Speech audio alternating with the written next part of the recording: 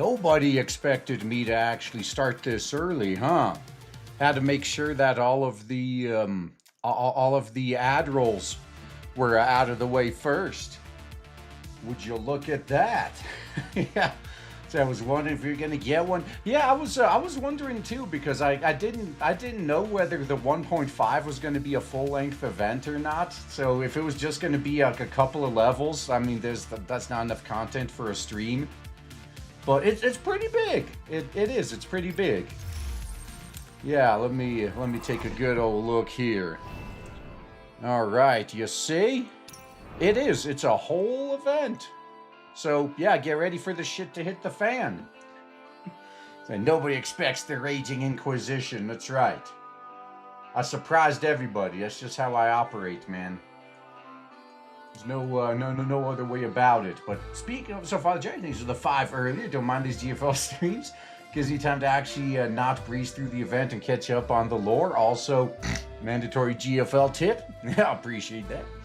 And Tro168, also thanks for the book. I have to admit, I'm having more fun with novel AI than I'd like to admit, which is why I decided to show you something you'll love.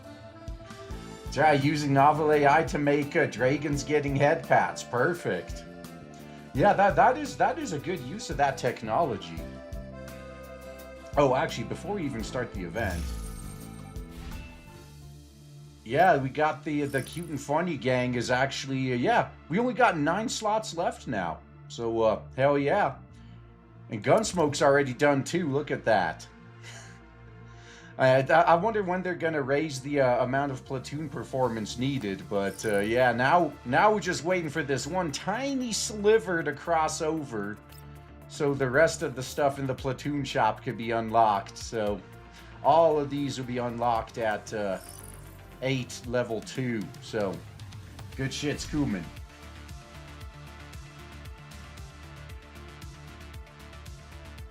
Oh, Gold Onions, 50 formulas. You can stream reverse collapse at one part set after Girls Frontline 2. Oh, is that like that other tactical style game that's up on Steam? I might. Yeah, I kind of want to see the end of this storyline though, but I have no idea how long it's gonna go. All right, speaking of, actually, yeah, let's just get into it, man. Yeah, we got this is what y'all came to see. I don't want to keep you from it. So the shit was about to hit the fan at the end of the last event. Now we get to see the impact actually happen. All right, let's see. I sit on a sofa in front of floor-to-ceiling windows looking down on the city of Lviv. So is that already the commander here?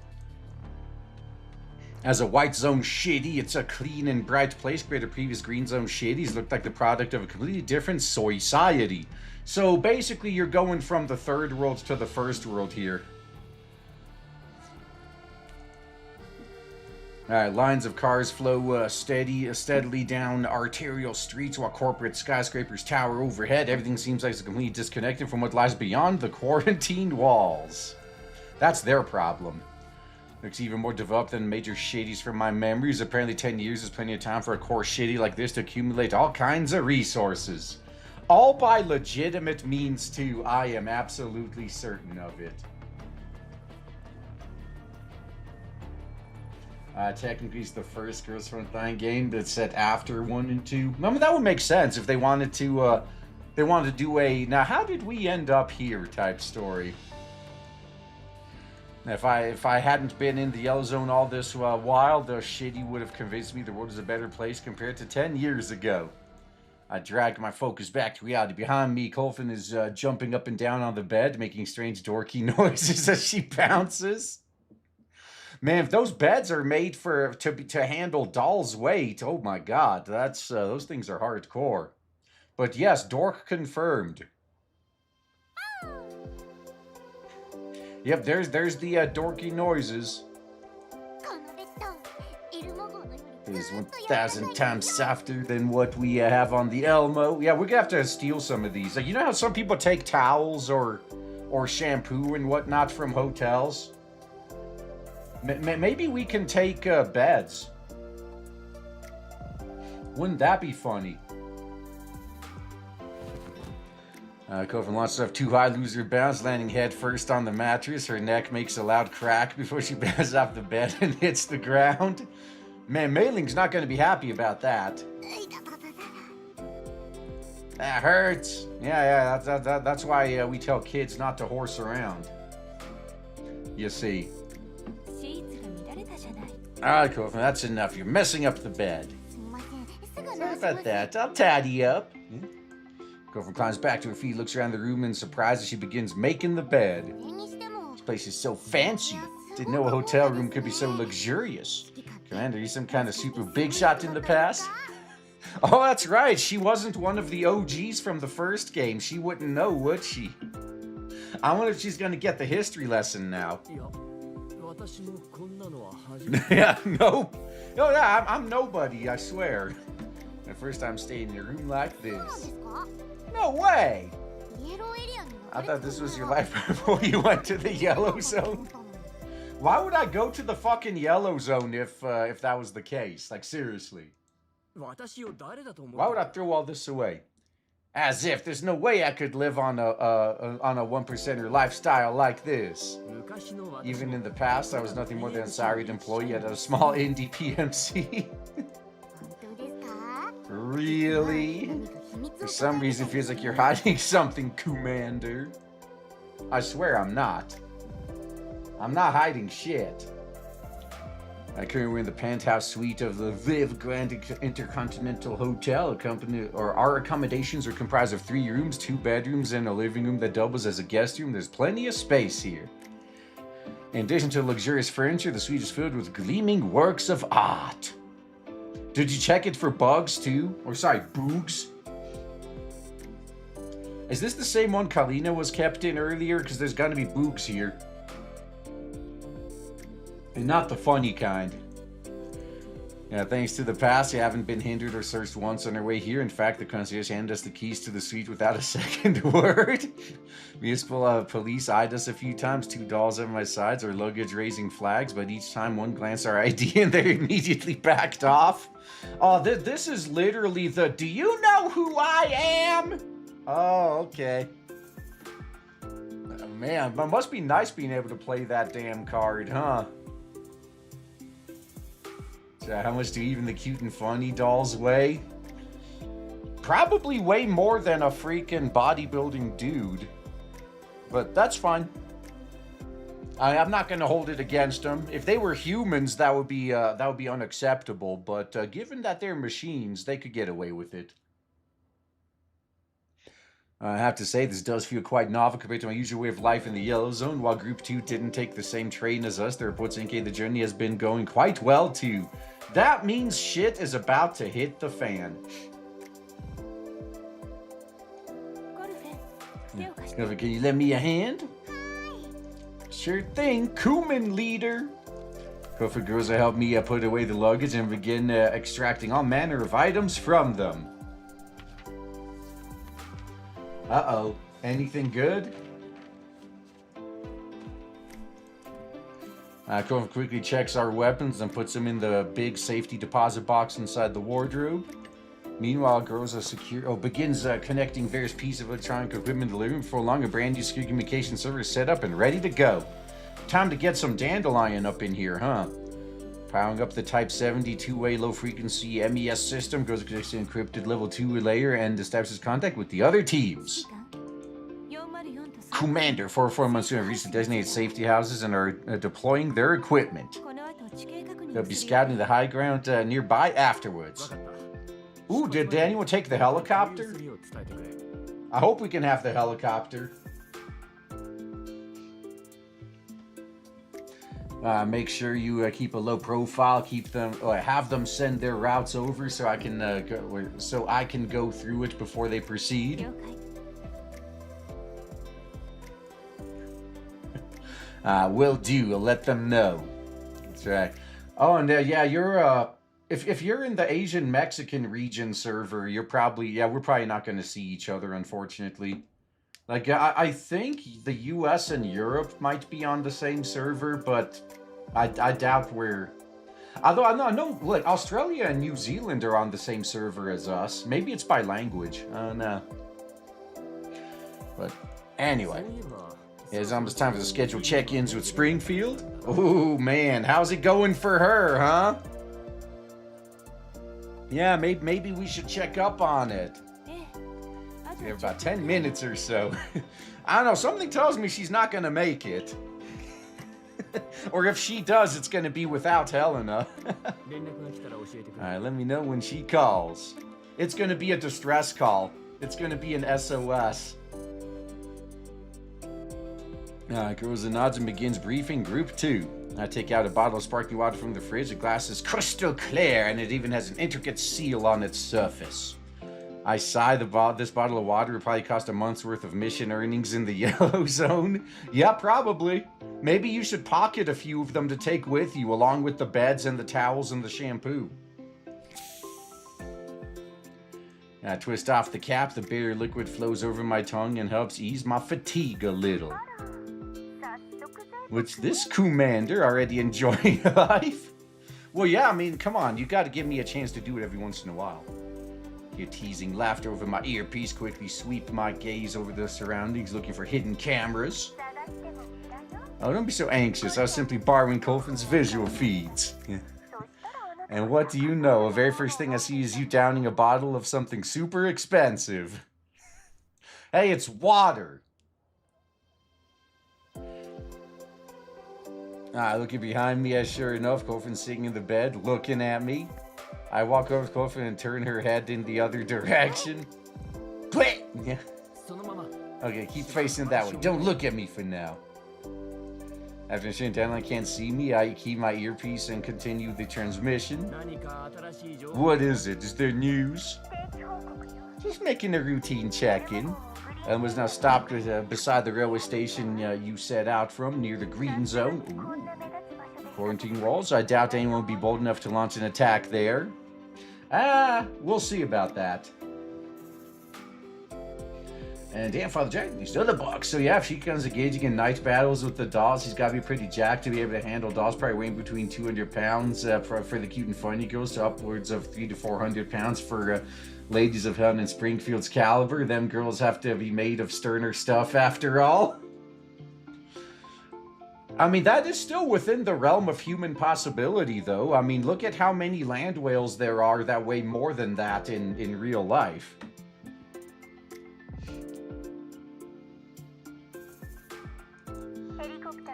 I've already placed an order for chopper fuel, and the local underground brokers are already sending supplies over. Oh, we got the chopper. We could get to the chopper later. Okay. That's good. That's good. Always got to have that ready. Say Group 3 always be ready to extract you all from Lviv. Speaking of which, Commander, I was looking through Elmo's accounts. I have to say, finances are in a really sad state. Well, maybe you should hack me some more money. Well, you hacked my accounts? Can you put some money in there while you're there? Oh my, how is that considered hacking? I prefer to call it effective asset management. Ass man, huh? Thank you very much. Unfortunately, Elmo really is that strapped for cash, so if it really bothers you, why don't you top off our accounts with your URNC salary? So not only do you want me to work for free, but you want me to pay for the privilege of doing so? Yes. You're so inhumane. I choose to ignore Dandelions theatrics. How are things with the third-gen dolls and Melanie aboard the Elmo? Pretty normal for now. I arranged for girls' this team to keep an eye on them. They shouldn't cause any trouble for the time being. There haven't been any new developments otherwise. As for Girard, he's holding a press conference today. When the important comes up, I'll share it with you. I mean, you should hack them and figure out what they're doing. Works for me, thank you. Springfield's made her check-in call. Yeah, and I'm sure everything's going according to plan, right? Yeah. That's all for now then. We'll talk if anything new happens. Okay. So I hope they give us gold versions of some of the purple dolls. No, I hope they don't. Like, I don't want them to do what some other games do and have duplicates of existing dolls. I want them to do what Fate Grand Order did with MASH. Like, I hope they just let us upgrade them into gold ones. Like, I think that would be so much better. But that's just me, I guess. So not to Groza, she patched Springfield to my earpiece. Commander, so what do you think of Kalina? Yeah, I just want to know what your opinion on her is. No reason in particular. How's the mission going? Yeah, about that. You should have linked up with Karen by now, right? Indeed. We're with her now, in the hospital. However, since something is wrong, she's been hospitalized and undergoing treatment. I've also heard you've arrived in Lviv. Can I tell you to come over and visit her? She's been hospitalized? What the fuck happened? I hear someone's whispering from beside her. Yeah, I'm sorry, but the deeds are very complicated and I may not be able to explain them over a transmission. It'd be best to explain specifics in person. I've sent you the address. In addition, Kalina would like to speak with you face to face. Understood. Heading over now. Sorry I've inconvenienced you. Not at all. You alright? We dolls are fine. It's just that Kalina. In any case, we'll be waiting for you at the hospital entrance. Alright. Give me some time. I gotta go collect my my weapons here.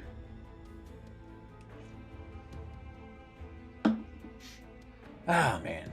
Once your mission ends, I begin thinking. Springfield mentioned that Kalin was in hospital where the Zakero girls and Kalin attacked during the Helena handover. Alarms me to go off in my head. If Helena could be snatched even in the white zone, that means Alva doesn't have much control of the situation. Yeah, that's right, man. Should have known that. Oh, so you got my Red Dragon mouse today. Great hardware. Hey, I'm glad you... I mean, that's all... They're the only ones I buy mice from nowadays. It's like the poor man's razor, but it works just as well as far as I'm concerned. For like a quarter of the price. I've been using these for years, man. Anyway. So, alarms immediately go off in my head if Helena could be snatched in the white somewhere. This also implies that what Kryuger said about putting the Girard group on trial is probably not gonna happen. I remember an accident in the city of Belgrade. It strikes me I have nowhere near the forces on hand to handle a class of that level. Well, you got Defy Squad running around, but they might be at half power. So yeah. Get ready to move out. This is our destination. Is this a hospital? Something happened? It'll be fine. Yeah, something happened to Kalin. Don't know the details yet. Only found out from Springfield's transmission. I mean, better the hospital than the morgue. At least there's that. Man. Yeah, Red Dragon D's nuts. Well, be careful not to hurt yourself too much while you're doing that. Oh man, you just skipped the story? Why would you do that? Yeah, I guess that they were attacked during the handover and Kalin was probably hurt. They were attacked? That's right. Saying alright? I don't know. Should get moving. Monsoon stays behind to gather intel near the hotel for foreshadows us from a distance, keeps an eye on our surroundings. I relay your orders. Have the commander gear up. That's right. Help me get my combat jockstrap on. You're the only one qualified to help me with that task. It's just a hospital visit, I'll be fine. No, you think so? Before I carry long-range weapons, make sure you don't catch the attention of the municipal police. And the crew for now begin working on their respective tasks. So my Tim was feeling grateful for my instincts. Of course, my trip wouldn't be smooth sailing. Yes. Oh, they made it without incident. Okay. Taxi drops off the main gate to the hospital. What surprises me is that it looks like nothing like what I imagined. It doesn't look like a hospital so much as another hotel. The main corridor adds lush greenery, speaks of careful landscaping, while the corridor of the hospital's interior remains nearly empty of foot traffic. I head towards the front door. Springfield's already there, and she has clearly been waiting for a while. Ah, you're here. Yeah. Shit kind of hit the fan. Girls are cold for not to Springfield, but I'm more concerned about what exactly happened to him. What's the situation? We were attacked while we were meeting up with Miss Kalina. Yeah. Is it the Girard group? Oh, Kryuger's there, huh? That's a building wearing a formal suit. Okay. Let's see if he can make good on what he promised in the last event.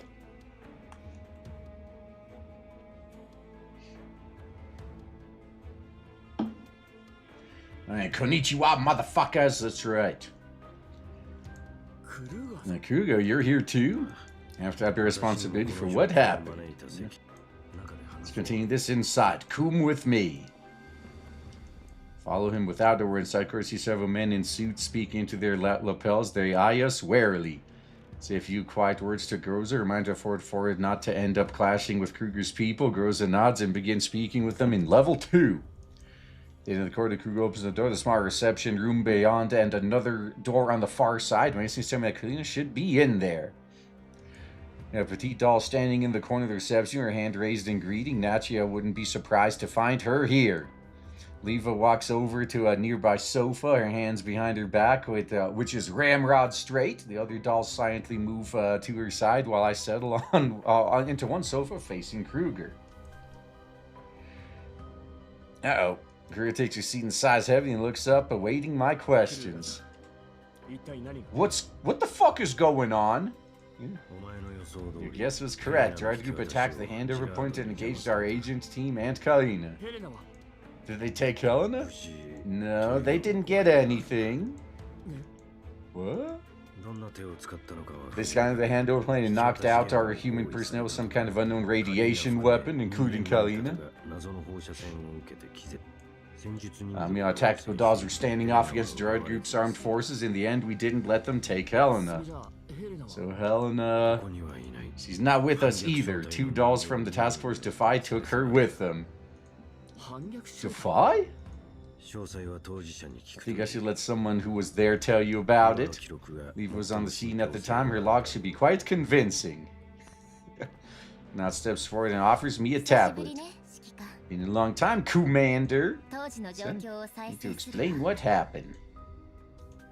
The attack contains Leo's visual locks from the standoff with Girard forces to the 2 Defy dolls moving with Helena. Oh, because of the events in the video as they play out before me. Girard's forces surround you, tried to kidnap Helena, then Defy showed up and took her away during the standoff. Yes, they did. That's right. Our position is very strong in trying warfare capabilities. Yeah, both our human and doll elements were suppressed from the beginning, subject to unknown collapsed particles, which we failed to detect. They're led by a very powerful 3rd-gen doll, strong enough to fight AK-15 to a standstill. Oh man. If not win. The fuck? Have a look. Oh, does she? Oh, she has a log of their fight too, huh? They fit in classy with the doll in a fancy dress. Even seems to be at a disadvantage. Uh-oh. There's an explosion and then Defy is nowhere to be seen. They took her and fled into the sewers. After that, Girard locked it down. Pretty bold to not, of the Girard group have not personnel this close to a white zone. Yeah. The others exchanged fire with the unknown mechanical units first, then that 3rd-gen doll showed up with local security forces and surrounded the warehouse. Yeah, and you couldn't just kill the civilians, huh? I mean, I think you could if you wanted to, but... I mean, if I'm going to be labeled a terrorist anyway, let's go. Like, it doesn't matter at this point. May as well just do anything I want. So you're speaking is pretty normal police response to an alert? I guess. It's not textbook entrapments, don't you mean? Nothing they did violated green or white zone laws. And this is why you don't fetishize the letter of the law, or else you end up with shit like this. You end up with all the most evil people in society manipulating the laws to their advantage. So contacting the Girard Group's chairman, he swore this was his underlings acting on their own. He wasn't informed and never gave his approval. Of course, yeah. If anyone would believe that bullshit. It's a pretty precarious stage and zone right now. Given the situation, he has no reason to attack us. I suspect there might be a new uncertain element involved. In any case, to keep applying pressure to make sure this kind of attack doesn't happen again. I mean, you better actually deliver this time. So best to get Helena back. At the very least, she should be relatively safe as long as she's in Defy's custody. Why would Defy take Helena? At the time, the Defy dolls determined that Girard was on the verge of seizing Helena, so they decided to intercept her instead. Yeah. That course of action would make sense. They might not be affiliated with StateSec anymore, but they still have ways to reach us. That said, I find it suspicious they haven't contacted us after taking Helena with them. I mean, you think they're not busy, maybe? The testimony that said that StateSec agents that tried to rescue her and Defy is closely linked to StateSec. Yeah. Perhaps they're involved with Helena's situation before I was, but I can't bring myself to relax till I see Helena safe. And knowing my frown, Kryuger stands up and pats me on the shoulder. Oh, that's good. After seeing me raise my head, he points to the inner door and speaks to me. We'll look into the Helena situation. Until then, you should go see Kalina. She's in the ward over there. She's feeling very depressed right now. Maybe seeing you will help cheer her up. Aww.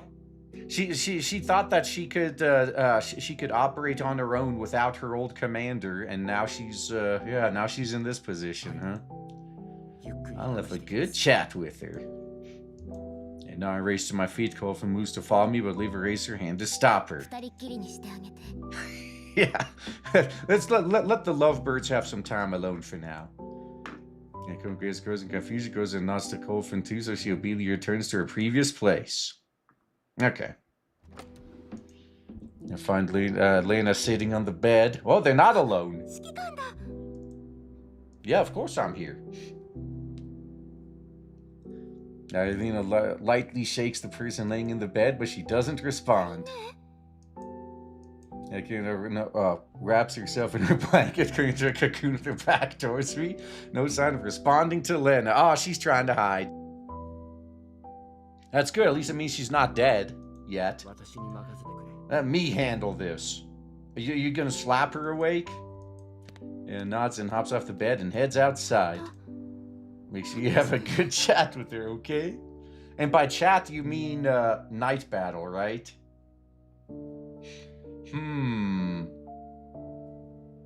I think that might be what they're implying.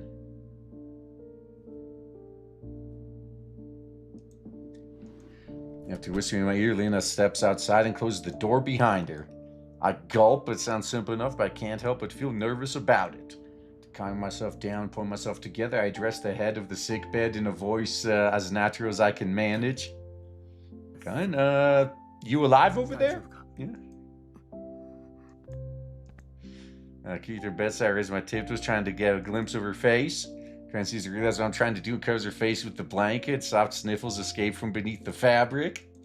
Aw, I sigh quietly and take my seat beside her bed, waiting for her to emerge. Though it is filled with an almost unbearable soylence, which only makes me more aware of how out of place I am here. Yeah, I'd be more at home in the yellow zone, like fighting fucking Varyargers and all that. Yeah, maybe I'll just go back to doing that.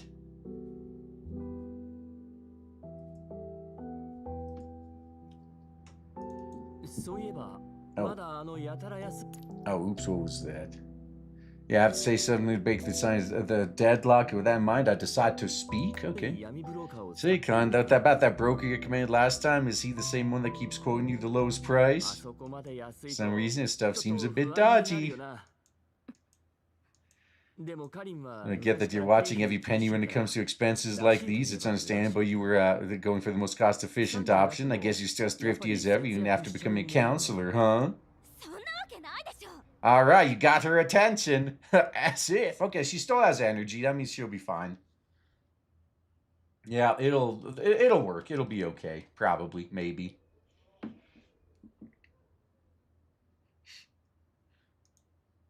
Yeah, finally, this guy is so annoyed she pops her head out of the blankets and glares at me. Like the first recommend cheap merchants to you, Commander.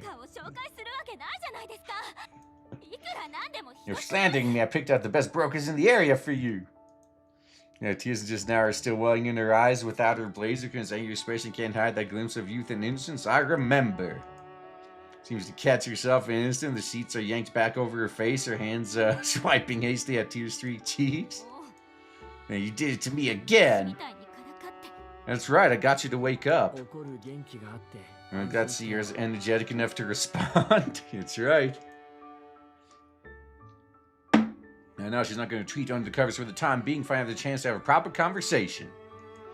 In attempt to ease the awkwardness in the air, I'd look at the fruit basket near the head of the bed. There's apples and a fruit knife in there. Want an apple? I'll peel it for you. Can I lose her head without saying anything? Then nods in silence. Pick up an apple again, removing its skin. Kalina's eyes are fixed on the apple. And the peeled apple. Kalina takes a bite, and then tears start flowing once again. Aw, you gonna be mad you failed? Kalina, I'm sorry, it's all my fault. I mean, maybe not this time, but I couldn't protect Helena. It was very soft, but every word oozes self-loathing and regret. If that's her biggest problems, I think she'll be fine. Yeah, I don't know how to console her. After thinking for a moment, muster up a simple reply. And is currently with Defy. The Girard group didn't manage to snatch her, which is a plus. So you haven't failed yet. Give it to the end of the event. But your health... My health doesn't matter. I mean, it does to me. How could it not matter? They said I've lost Helena twice. I mean, that's true, she did. I'm too ashamed to face you. Ain't too much about it, just focus on getting better.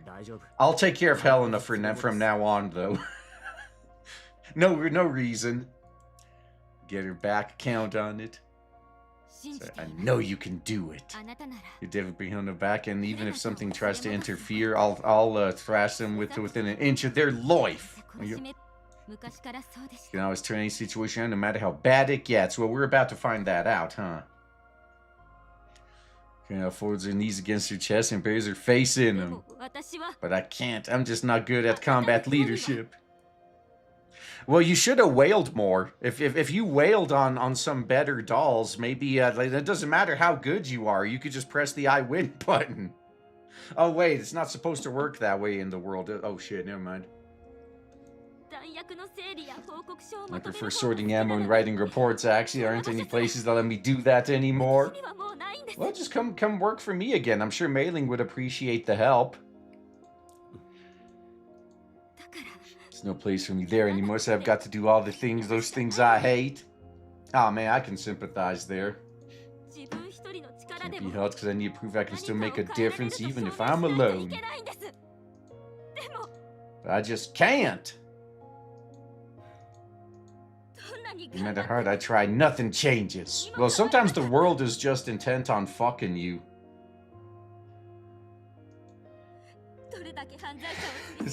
Just like me then going to third world level wailing? I think so, yeah.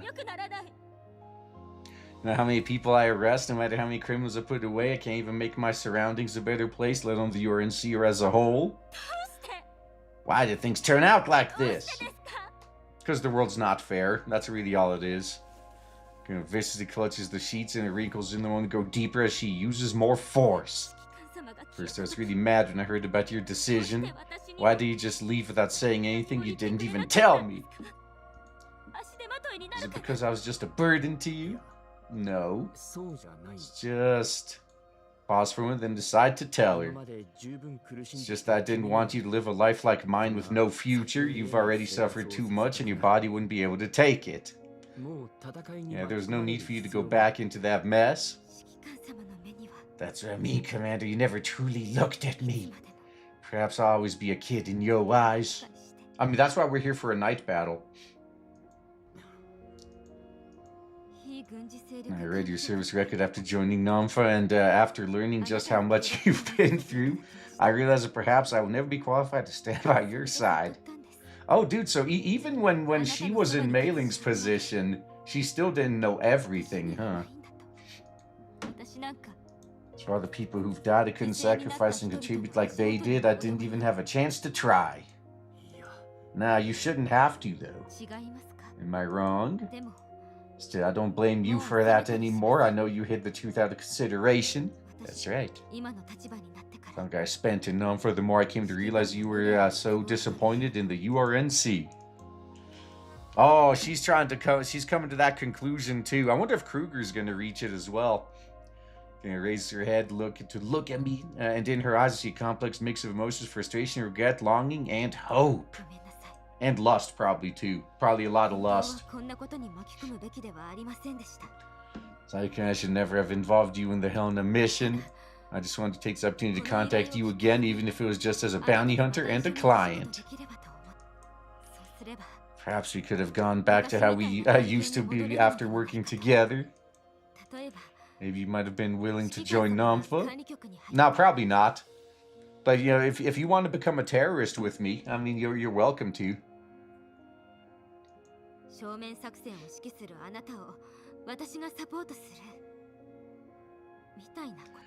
Alright, that way we'd have been able to work together like we did in the past. You directing combats with me supporting from behind.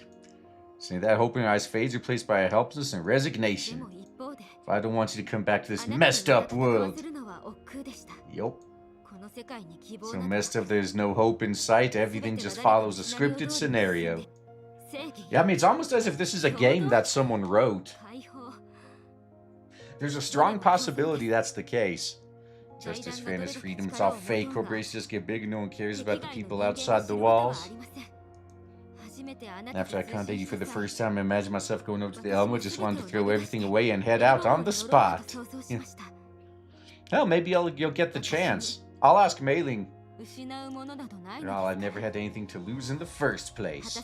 Why would I even stay here, keep suffering, and if not to fulfill my duties? So it was my fault to make you suffer pain that you never have had to bear. Well, maybe you should fix that now, Commander. If I could've, but you couldn't, I know. Truth is, you don't care about that anymore, not even yourself.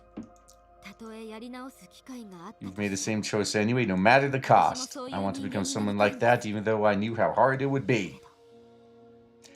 It's just what?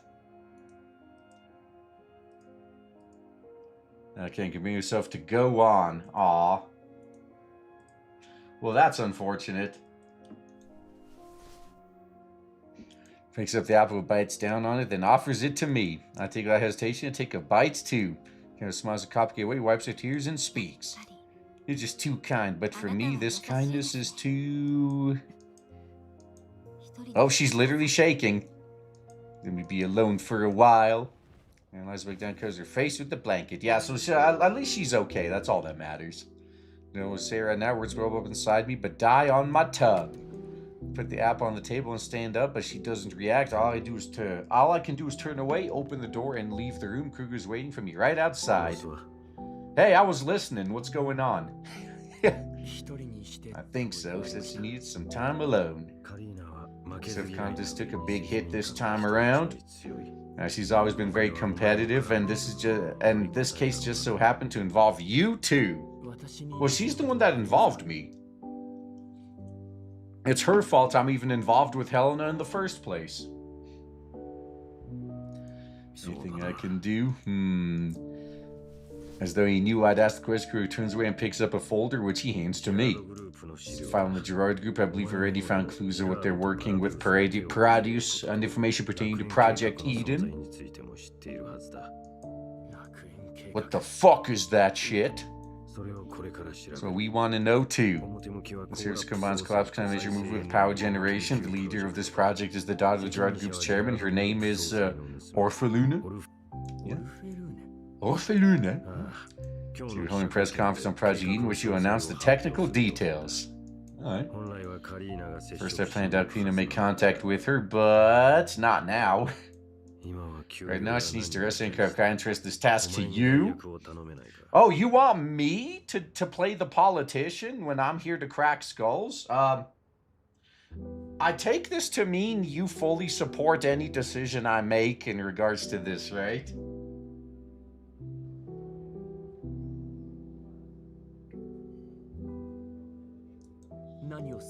Exactly do you need me to do? That's how she reacted if she came to our world and realized her world is actually a game. Well, if you watch the Recreators anime, it's basically all about that. It's about how these fictional characters end up coming to our world and find out that their worlds are just stories that we made up. And ones that come from the more horror-themed worlds are not too happy to meet those that are responsible for their suffering. But anyway, they get over it.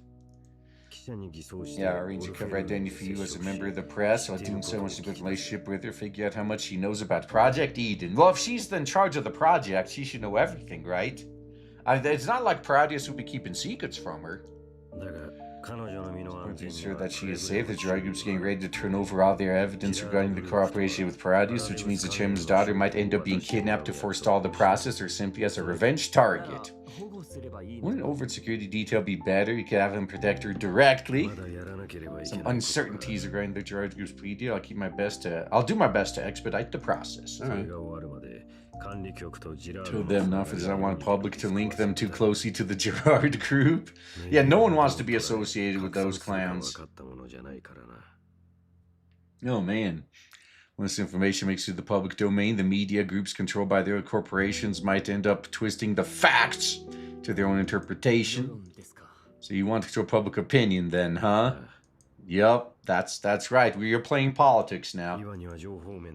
For information support, you'll have complete operational freedom. Oh, so that means I'm free to bust out my sidearm. Okay. You have enough weapons and dust to complete this mission. Let me know if you need more resources. If you hear anything about Defy or Helena. Sure. Your pauses, huh? Welcome back, Commander. Having you around is very reassuring. I'm not back, but don't worry, I'll finish the mission. And then I'm going home to the fucking yellow zone. I mean, yeah, we got those collapse storms and we always get attacked by Elids or Varyargers or something. But at least you don't have to worry about this political fucking bullshit. Yeah, 5. Okay, there's 6 story segments in this one, huh? Yeah, there's like 3 of them are front-loaded right at the start. I wonder why they couldn't have just made this one long segment. It's not like this is a movie you have to pause. You could just get up and go to the bathroom in between, in between lines of text, really. The person wants to leave the security checks finds sustaining the entrance to the Girard Group's HQ.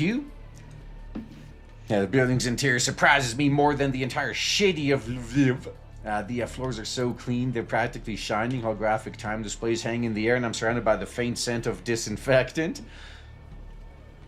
Oh shit, so you're in the hospital? Well, that's unfortunate. I was supposed with an intense sense of discomfort. As my first impression, the eternal layout of the building projects a glimpse of the future, except the future isn't for everyone. Yeah, guess what, man? That's a pipe dream. It's never going to be for everyone. Get the milling throng. The milling throng. I wish it was a thong instead. Is inside the it's time to give thanks. I'm a VIP. Oh, in the VIP access corridor. There are a few people in this in the express corridor, so I'm able to bring the dolls in without drawing much attention. Which ones do you have with you? I try to loosen my tie as I walk. It feels like a noose. Yeah, ties do feel like that. Yeah, like that old joke, right? It's like, what's the difference between a tie and a donkey's tail? The donkey's tail covers the whole asshole. Yeah, it's obvious. Alright. Now, muttering to myself, my hand reflexively reaches to my waist where my handgun ought to be. However, there's nothing but a well-made fountain pen and a press pass there. Is it a James Bond style pen? Can you use it as a weapon?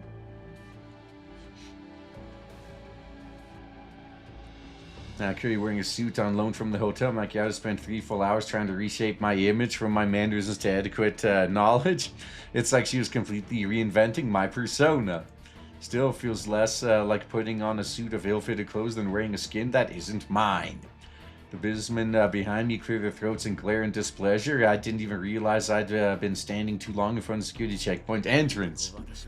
Time to get to work. Ace Urinalist of the Shining Age. Commander, your shoulders are too stiff. Urinalists don't stand up that straight. Yeah. Yeah, you look too clean, too.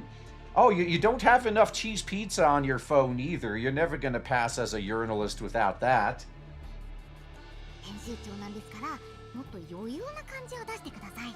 Yeah, relax there. Remember that you're our editor-in-chief. I haven't been to places like these in a long time already. There's a strange smell in the air. Do chief editors get nervous over interviews? I guess so. Depending on who it is. Shrug off the notebooks behind me and lead the dolls into the HQ of the Girard group. Once in the inside, the lavish facade is gone, replaced by cold inspection devices and stern-looking security personnel. We still have 6 hours to the Girard Group Technology Summit. The main conference hall inside the building has already been set up. Guided by the signage and the receptionist, the summit attendees and press personnel file into the venue and make their preparations. Beep. Identity verified. Disguised as a media team from the Shining Age news agency, we undergo identity verification procedures at the security checkpoint. Well, they don't have very good procedures. It tries the disinfected lemon or lavender scented. Yeah, they didn't let us know, man. As editor-in-chief, I'm trailed by Groza and Colton. This way, please. If identity's receptionist leads us inside. There's a pre-summit tea gathering happening on the side of the glass wall. Receptionist stops near the stairwell and hands me a card with a smile. Your key card for your suite, courtesy of the organizers. It'll be a while until the summit begins. Till then, you may rest in your room and prepare for the evening's interview. Of course, if you wish, you guys participate in ongoing gatherings. Perhaps you might be able to find valuable news before the press conference begins. We wish you a pleasant day. Thank you. So now the receptionist, the rest of the team, as I watch and watch as they leave. Have the other teams made it in? So on the other side of the building, waiting for their weapons are brought in through a food service corridor with the catering. Oh god, imagine getting catered a fucking machine gun. That would be kind of cool. Nah, Kryuger contact me once they're ready. Hope nothing goes wrong on their end. What'll we do next? Check out the inside of that building. That way we'll have some means of dealing with any contingency. So there's that young miss from the Girard group. Take out her ID photo and study it carefully. For some reason I feel like I've seen her face before. Have you met her before? So in my position, there's no way I could have, but she still seems kind of familiar. Probably deja vu or something. Maybe they modeled a doll after her. Giving myself a quick once over, decided to mingle with the other attendees, try to figure out what the fuck is going on. Alright, Les Geese, thanks for the 2 months streak there. How's it going, Boomer? Hopefully all is well so far. In a pretty great mood, got caught up with DRG and I'm currently cute and funnying to Rosalind's new skin. Oh, yeah. You're oohing to her new... Yep, that... Oh, God, make sure you tap on her, too, so she takes more of it off. Yeah, that reverse bunny suit is fucking top tier, but reverse bunny suits always are. Oh, God. Yeah, so Haze Reverb got a pretty decent update. Yeah, you guys better make sure to get that skin. I mean, they're making that battle pass very appealing, let's just say. But anyway. A steady stream of researchers and scientists are entering the venue hall. Some of the more prominent, famous, and senior ones are being mobbed by pressmen trying to tease scoops out of them. Elsewhere, the researchers who are newer in the industry are gathered in front of the refreshments table, seemingly exchanging gossip.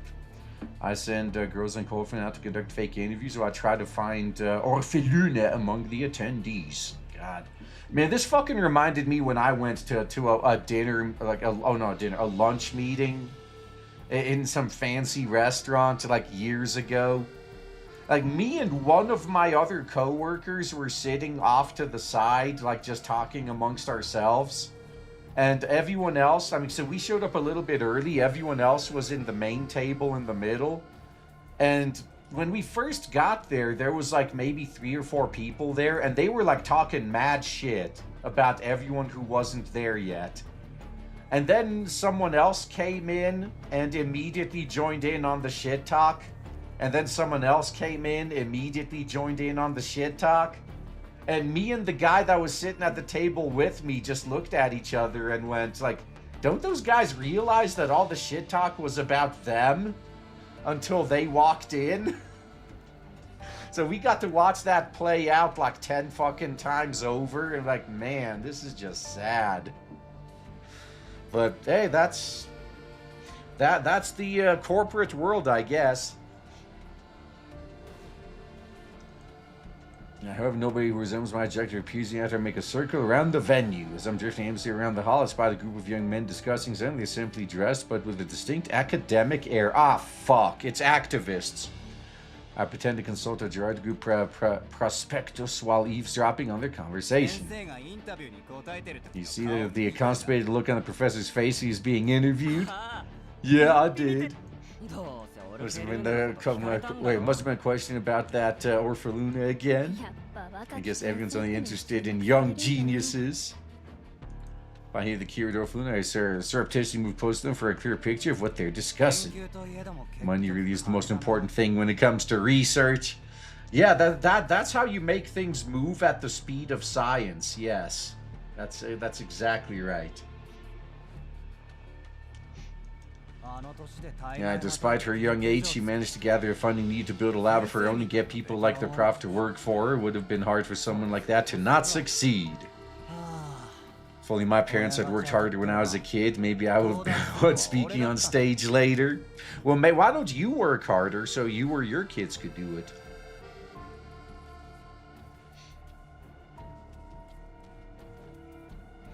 So if one of the Nuba was into that, I mean, I'm sure some of those people talking smack were masochists, yeah.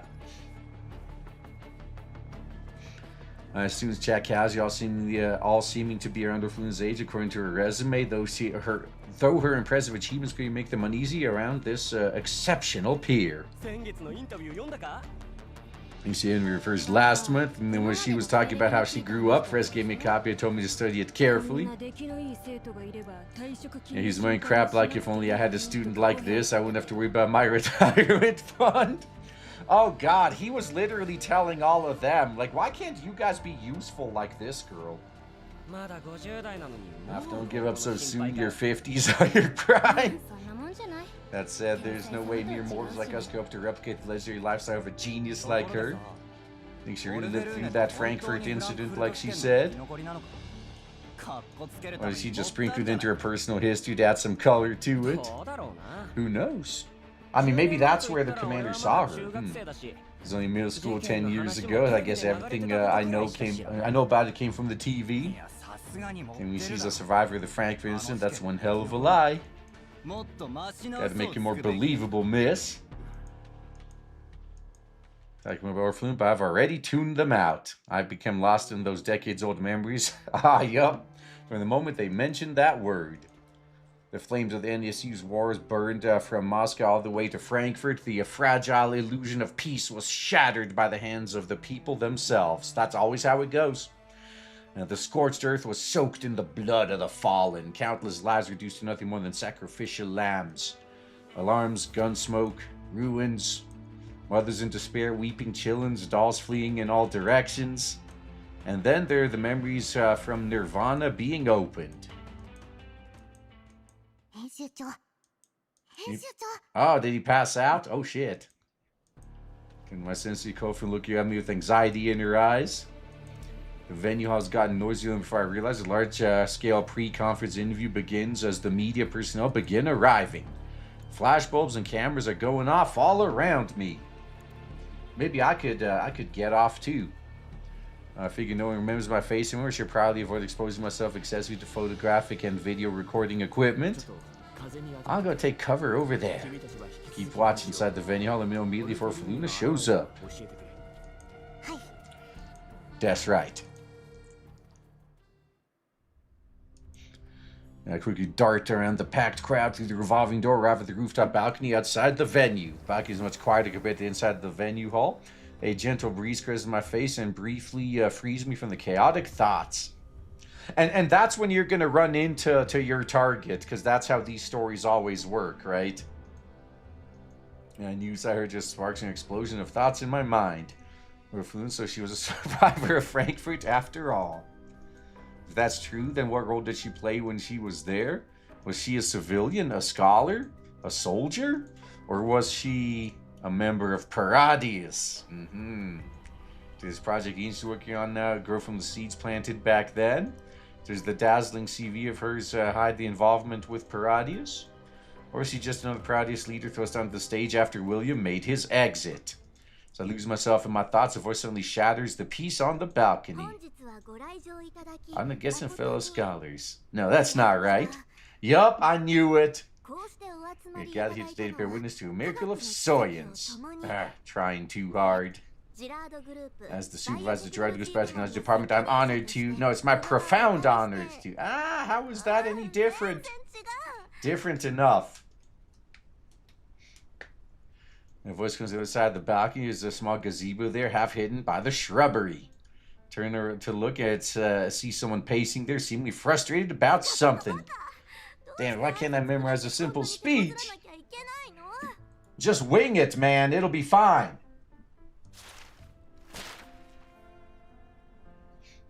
A young woman's voice reached my ears by the sound of a stack of papers hitting the ground hard. So the father of those clowns who wrote this awful script doesn't suit me at all. The great Orphelune should be making a more brilliant, more exciting speech one that highlights our scientific achievements. Aha, found the target. I silently study the sudden speaker. I'm still some distance away from my instincts telling me that she is my target. That said, I didn't expect to encounter my mission objective here at all. It's hard to believe that she, the daughter of the Girard Group's chairman, would actually go around without a bodyguard by her side. Calling herself the great Orphelune is nothing like the elegant, confident scientist mentioned in my files. Even her appearance doesn't match up too well with her picture. Ah, shit, it was photoshopped, huh? I continue approaching and finally managed to get a good look at her. What shocks me is how young she looks, like a freshly graduated university student. She's currently stomping the ground in frustration, trying to pick up the scattered papers, but then a sudden gust of wind ruins her plans. You better stop flying! Those are trade secrets. I can't afford to let them get out. Panic, she goes after the wind-tossed papers like a kitten chasing a butterfly. As one that drifts over the edge of the balcony, she leans out to get it. Oh, and then he gets to save her, huh? As I see her about to fall off the side of the balcony, I stop caring about whether she's my objective and break into a sprint. I grab her collar with one hand and pull her back from the brink, while snatching the floating sheet of paper out of the air with the other. So now she can't complain. Huh? And it stumbles under the sudden tug, and soon finds her footing after turning to face me. Said face is youthful and delicately featured. Her turquoise eyes would normally be glittering with wisdom and pride, but they are currently filled with surprise and a hint of embarrassment. Who are you? You listening to me while I was practicing? Yes. Didn't mean to eavesdrop. I was just out here and you started talking. Just saw you were about to fall off the balcony. Hand her the paper and she snatches it back, her face flushing a bright pink. I wouldn't have made such an elementary mistake. I was just checking the direction of the wind. I was testing you. Yeah, that's what I was doing. Checking the wind, you say? Of course, I'm saying the environment is fundamental part of my training as a meticulous scientist. For instance, the wind speed is now 5.3 meters per second, blowing a due southwest. Ambient humidity is 43%. Is it really? He smooths out her ruffled clothes and hair as he speaks. The panic she doesn't even try to hide makes it seem very performative. Can't help but frown. Is she putting on an act? She's definitely doing your due diligence as a scientist. Would like me to help you collect your papers? I would like to provide your assistance on one condition: no speaking about what's on them. It's top secret scientific research. Oh, it's okay. I'm totally pretending like I don't understand what's in them. Understood. Oh, great. Wait, you know me? I mean, I just heard you call yourself that. Besides, you're the one of the keynote speakers of the summit and scientific genius from the Girard Group. Your pictures are everywhere. I doubt there's many people who wouldn't know you. Well, that said, the fine details of her current appearance are completely different from her photographs. It's probably why all the pressmen present at the venue didn't realize that she was the real deal. Of course, that's to be expected. I'm a world-famous scientist after all. Just bad at dealing with boring and annoying social events. That makes sense. Ah, man. So you decided to hide out here, practice your speech? Why are you anyway? Why are you here? You one of those annoying paparazzi trying to get an embarrassing picture out of me? No, I already have plenty of that if that's what I wanted.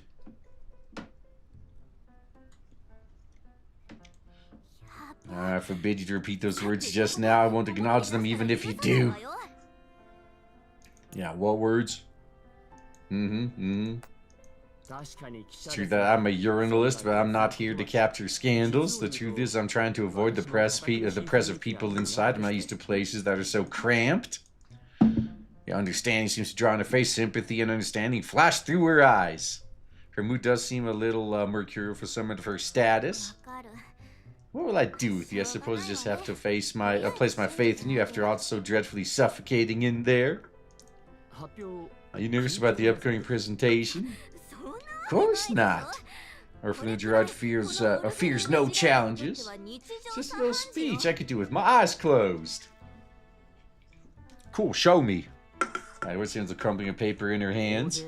Could taste to be quite challenging, especially when so many industry professionals, especially if you're faking it. I've interviewed many world-class experts in the past. Many of them felt tense, so they had to give an address. Really? Of course, it's not to get nervous, especially when you truly believe in your work and how the audience views it.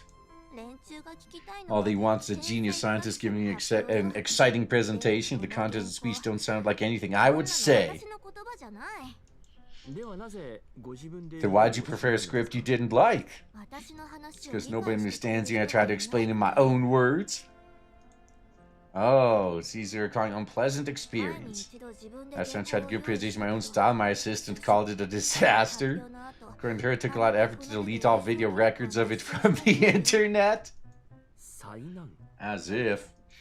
Disaster. Due to my research on quantum entanglement and cross-dimensional photosynthesis, I discovered a pigment molecule superconfiguration based on non-Euclidean topological structure that could convert dark energy into bioenergy through negentropic increase. The mechanism is entirely different from the dehydrogenase mediated proton pump coupled electron transport chain conventionally observed in nature. Instead, it relies on a vibrational mode in the 11th-dimensional world of superstring theory. Would you be interested in a speech like that? Yeah, everyone seems to sense her awkwardness and smiles nonchalantly. See, turns out most people aren't as interested in actual knowledge as they think. Nah, it's more like that goes a little bit over their heads. You'd have to stop and explain what all that shit is. Yeah. Half the problem isn't in the content, but how it's presented. What do you mean? They say complicated concepts need to be expressed through metaphors and like so people can understand them more easily. For instance, you can use a simple comparison to express the core of your research. It's like teaching a plant to feed off something other than sunlight. That works well. Can you elaborate? Trying to imagine if a plant could take in different forms of energy like a human being and not rely solely on sunlight, for example. Imagine if it could absorb energy from radiation that converted the harmful components into nutrients for its own growth. Ruh-roh. Her eyes begin to light up. She grows more and more animated. She begins gesticulating and describing just how her research would change the biosphere and contamination zones. That was excellent. I'm sure you captivate the audience if you just talked like that on stage. Really? You're not just saying that to be polite? No, not this time. Of course not. Actually, I'm quite interested in your research direction. I'm interested too. Might lead to some Paradeus BS. You know about my research? You focus on botany is something I've been following and reporting on. Among them, the use of plants for two-phase collapse particle absorption is of particular interest. Can't believe there's a journalist out there who actually interested in my research. I mean, as a responsible scientist, it pleases me that the media is showing interest in proper scientific studies. Now, to be fair, usually the media is all about the clickbait. I wanted to meet your approval. In fact, my interest goes beyond mere theory. You've actually seen plants like the kind you've been studying. You've seen them before? Let me guess, they're mutant plants which look like epiphyllums, right? How did you know? Have you snuck into our research bases before? Yeah, is the security so low I could get away with that? Really? What research bases? You know, set plans from existing on labs and test plots, keeping a certain schedule secluded from the outside world. Oh, then the agencies realize something. You got some kind of industrial spy sent via Rava to steal my research, are you? I remember my assistant once said. While I have no way to prove this, my ID and the invitation from your company could vouch for my identity as part of the media. Will that ease your suspicions? Doesn't seem fake. Wow, man. None of these guys have very high standards of verification there. Holy shit. The Orphelune pouts studies my ID just as the mood in the air begins to turn strange. I hear a contralto voice from the balcony entrance. So that's where you are, young mistress. I've been searching for you for a long time. Oh, I bet the commander might remember her from Leva's memories. Yeah. I turn to look and see a tall, dignified woman who's shown up there at some point. She's impeccably dressed, but her gaze is razor sharp. She found me. Orphelune shudders, looking for all the world like a child caught with her hand in the cookie jar. I just came out to get some air. So after 3 hours till the sun begins, how goes your preparations? It's almost done. I was just confirming some of the details. Yeah. The doll called us sighs in exasperation and gives Orphelune a doting look. Then she bends down and helps her pick up the dropped papers. So we got some difficult. Do you need my assistance? No, I can handle this myself. Yeah.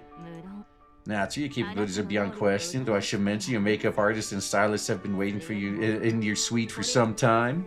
Oh, and then they're going to make her look like she does in her photos, yeah. That's true. Yeah, struggle snuggle time. Oh god, yeah, this is one of those situations where, like, the villains always have every opportunity to take the heroes out, but either they don't do it intentionally, or they just don't know. You gotta reach out straight in Orphelune's rumpled collar. And that lab coat is by no means suitable for tonight's event. I selected a more suitable evening dress for you. Those dresses are so pinchy. Surely enduring those discomforts is necessary for the glory of the Girard family, don't you think? She says as their gaze briefly sweeps over me, there's a hint of warning and displeasure in it. Greetings, thank you for keeping the young mistress company. If you don't mind, I must take her to begin the final preparations for the summit. Certainly, by all means, it's been an honor to speak with Miss Orphelune. She politely extracts a name card from her breast pocket and hands it to me. If you have a professional interest in your young mistress' work, you're welcome to join the special conference session tomorrow. Of course, a reservation will be required. Stone's cool and polite, but judgment and caution are evident in her gaze. Well, yeah, what's your name anyway? I'm editor-in-chief of the Shining Age Media Agency. You've already seen my ID.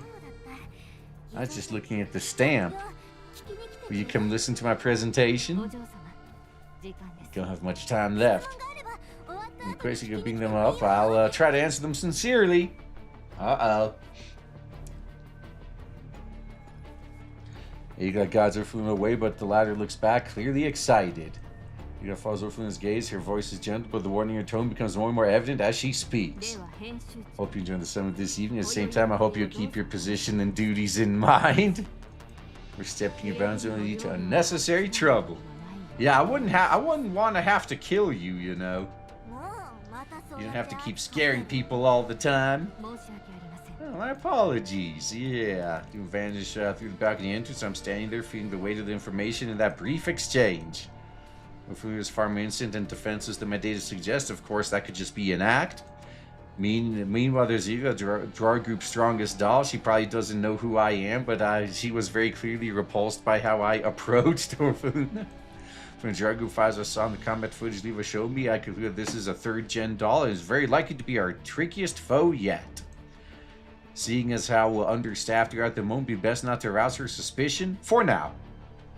We'll fight later. So the card you got left me, in addition to the user confirmation, there's a line of small letters.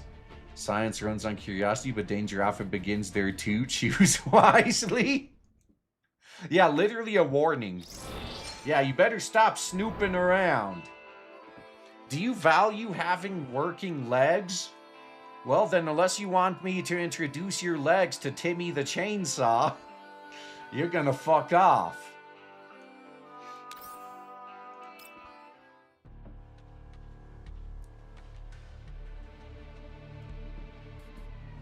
There's still some time until the presentation begins. There doesn't seem to be any more news worth overhearing. The dolls and I return to the room to plan our next move. Well, you have fun with that.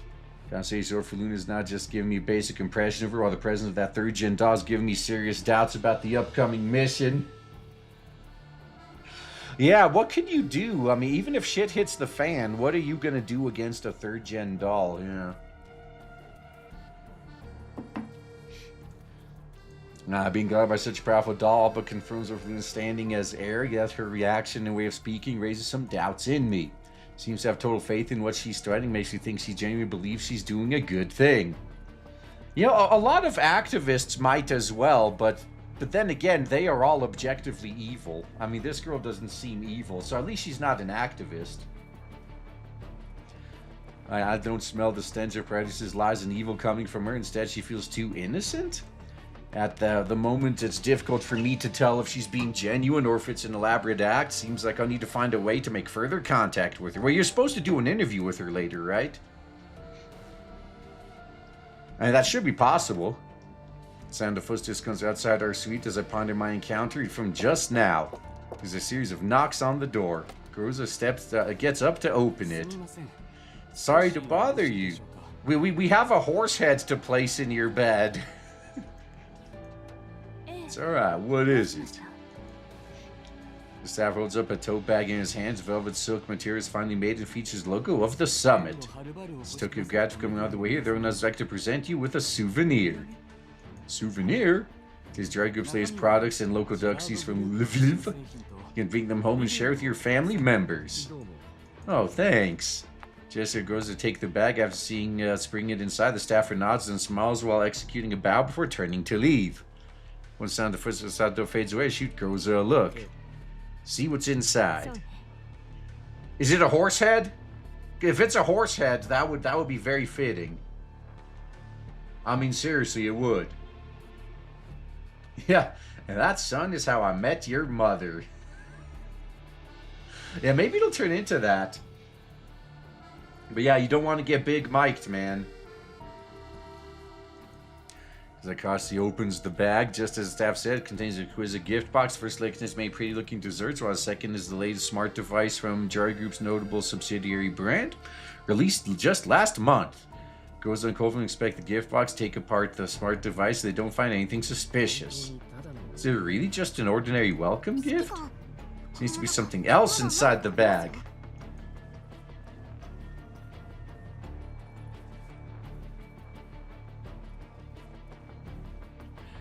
Bags tossed aside as contents were extracted, creating their lies in a limp heap on the corner of the dresser. Yeah. Oh man, you should have checked for extra contents. That's right. Yeah, I did notice. Yeah, YouTube is fucking around with the subscription feed. I did notice that. It's fine for the most part, but yeah, the top row was most relevant, and then it has the chronological one underneath it. I thought something was broken with mine, because I saw duplicate videos. Like, what the fuck? And then I looked, and never mind. The top row is special now. So yeah, YouTube is about ready to turn their site into TikTok, I think. So if there's any channels you particularly want to keep watching, you're going to have to subscribe to them or note the channel URL directly and go there yourself. But anyway, back for bags. Yeah, or at least it should be limp without anything spoiled. Yeah, there's still a little bulge under its velvety surface. Check it out. Because it picks up a bag and inverts it and nothing falls out. Then she turns it inside out and feels around the side of the bulge.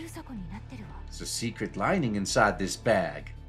Take it from her and feel around the place goes indicated. Sure enough, seems to be something hidden inside. Clearly someone cut it open and then sewed it back together again. It was meant to be seen, is it not?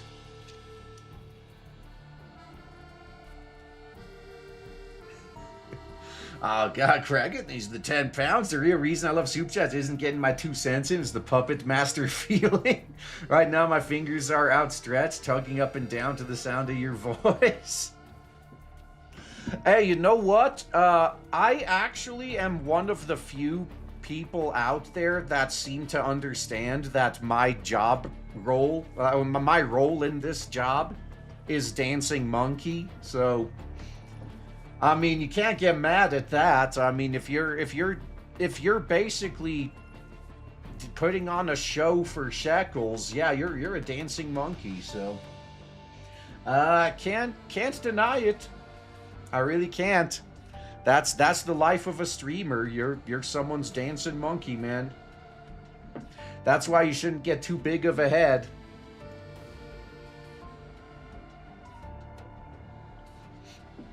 Ah, man, see the Yvonne ad. Yeah, oh yeah, for Enfield. I keep seeing a few of their ads pop up every once in a while.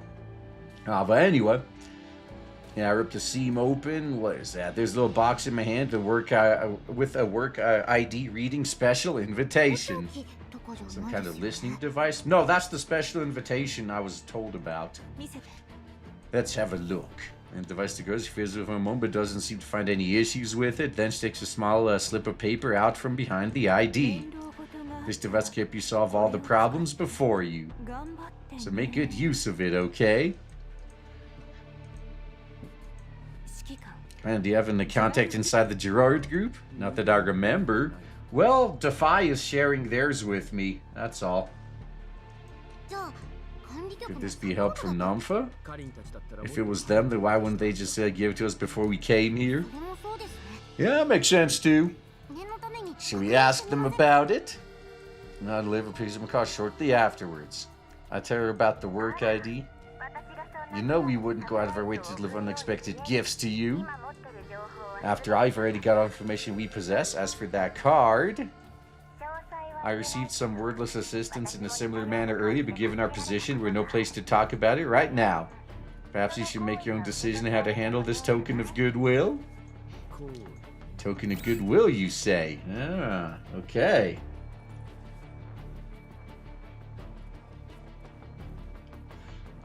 Alright, after hanging up, I inspect the ID again. The card is well made, but there's nothing special about it. Since this card is definitely going to come in handy, so I took it away into my pocket and wait for the presentation to begin. And soon it's going to turn into a shootout, right? 20 minutes before the summit. Mistress, will you at least go on stage afterwards? After taking the length of your script into consideration, we've saved 30 minutes for you to give your presentation. If anything happens, just sing it to me. I'll take care of it right away. Presentation scripts have been uploaded to our internal server. Once your segment begins, just hit play on the remote to bring it up. Everything else is in order. Do you have any other adjustments you wish to make? Not at all. Simply there's nothing for the great Orphelune. Yeah, that they did a good job with her. That dress does suit her, yeah. Oh, I don't see any ads. Well, that's useful. Orphelune plants her hands on her waist and proudly raises her chin. She has a confident smile on her face. A keen observer notes that her hands are trembling and there's a faint sheen of perspiration on her forehead. Of course, your is beyond question. However, your handkerchief seems to be a little wrinkled. Yeah, Hugo takes a lively stitched handkerchief out of her pocket and lightly dabs away the moisture on Orphelune's forehead, then takes out a mirror from a pouch and starts smoothing out any straps of Orphelune's dress. Is my hair messy? Yeah, how could someone like myself take the stage in less than perfect state? Your hair is flawless, so I'll make some minor adjustments as you wish. His hands move with a sculptor's touch as he's working with a soap bubble that might vanish out of breath. The look in her eyes isn't a mere professional judgment, but something closer to religious reverence. I shall declare my findings to the world today. Have everyone bend the knee to the glory of the Girard family? I'm sure you will. Yeah. You can come and take on stage, will you? Not like I need you with me, but I just want to make sure the plan goes smoothly. I'll always be by your side, no matter when or where I'm needed. It's both a duty and an honor. Speaking of which, where'd you go just now? You kept me waiting for so long. Granted, I did sneak off while you weren't around, but it's quite unusual for you to be late on an occasion like this. Yeah, you weren't out harassing Namfor, were you? Saying some issues might have interrupted your presentation? I mean, she's not lying. Such an uninvited guest seemed overly interested in your research. I had to ensure they would not interrupt your crucial moment. With those people again, thank you for your hard work. With those lowlifes who are trying to steal my work again. It doesn't matter, I'll be making the results public anyway. They can turn green with envy for all I care. Indeed they will. Your accomplishments will shake the world. Yeah, thanks to your soothing words, Orphelune's tension has completely drained away. Just as she's about to continue preening, an unexpected visitor interrupts her. Oh shit! It's the actual boss. Uh-oh. Yeah, because the events were fucking out of order. I mean, I think Lena's event kind of showed this guy's real identity.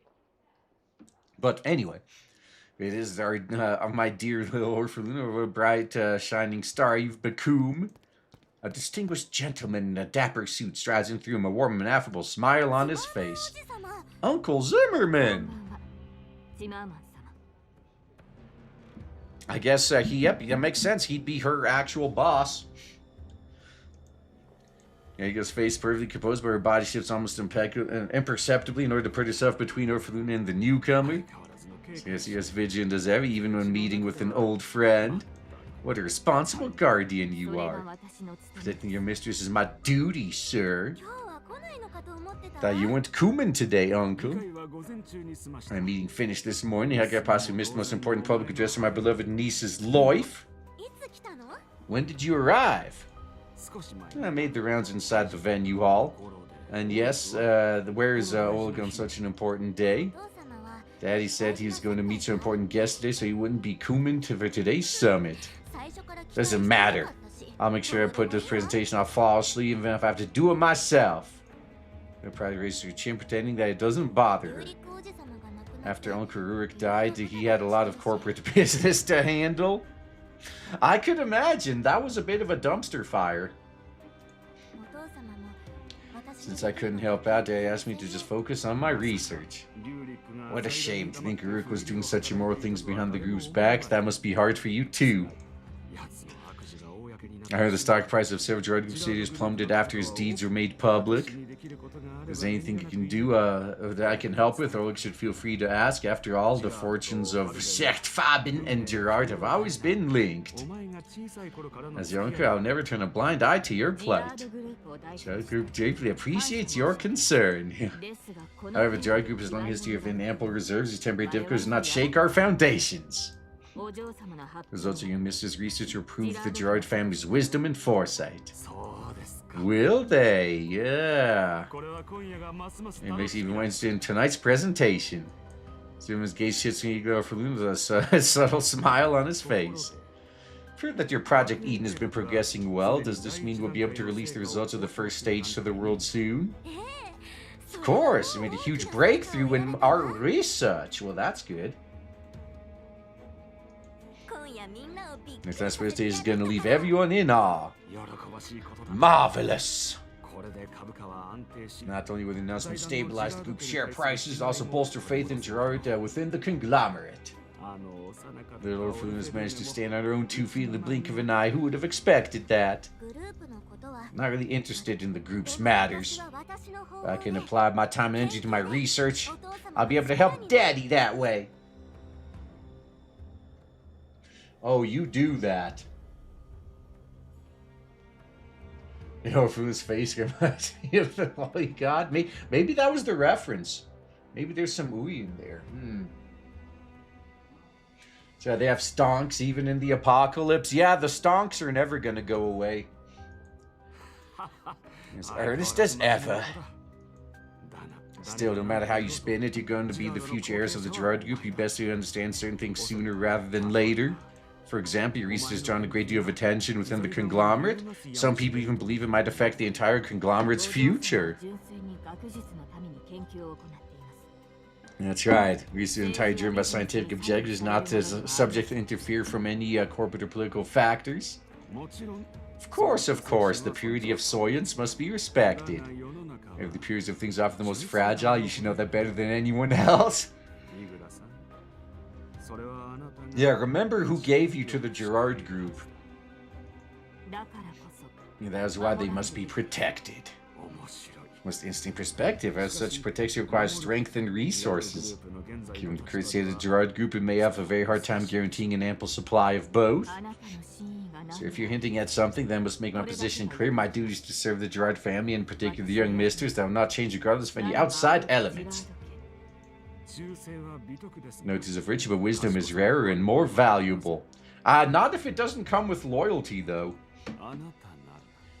So you gotta trust out your skills and your vision. You can see where the wind is blowing. You're not supposed to fart in our presence. Come on. You know, forcing interrupts the subtle confrontation. I might not know much about business side of things. Please don't treat me like a dummy.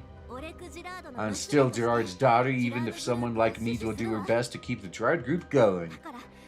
You stop saying weird things that sound like you're trying to poach Hugo away. Don't you have 3 gen dolls too?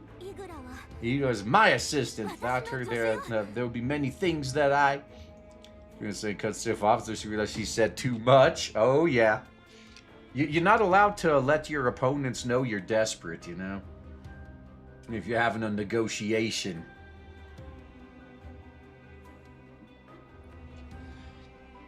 She raises her chin again and throws up her facade of pride. In case you guys, my doll, I won't let anyone take her away from me, not even you. You've prepared my presentation now, so please don't disturb me any further.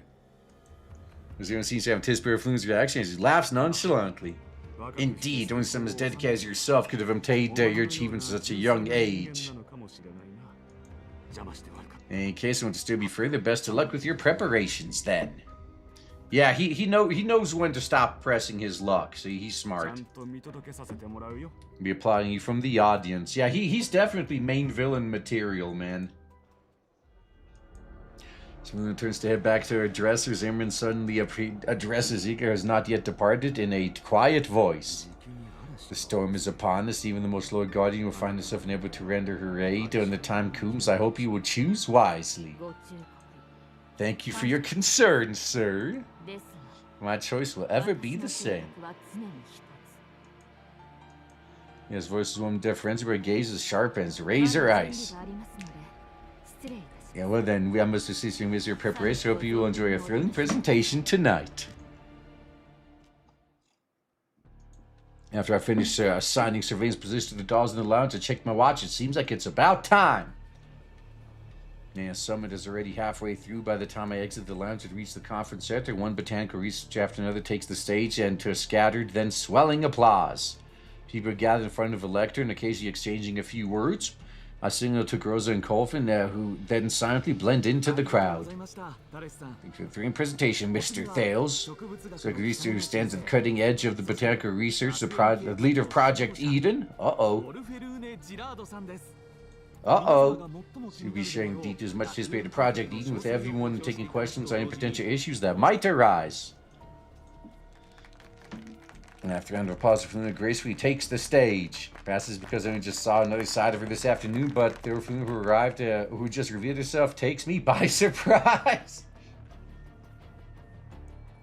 Oh man. She's wearing the exquisitely made haute couture evening gown. Her golden blonde hair is neatly styled, exuding elegance and class with every move she makes. She's nothing like the cultish girl I saw on the balcony this afternoon. With a slight raise of her chin, she regards the entire audience. I mean, they're all regards compared to her, I guess. With a look that could almost be considered arrogance, then bends into a graceful bow before beginning to speak. Ladies and gentlemen, guests and scholars. I stand before you not as a biologist, but also as an explorer of a future filled with hope. Yeah, so she is a biologist, so she knows what a woman is. There you go, she's qualified. I stand at the cusp of a president era, nexus where technology crosses paths with nature. At the nexus point plants, these silent green sanctifiers of the natural world are prepared to reveal a shocking secret to us. Yes, consider a problem. When specifically filtered plants can effectively absorb the process ambient radiation. Just like the scripts from earlier. Orphelune is the undisputed center of the venue's attention. Researchers, businessmen, journalists, everyone's listening intently. Looking forward to how her words will change the world. I think most of us just are looking forward to the shootout that comes afterwards. Radioactive particle absorption through large-scale planting, improving purification zone efficiency at a lower cost. Those are grand declarations, do sound promising. But all these are definitely not the true aim of Project Eden. That said, what is the true aim? All the research he's mentioned so far sounds like a lot of opening principles of collapse epifilms. Could have something to do with Paradeus' upcoming moves. It could. Are the Girard group's attempts to kidnap Helena part of Project Eden too? Well, Helena was always part of Project Eden. I suddenly realized I simply have too few clues about what's going on. You need to get a clue, dude. Even if Nomfin I managed to find a few traces of it, I'm still clueless about the Girard group's upcoming plans. Orphelune continues her presentation beneath the spotlights. The audience's interest is steadily rising as she continues, and everyone's eagerly looking at the young scholar before them. If I was free of making changes to contamination zones owing to prohibitive costs, we've been able to bring hope to the people there. However, improvements in technology have greatly bolstered our confidence in resisting collapse radiation. It is a controllable, inexpensive, and ordered way to gradually reclaiming living space for mankind. Oh yeah, I need that Lebensraum. Shall learn from the old and wise life forms known as plants and make a safer, cleaner future. In order to satisfy everyone's expectations, I wish to announce the first phase of Project Eden, home by myself, will begin in 2 days. In the time Coombs, Lviv bear witness to the startling changes this project will bring. That's all I have for you today. Thank you, everyone. You ask a question. So the project begin in 2 days. Can we interpret it as... Now, what impact do you think it will have on Girard Group's share price trends? Hey, if this succeeds, we're going to go to the moon. As the Uranus begins surging forward, the previously serene venue boils over in an instant. As I approach the lectern in the company of my peers and notice that Orphelune, who was about to leave, has an annoyed look on her face. She gestures to anyone who's standing beside her. Fortunately, the host manages to hold off the throng of urinalists. The event was will take place inside Block B in half an hour. We would like to remind everyone with special invitation to proceed there on time. Thank you for your cooperation. After Orphelune leaves, I hear a ripple of dissent around me. It's the same as only people with connections can enter the interview area. It's always like this. That's a huge scoop just out of reach. It's through the darkest hour of my urinalist career. Maybe it's time for you to learn the code. I'm going back after writing my article. And finish up for a minute. I might be able to make the front page on the morning edition. The urinalists begin to disperse as their interest ebbs. Once things around me settle down, I head to a corner and take out the work ID labeled Special Invitation. Is that what this meant for? Yup. While that scary third-gen doll's already warned me about this, it seems I have to disregard her advice. If Project Eden is really going to begin in 2 days, like Orphelune said, then I'll need to figure out exactly what this project is about within those 2 days. Current situation is like being adrift in a boundless ocean. Need to seize on anything I can find, even if it's just a little plank of driftwood. Maybe you could grab onto a passing orca. That'd be fun. After we see my next move, share my thoughts with the dolls so they're ready to act at any time. Then I grip the work ID in my hand to walk towards the building at the end of the corridor. Reception area for members of the press. Please wait here. As Razak's managed to use this dubious work ID to get into this specially designated interview area. The press conference has yet begun. I can tell I'm the only one who doesn't belong here. All the journalists here seem to know each other. They're sitting at prearranged seats and whispering to each other. First time? Then I realize the other guy's speaking to me. Yeah. Relax. We're just the supporting cast for Orphelune's performance. Yeah. You buy your shares yet? Shares? Don't tell me you didn't invest at all. All right. This is the insider trading room. Oh, okay. I mean, yeah, look, the next event right after this is a combat event. I mean, you think something might go wrong? I mean, there's a small possibility. And the chances to make big bucks like this don't come by every day. When the press conference, stock price Girard Group and the related sectors are going to the moon. Yeah, I knew it. By winning their young mistress at a time like this, Girard aims to win back their dusty rep and sway public opinion back to their side. Guess that everyone's questions today are going to be related to the vaccine incident from earlier about their doll technology. That way the group will get maximum benefit from the Orphelune brand. So you do get it. What do you do for a living? I'm a urinalist. No shit, you're an actual urinalist? Well, that's rare. I said Girard's public imagery does need a little tidying up. They keep your patient habits in check later on and don't say anything you shouldn't. I'm betting everything I own on today's outcome. Yeah, this guy's about to be broke, man. Pats you on the shoulder and returns to his seat. As press conference draws closer, my surroundings gradually quiet down. Orphelune shows up on time. There's a hint of distaste in her face compared to how she looked at the presentation just now. While she retains the same haughty attitude, her gaze keeps sweeping the audience, as though she's looking for something. The other stands faithfully by her side with a prim and alert expression on her own face. After the host announced at the beginning of the conference, the urinalists around me all raise their hands. The questions are all meticulously crafted, just like what the man from before said. Each syllable from Orphelune's lips will move the market needles, influence the position of Girard Group in the industry and the market. But what of Orphelune herself? Did she memorize an utterly boring script before the press conference started, just like she was doing in the rooftop balcony, or rehearsing the answers on potential questions? Oh, for this part, for sure. This is the important part. This is where the stock prices are determined. Now, what about me? Someone gave me this idea. What they want me to find, or rather, what they want me to change? Anyone else have any other questions? Oh, I could think of one. I was sweeping the venue searching for something. Nobody else is raising their hand. There's nothing else.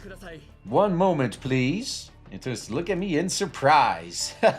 Right, she's about to leave. Helena stops and turns to look at me. Hint of surprise crosses her eyes. Are you the journalist from earlier at the balcony?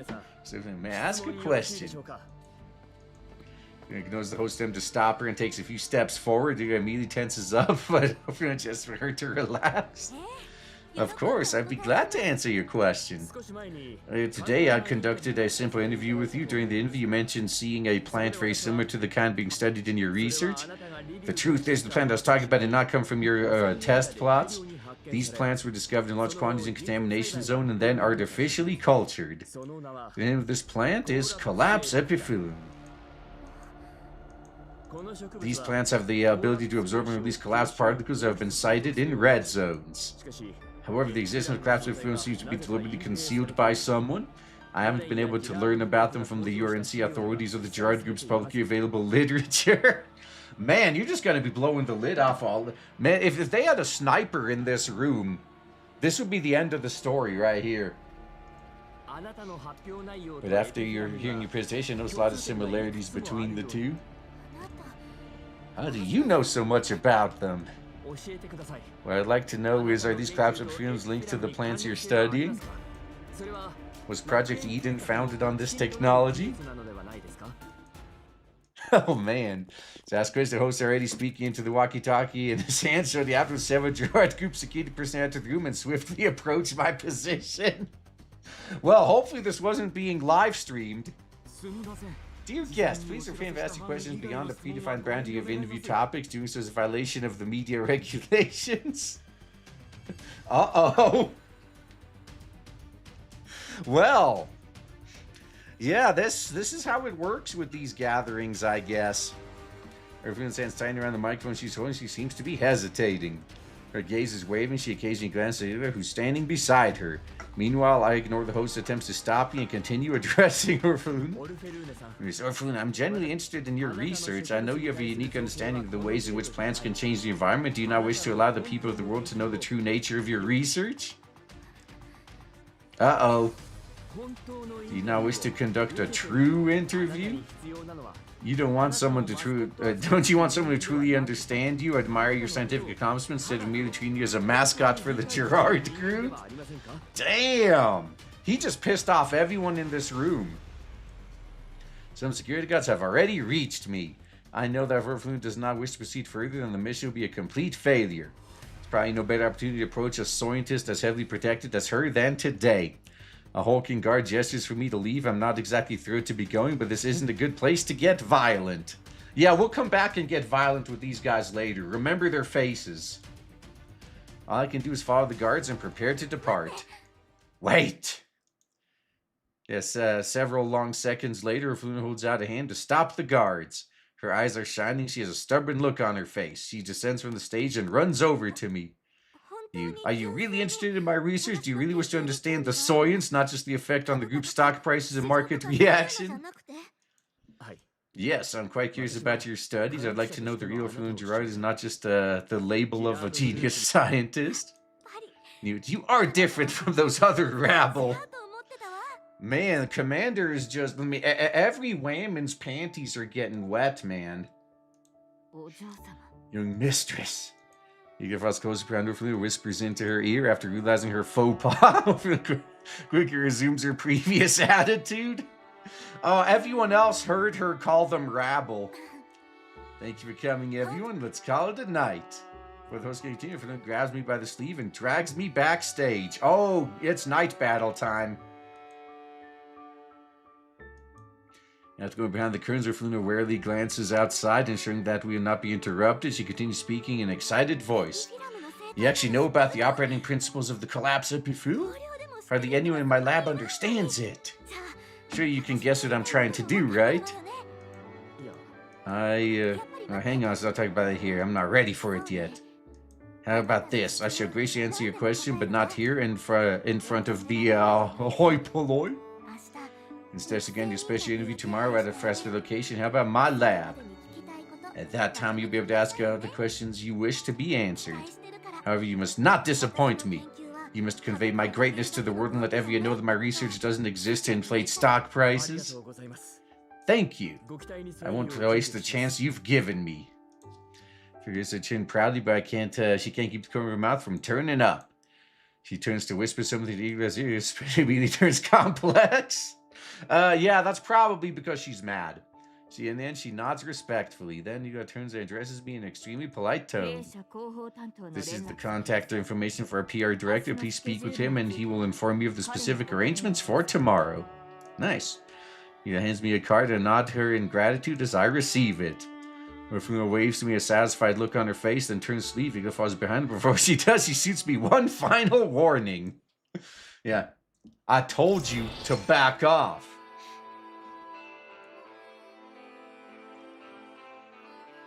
Ah, God, okay. Now we got a bunch of combat missions in a row. Okay.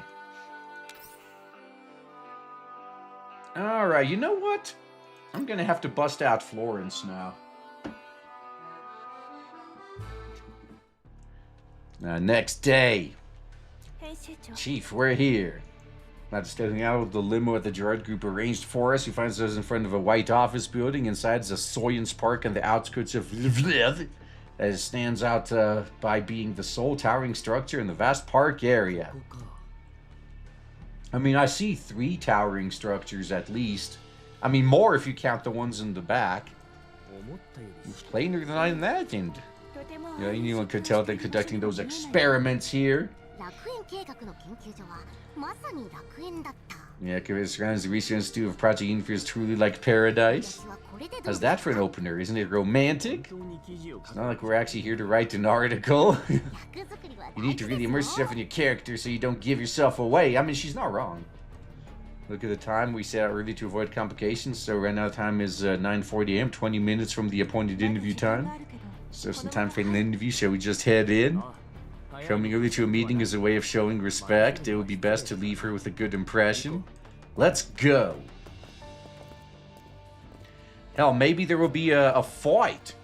After the dolls grab the equipment, we enter the office building. Alright. Greetings, please present your proof of appointment. Schedule interview with Orphelune at 10 a.m. Sav looks at the paper girl's hand, carefully checks it in the system. So you're from the Shining Age Media Agency, an appointment for an interview. Expected number of visitors is 1 human accompanied by 2 dolls. Everything checks out. Please come in. Nice. Staff room is a barrier gate at the entrance. Please wait in the reception area with your companion. Someone will come to receive you shortly. Aight, thank you. He does in the reception area. We take a seat. Is Chris Hansen going to come out? Inside the lab is a lot livelier than its external would imply. In addition to the busy researchers, each floor has its own assistants to keep the lab running in an orderly manner. The place is bigger than I imagined. Just have most of it underground. And the problem will be solved. I do have to come to Lviv. My neurocloud's being blown on a daily basis. I can't believe there's such big and fancy labs here. For some reason it seems so proper, it feels weird to me instead. There isn't even a security check at the entrance. The people inside are coming and going without any restrictions. The building has 3 floors with 4 rooms on each. According to the floor plan, the first floor contains the main lounge and various public facilities. The second room is the library and the sample storage. The third floor is the office space for Orphelune. That's probably where all the interesting stuff is. Group 2's my left and outside. They're pointing there are 2 large structures on the roof that don't show up on the floor plan. Their exact purpose is unknown. Large structures, huh? Let's see how quickly inside the Paradeus lab. Maybe. We can't be certain yet. We'll find out if we get to check them out later. Your observation of the building is certain someone descends from the floor above. Welcome, guests from the Shining Age Agency. Pleasure to meet you, Miss Eagle. Again. You did say a polite nod, but the wariness in her eyes does not diminish in the least. Clearly my stunt with her at the press conference last night put her on guard again. Anticipation which young mistress holds for your arrival is quite an unusual thing. Your tone is polite and restrained, but the hint of warning in her voice is plainly evident. She's carrying a large box, and I wonder if it contains some sort of powerful weapon. Or it's a coffin. The dolls notice it as well and carefully study every move it makes, ready for battle at any moment. It's gonna be a tough one, man. Yeah, no booty warrior. No, if I brought the booty warrior with me, then Chris Hansen wouldn't stand a chance. If you watched the Boondocks, you saw how that encounter turned out. However, Ego seems completely uninterested in the actions of my assistants. She glances at them briefly, then walks right up to me. You're 20 minutes early. Yes, the interview is important for my firm, so I did not want to be late. Only some with the lack of precise planning in their life would allow excessive time in their schedule to avoid lateness. It would seem your assistants need more professional training. I think a lot of time your life is wasted on being early. I mean, she's not wrong. I don't. Yes, gaze through casually over grows and settles on my face. My apologies, Influence time is strictly planned and managed under my care. Even a minute's deviation will cause a major disruption to her schedule. As a result, I find myself constantly judging others by my standards. That said, Ms. Influence time is rigorously managed. She's currently having breakfast, does not wish to be disturbed. Therefore, the interview will take place at 10 o'clock sharp. Is that acceptable? Of course. I mean, I'm the one that showed up early after all. I was very pleased with my response and gestures for me to follow her. Please allow me to take you on a tour of this facility for the interview. It'll provide you background material for your article. As you can see, the first floor is a public reception area, is typically used for external matters. Normally, interviews with Mr. Orphelune and other researchers' staff will be conducted here. However, you're a special guest of the young mistress, so she specifically insisted to bring you to her office for the interview. I am most grateful, yes. Frankly speaking, I've never seen Mr. Orphelune as excited about an interview as this time. Could you tell me just how you managed to pique her interest? I'm not sure. However, I believe it's been a long time since she was treated as a proper scientist. Yeah, she knows I'm right. Yeah. I sense a hint of caution in her eyes where her demeanor is flawless. Her wariness of me has not faded in the least. That brings us to the second floor in Soylence. The voice tells this floor is the core research area of the facility and features independent identity verification systems. Only visitors who have received Orphelune's approval are allowed to enter. The biosafety labs within are performing core research tasks of Project Eden. They've been subject to much interest from competitors ever since the project began. However, between the lab's security systems and my own protection, none of these spies and thieves have managed to get their way. He gives you a meaningful look. I turn to look in the direction he was pointing and feign innocence. Now I proceed to Mr. Orphelune's work area. You can climb on the broad staircase or have the third floor. I check the time. It's 10 o'clock exactly. Oh, I was half expecting it to just go right into the fight. Ego verifies our identities in front of the glass door, which then slides open. Sound of something shattering comes from inside, followed by a panicked yelp. Help me! The stupid thing isn't cooperating. Oh, are we gonna get the tentacle scene? Oh shit, man, the tentacle scene is coming up. I mean, technically it's gonna be vines, but that's close enough. I rush in, find Orphelune standing in front of a complex looking device. The interior of the room is a mess, and the floor is covered in glass shards and a toppled test tube rack. What the fuck are you doing? So I swiftly clears the mess on the ground and moves are fast and precise, though she's long used to such scenarios. This has been gone for 10 minutes. Are you trying to operate the equipment yourself? So be trying to display the latest research data, then this wretched machine refused to obey me. This clown's ID must have messed up the calibration parameters again. I mean, they might have been. Yeah, 10 tie inbound. Yeah, there was a missed opportunity there. Like when she said it wasn't cooperating. That would have been the perfect time for a tentacle scene. Orphelune turns to look at us, and her expression immediately turns to stone. Her long blonde hair is a mess, and her lab coat buttons fastened incorrectly. She looks nothing like the noble, poised, scientific genius described in her file. Huh? Quickly stumbles a few steps back, almost trips on the shards on the ground. Fortunately, Girard swiftly and catches her. You weren't supposed to come. Weren't you supposed to come at 10? Why did you inform me beforehand? It's 10 o'clock right now. What? As I snap to the clock on the wall, expression goes from surprise to frustration, where she's quickly shifting to deliberate haughtiness. No matter, I should mostly forgive your reckless intrusion. Circumstances like this are nothing to me. It's not the first time someone walked in on me while I was using my vibe. She sorts out her clothing, straightens up, tries to regain her sense of dignity, but her lab coat is still rumpled and misbatoned. Please allow me to assist you. Produce a new lab coat and a kit bag from the box she was carrying around. Oh, so there's no weapons in there, huh? He's giving Orphelune a high-speed makeover. Orphelune obediently stands still and lets Ego fuss over her like a mother hen with her chick. Hurry, Ego, don't keep our guests waiting. Yep. So this is like the minute in her schedule that ends up getting completely thrown out of whack, right? And the swift and priceless emitter Orphelune looks good as new. That's more like it. So again, he begins picking up the scattered lab equipment and documents. Even every move she makes looks like it's been precise, calculated, and not waste the slightest bit of time or energy. Orphelune clears her throat, turns to me, her face a mask of deliberate pride and confidence. Welcome to my lab. I am Orphelune Girard, one of the greatest botanists in Zavarudo. What an honor it must be for you to be personally received by yours truly. Pardon the intrusion, Mr. Orphelune. We are indeed honored by your presence. Very good. It seems you have some manners. Nothing like those urinalists and their boring questions. Orphelune looks me up and down, gazes both curious and judgmental. Yesterday, I conversation's rooftop balcony was interrupted by Igla. I was wondering, why do you understand my research so well? Most urinalists can't even pronounce basic botanical terms. That's because I've been there. I've been there and seen that. That's right, Igla isn't just combat, but a nanny doll. Yeah, she's both a nanny and a bodyguard. Like, she's perfect for the job, really.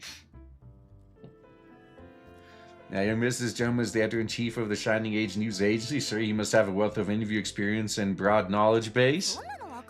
I knew that. You don't have to remind me. There seems to use to Orphelune's little flare-ups. He simply nods and continues restoring order to the chaos on the floor. Now that you're here, where should we begin? You could usually arrange a really boring itinerary for events like these, like having to take pictures, answer questions, that sort of thing. We could start by taking pictures. If Orphelune looks, she quickly moves to in front of Orphelune and raises her camera. A moment, please. Fancy you're putting a camera shutter at Orphelune, Igla hurries over to touch up her looks once again. Helps probably fasten your lap coat, then discreetly steps out of the frame. Allow me to examine the photograph after you've done taking them. Okay. All I'm just posed by the media to depict the best side of young Mistress Orphelune. Yeah, very, very loyal. You have to be so wound up. I look perfect from every angle. Actually, showing a side of Mr. Orphelune that contrasts your usual dignified persona could win more public goodwill. It's true. Since Orphelune is presented as a part of the corporate elite, why not try to show off her more down-to-earth side? Sounds great. Did you hear that? This attempt might incur risk to the Girard Group's public image. Aw, quickly as your previous statement. But since it's your wish, perhaps you could give it a try and see how it goes. Their permission, Corvin does as I said and takes several pictures. Alright. After the shoot, Taika examines the contents of Corvin's camera as agreed.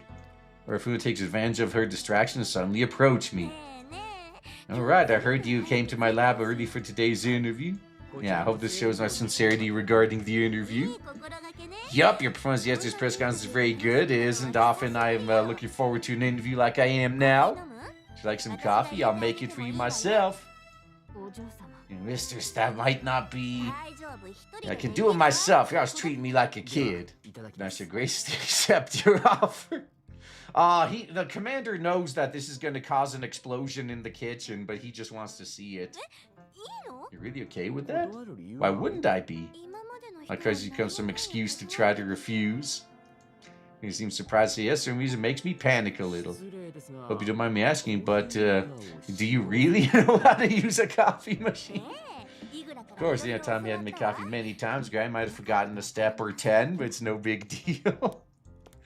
To the drinks counter, especially goes tense. So she merely keeps her distance. Seems she wants to see if Orphelune can actually pull off the task on her own. Looks like lattes are my specialty. I'll have a latte then. Not says we'll fridge before taking out a carton of milk and dumping it into the coffee machine. Ah, that's the bean grinder.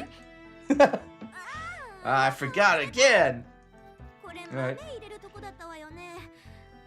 Yeah, her uncle is more of a villain type. Yeah, she's just the puppet. Yeah. There's the coffee beans going there, right? Can't those dorks already make it more obvious? I doubt their R&D division built this coffee machine, did they? Alright, I got it this time. After carefully pondering the situation, we're going to find managed to add milk to the right compartment. It actually engages the grinder after some humming coffee powder sprays out of the nozzle. I got that step right? Yeah, you did well. Right, next. Put the ground coffee in the tamper. The coffee machine suddenly starts up without any warning, spraying the ground coffee powder everywhere. Most of it ends up on Orphelune's brand new lab coat. To see Orphelune's predicament, Ego sighs, but her eyes are filled with doting kindness. She steps up to take the various implements from Orphelune's hands. Perhaps you should allow me to help. Your lab coat is dirty again and needs to be changed. Look of defeat and shame crosses Orphelune's face for a moment, but soon transforms into one of stubborn pride. My hand just slipped. Things like this are hardly worth mentioning. Of course, young mistress. One moment, please. I'll get a new lab coat for you. This is why she actually wears those coats. For protection. Seems Eustace pampering and silently accepts this arrangement. Ego takes yet another lab coat out of her huge box.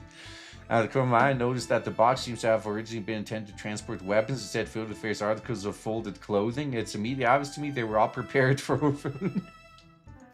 Once again, you got to change this out to Orphelune's lab coat with practiced ease before quickly brewing a latte and handing it to me. Please enjoy it. After Mr. Orphelune made it just for you. Hey, you were the one who made it. By proxy. Yes. Comes by your instructions, so the credit can actually belongs to you, misters. In any case, give it a try. Thank you. Coffee, it's really good. Delicious. Thanks for your hospitality. Only the best from yours truly. Smiles smugly as though she was the one who made the coffee herself. Shakes her head gently, but her eyes are filled with tenderness. That's enough idle chatter. What's the schedule for today's interview? We're taking a picture of your research environment, then we'll have you answer specific questions regarding Project Eden's research direction. The same as all the other ones? That's lame. I'm sick of it. Surely the best way to understand my research direction is to directly view our research base, right? It's the only place fit to display my scientific accomplishments. Uh-oh. You want to present your research face, but the security level there goes in hesitation and instead turns to look at me. How about it? Interested? I bet you'd never seen anything like it before as a journalist. Of course I'm interested. Using a tour of a research base that's never been made public before as a lead-in, combined with an exclusive report on the project's research direction and content, will definitely boost the credibility of the article. If all goes well, I can make sure it makes the headlines on all the major publishing platforms. Yeah, I never would have expected Orphelune to actively suggest we visit one of their research bases. I decided to accept the offer quickly before anyone can retract it. Looks like today's interview is going far more smoothly than expected. That means it's about to go wrong. So you should know that the viewing experiment area is not part of today's itinerary. If you head over there now, it might create difficulties with the board, and Master Oleg might also. I'll take care of Daddy. If he gives me shit, I'll just throw a tantrum and cry a little bit. I'm the supervisor of this research facility, so don't worry. His face is as professional as ever, but you can see the uneasiness in her eyes. Wherever the face of Orphelune's determined attitude, all she can do is nod. As you wish.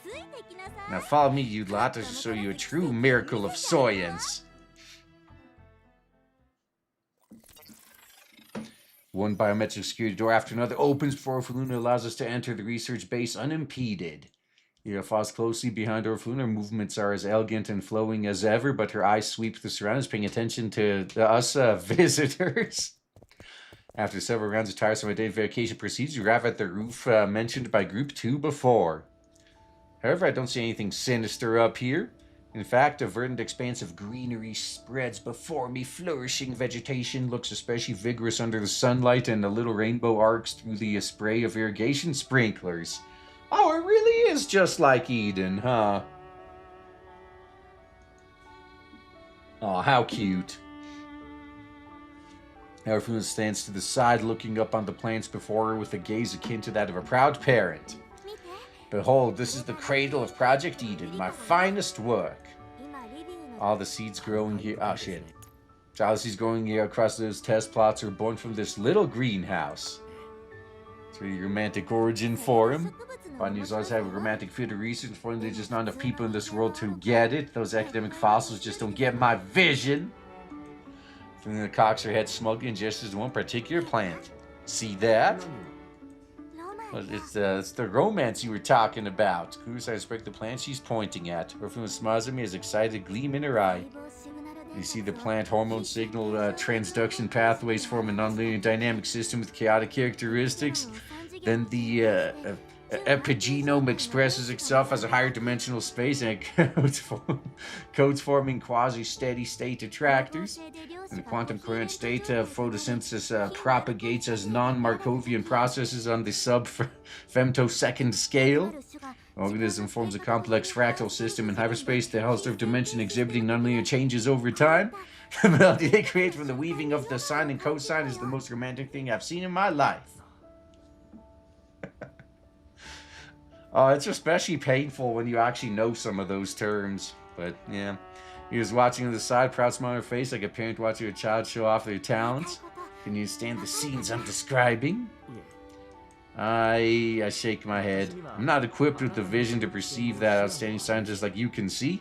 Your insight knowledge are far beyond the scope of what I can understand. However, I have a few friends involved in science. I can see the light of reasoning shining through you, and the fruits of your illumination benefit us all. You don't think what I said is obscure or hard to understand or even worthless? As a journalist, my job is to convey techno-scientific content in a way that's easily digestible by the masses. When dealing with scientists, we should try not to interpret what they say through a lens of reverence, but view them as equals trying to understand the vision within their hearts. Technology is a means of realizing a vision. The greatness of a vision is only a standard by which its value should be judged. Mr. Orphelune, my guess is that what excites you isn't just the plants themselves, but what they can do, the sheer change they can bring to the world. Am I wrong? Thanks. After all these years, the first time I've heard an opinion that gets me so well. Yeah, literally all you gotta do is show that you understand them, and they're just immediately get wet, you know? I'm simply saying what I felt. Ever since I started studying this topic, there have been people trying to profit off my research. Others wanted to use them to develop new kinds of weaponry, and people, even my own family, wanted to use this research to build their own reputations. Well, that's why they funded you. None of them really want to know what I was studying. I'm not saying I don't want to contribute to the group or daddy, but... Oh, Derek's doing things with the 5. Wonder if we could take Orphelune with us for a, night battles. Well, no, that's what we were invited to. This is what the pretense of the interview was for. They just can't see this beauty. Everyone just wants to enrich themselves. It's undercurrent for Orphelune's voice. She instantly recovers her former pride. None of that matters. Not like I need other people to understand me anyway. Orphelune leads me to isolation. Pushes a baton, which seems to activate some kind of device. However, there's no visible change outside the chamber after activation. Releasing radioactive particles inside the greenhouse to adjust the ambient radiation intensity. Don't seem very surprised. Pass out herbs here that ran off the first chance they got. Maybe it's because I'm not that sensitive to radiation. You're weird. Oh man.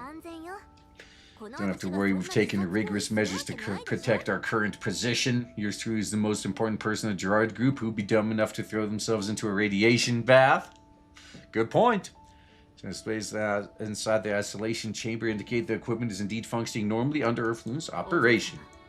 Don't spend too long with the lab, it'll affect the rest of your schedule. You worry too much. I know my limits. Does not press the issue, instead stands silently on the sidelines, remaining vigilant and ready to respond to any potentially dangerous situations. I didn't miss anything, right? Nope. Over there. Thanks to the test valve being exposed to radioactive particles, their leaves slowly open and soft buds emerge at the end of their stems. Followed by the buds blooming one after another, revealing flowers that look like they came out of some fever dream. Colors of their petals like sprinkler rainbows, changing with the angle of observation. Some displays indicate the particle density is falling as the flowers bloom.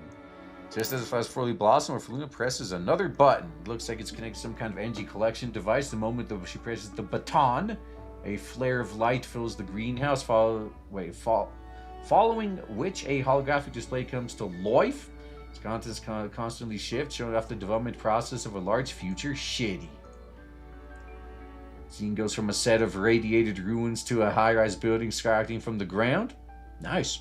Dense green forests spread between the buildings till they cover the entire globe. That's the future of Project Eden. Holographic projection just saw consumed 1 megawatt hours of electrical power, all provided by energy converted from radiation absorbed by those plants. Yeah, these specially selected plants are called I've cultivated can be connected to soil-based energy collection devices, which can transmit the power gathered by the plants to upstream power storage facilities. By connecting them in series, we can scale the application of the collapsed particle power generation effects as needed. So what happens when you consume all of the collapse radiation, though? You're going to give people motivation to keep it around. Here's what target areas is. Use different sized plots of energy collection gardens to absorb ambient collapsed particles to generate power.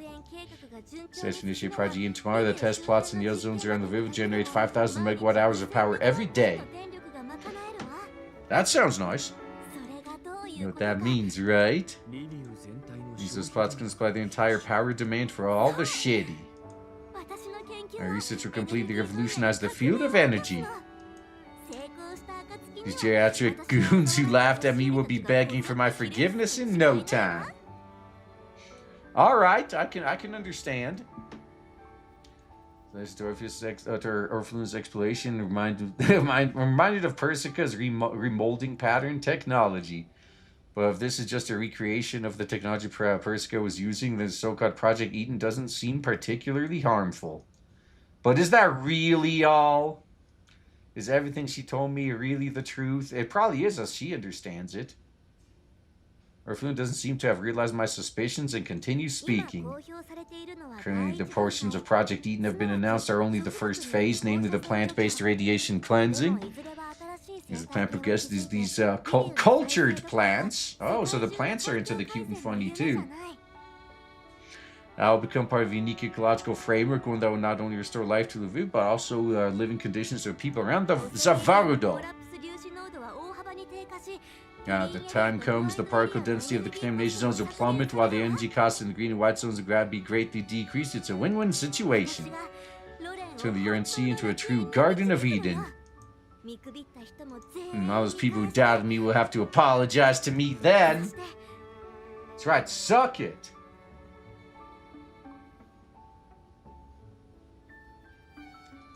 Now I could even go back to Frankfurt. Uh-oh. These guys just made a slip of the tongue and fall silent. Maybe you mentioned in a certain interview that you were present during the Frankfurt incident. I was studying abroad in Frankfurt, got caught up in the attack. I thought I would die. Fortunately, I survived. May I ask a potentially offensive question? Since you almost died, why do you still want to go back? Because what I said when I was there, I saw... Don't mention none of that's top secret. Shut up. As he was about to stop Orphelune from speaking, the communicator suddenly rings. She frowns and glances down, but at the end she turns away to take the call. Understood. So an emergency has come up which requires my immediate attention. The more group business, why they keep doing this at key moments? You're my assistant! The call from Lady Kryuger herself said the situation was urgent and she needed me to proceed immediately. But isn't she already dead, though? She stops when she hears the name. Can't be helped then. Go and say hi to her for me. No one told her that she's dead already. So I already notified the other assistants. They will help with your schedule for the rest of the day.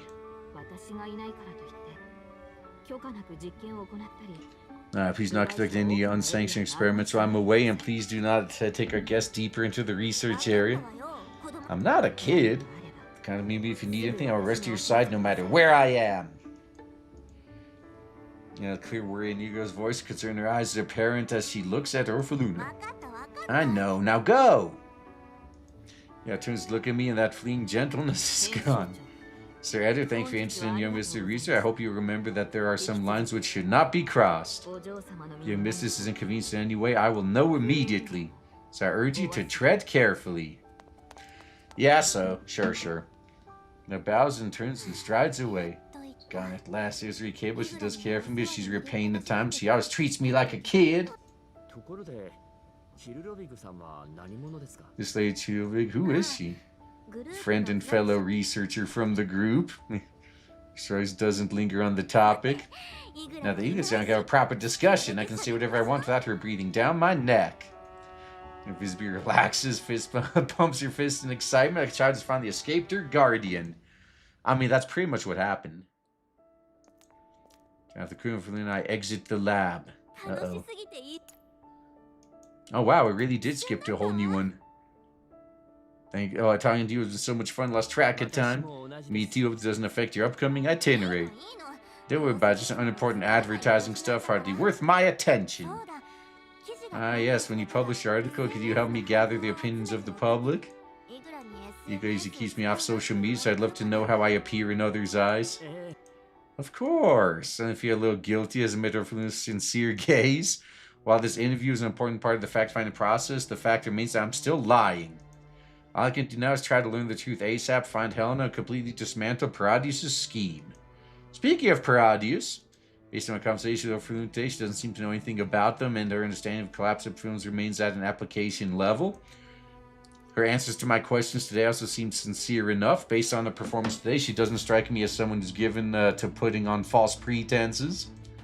If she's really telling the truth, then Paradeus is using her research and controlling events to live from the shadows? I find myself at a loss as to whether I should believe what she just said.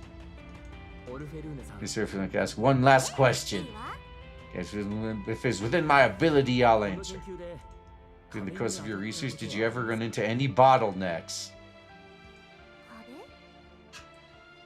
No, I'm just that much of a genius. Get this out of the way beforehand. I'm not doubting your abilities. It's just that as a scientist as young as yourself, being able to complete such a large project is quite a breathtaking feat. This person turns complex. He bites her lip, looks he's considering how to answer. Well, you've hit something. That's right, they created the Matrix except for plants. So we're going to keep the plants in the Matrix. I bet they're going to get pissed off, man. Yeah, Kalina did get a glow up. No, she did. I mean, she seems to be okay after the last event, so that's good too. Alright, will you pose my answers prior? Will you tell everyone? Do you want me to? If it hesitates, that fleeting weakness from before appears again, but vanishes instantly. It's true that I received some thanks support for other scientists doing because of my research. For instance, that Kryuger mentioned just now is also my best friend. Some other corporation-affiliated researchers gave me some help, so did those clowns in R&D. I'm going to show you that the concepts of this project, the article Manga's framing, establishment of research facilities, all those were a result of my work alone. You might not believe it, but I'm going to pause again, takes a deep breath. I've seen the truth. The truth? Back then, the truth was revealed to me. Everything I understand now comes from what I realized at that moment. Sounds so abstract when I think about it. Just pretend I was talking nonsense. Don't you dare publish it. I understand. I don't quite understand what she was trying to say. Not immediately, and begin packing up to prepare to leave. Wherever Orphelune picks his moment to speak up again. Did you know? Daddy called me after that press conference last night. He doesn't call often. He usually relays all his messages. Aw, that's nice. I'm sorry. Was it because No, he's actually busy dealing with investigation of URNC. He doesn't have time to worry about me. Otherwise, given of his way of doing things, he probably have had you arrested on charges of disturbing public order. Well, it's a good thing that didn't happen then. I'm sorry, I didn't say that to scare you. Just wanted to say I'm very glad you were willing to interview me, even if doing so was risky. So talking to you, I feel like someone finally gets me for the first time. More so than your best friend, who's dead now? Who was a Naito all along? And the spotlight the Girard group for turning on me all these years, playing the role of capable young scientist. My purpose was to show up and gather support when faith in Girard group declined. After all, they need a pure, presentable symbol. Of course, that's my duty as part of the family. After all, the lab he just saw funded was built by the Girard group. Father gave me just about everything I need. But I've always thought my life shouldn't be limited to performing on a stage. At times I wonder, would I be happier if I wasn't the heiress to the Girard group? Would I be happy if I was just an ordinary researcher? I think you might have been disposed of for knowing too much. Changing aside, that day you looked totally suspicious, like an industrial spy trying to dig secrets out of me. You told me you were trustworthy and that you would understand me. So, have we met before? I don't think so. Must have been fate that we met. In any case, make sure you share what I told you today with Zavardo. I'll do my best when writing the article. That way, everyone will be able to understand the real you. Also, please remember that I'm not trying to solicit pity here. Just want everyone to know the true value of my research. That's admirable. For leaving a bit of Orphelune farewell, she waves and watches me leave. While I still find it hard to trust anyone at the moment, I'm starting to believe that Orphelune is truly unaware of Paradeus' plans. The next task is to contact Lviv and the others, share what I know with Namfa, and let them conduct a more in-depth investigation. As for that little lady, I can only hope her wish comes true. May want to publish an article regardless. The standing assistants escort us outside the lab and then leaves. The Drago vehicle that's here to pick us up is waiting outside the park area. What's next? Probably a fight. Yeah, something about that lady Chilovig, whom Orphelune Indigo mentioned, bothers me. What Orphelune said about her sounds like she's a pretty important figure. She's involved with Project Eden to some extent. Most importantly, I don't think just anyone could get away from Orphelune's side. Especially since I, whom Igla clearly didn't trust, would be with her. Yeah. Assuming Orphelune was really innocent, could this Chilovig be the one pulling the strings? What if she's been the one manipulating Orphelune from behind the scenes all this time? In that case, Orphelune's complete innocence would make sense, right? Still in a place that Igla is going to now is very suspicious. Can't just let a good chance like this slip away from me.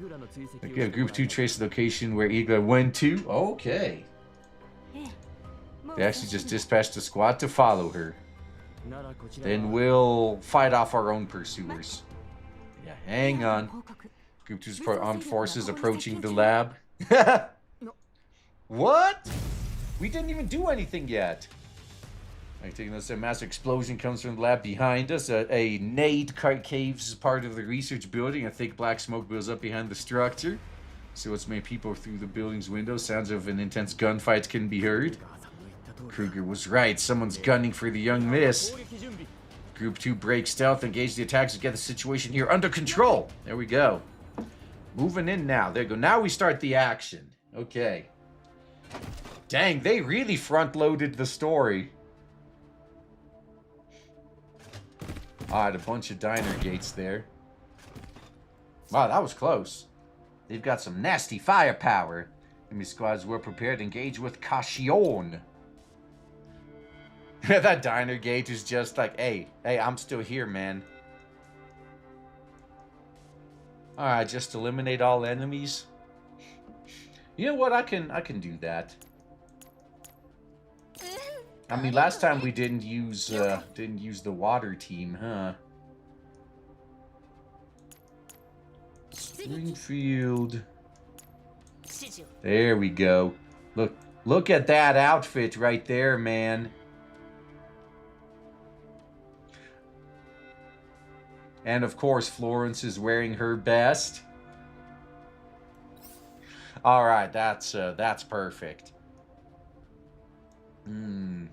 Lots of diner gates. Holy shit. I mean, how many of those would I be able to hit? Can't even reach that one. I can hit the 2 of these.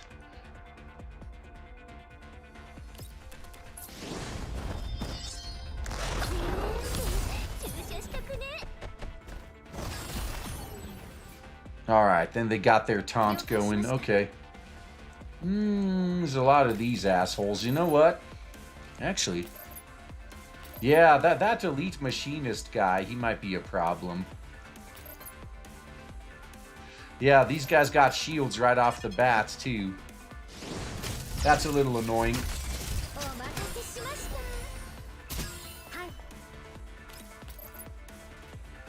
Alright, I should probably take that guy out as fast as possible. Actually, you know what? Let's rewind that.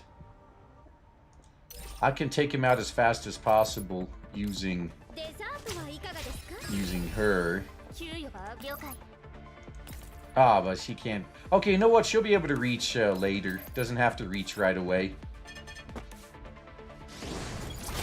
I'll take care of this guy.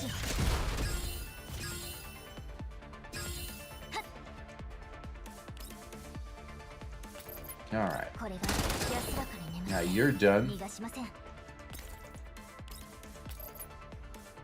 Oh, yeah, it's because he technically counts as being in cover.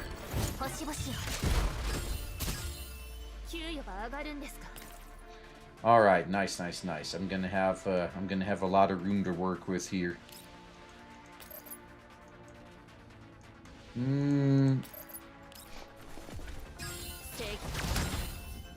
Ah, you're done.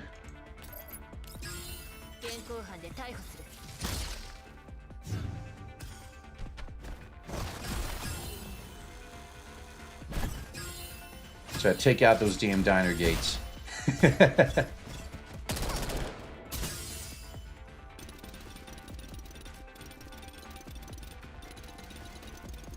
Yeah, they're not going to attack right away. They just get right next to you and yeah, they fuck around. See, now that's Florence's use right there. She's got a lot of health, a lot of defense. She can, yeah, she can absorb hits, kill things with counters, and actually, more importantly, She can buff the damage of some of these others quite heavily, mind you. All right, let's see how much damage I can do there. Quite a bit. Yeah, that guy will be taken out soon anyway. Yeah, turn-based. Yeah, it's basically like XCOM, but a lot less infuriating RNG. Oh, that's right. Now she gets 3 turns. Look at that.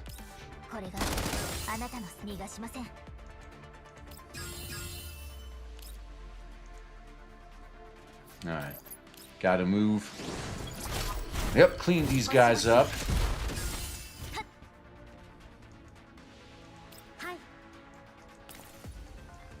I need to finish this guy off.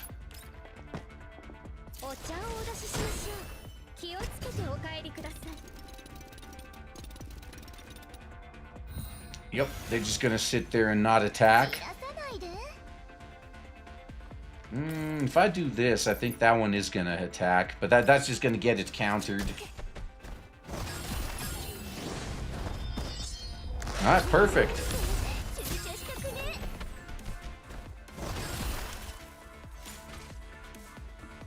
Alright, and the problem solved.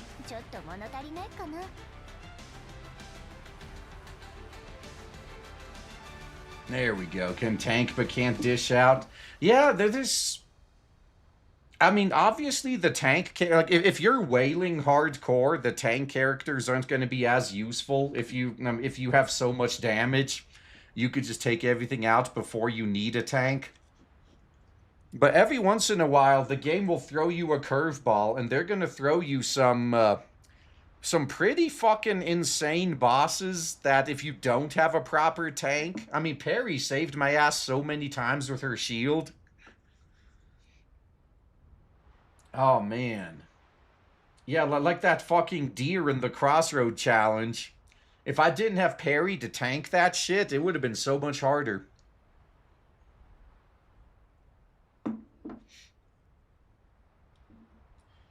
Okay. Yeah, so now that that's a series of combat, it should go a little bit quicker. Yeah, okay, so 2, and then there will be a special one. Alright. Let's go! Heavy mill door sealed shut, hedging out the clamor of the outside world. Inside the lab, the sounds of low humming made by various precision instruments echoing the spacious interior. There's a faint scent of disinfectant in the air, blended with the unique static odor produced by electronic equipment. The atmosphere here is oppressive and choky. I mean, it sounds like a lab. Oh, Skyrim the Shrimp, I appreciate the 5.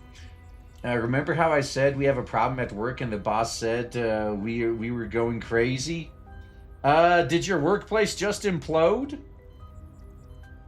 Uh-oh.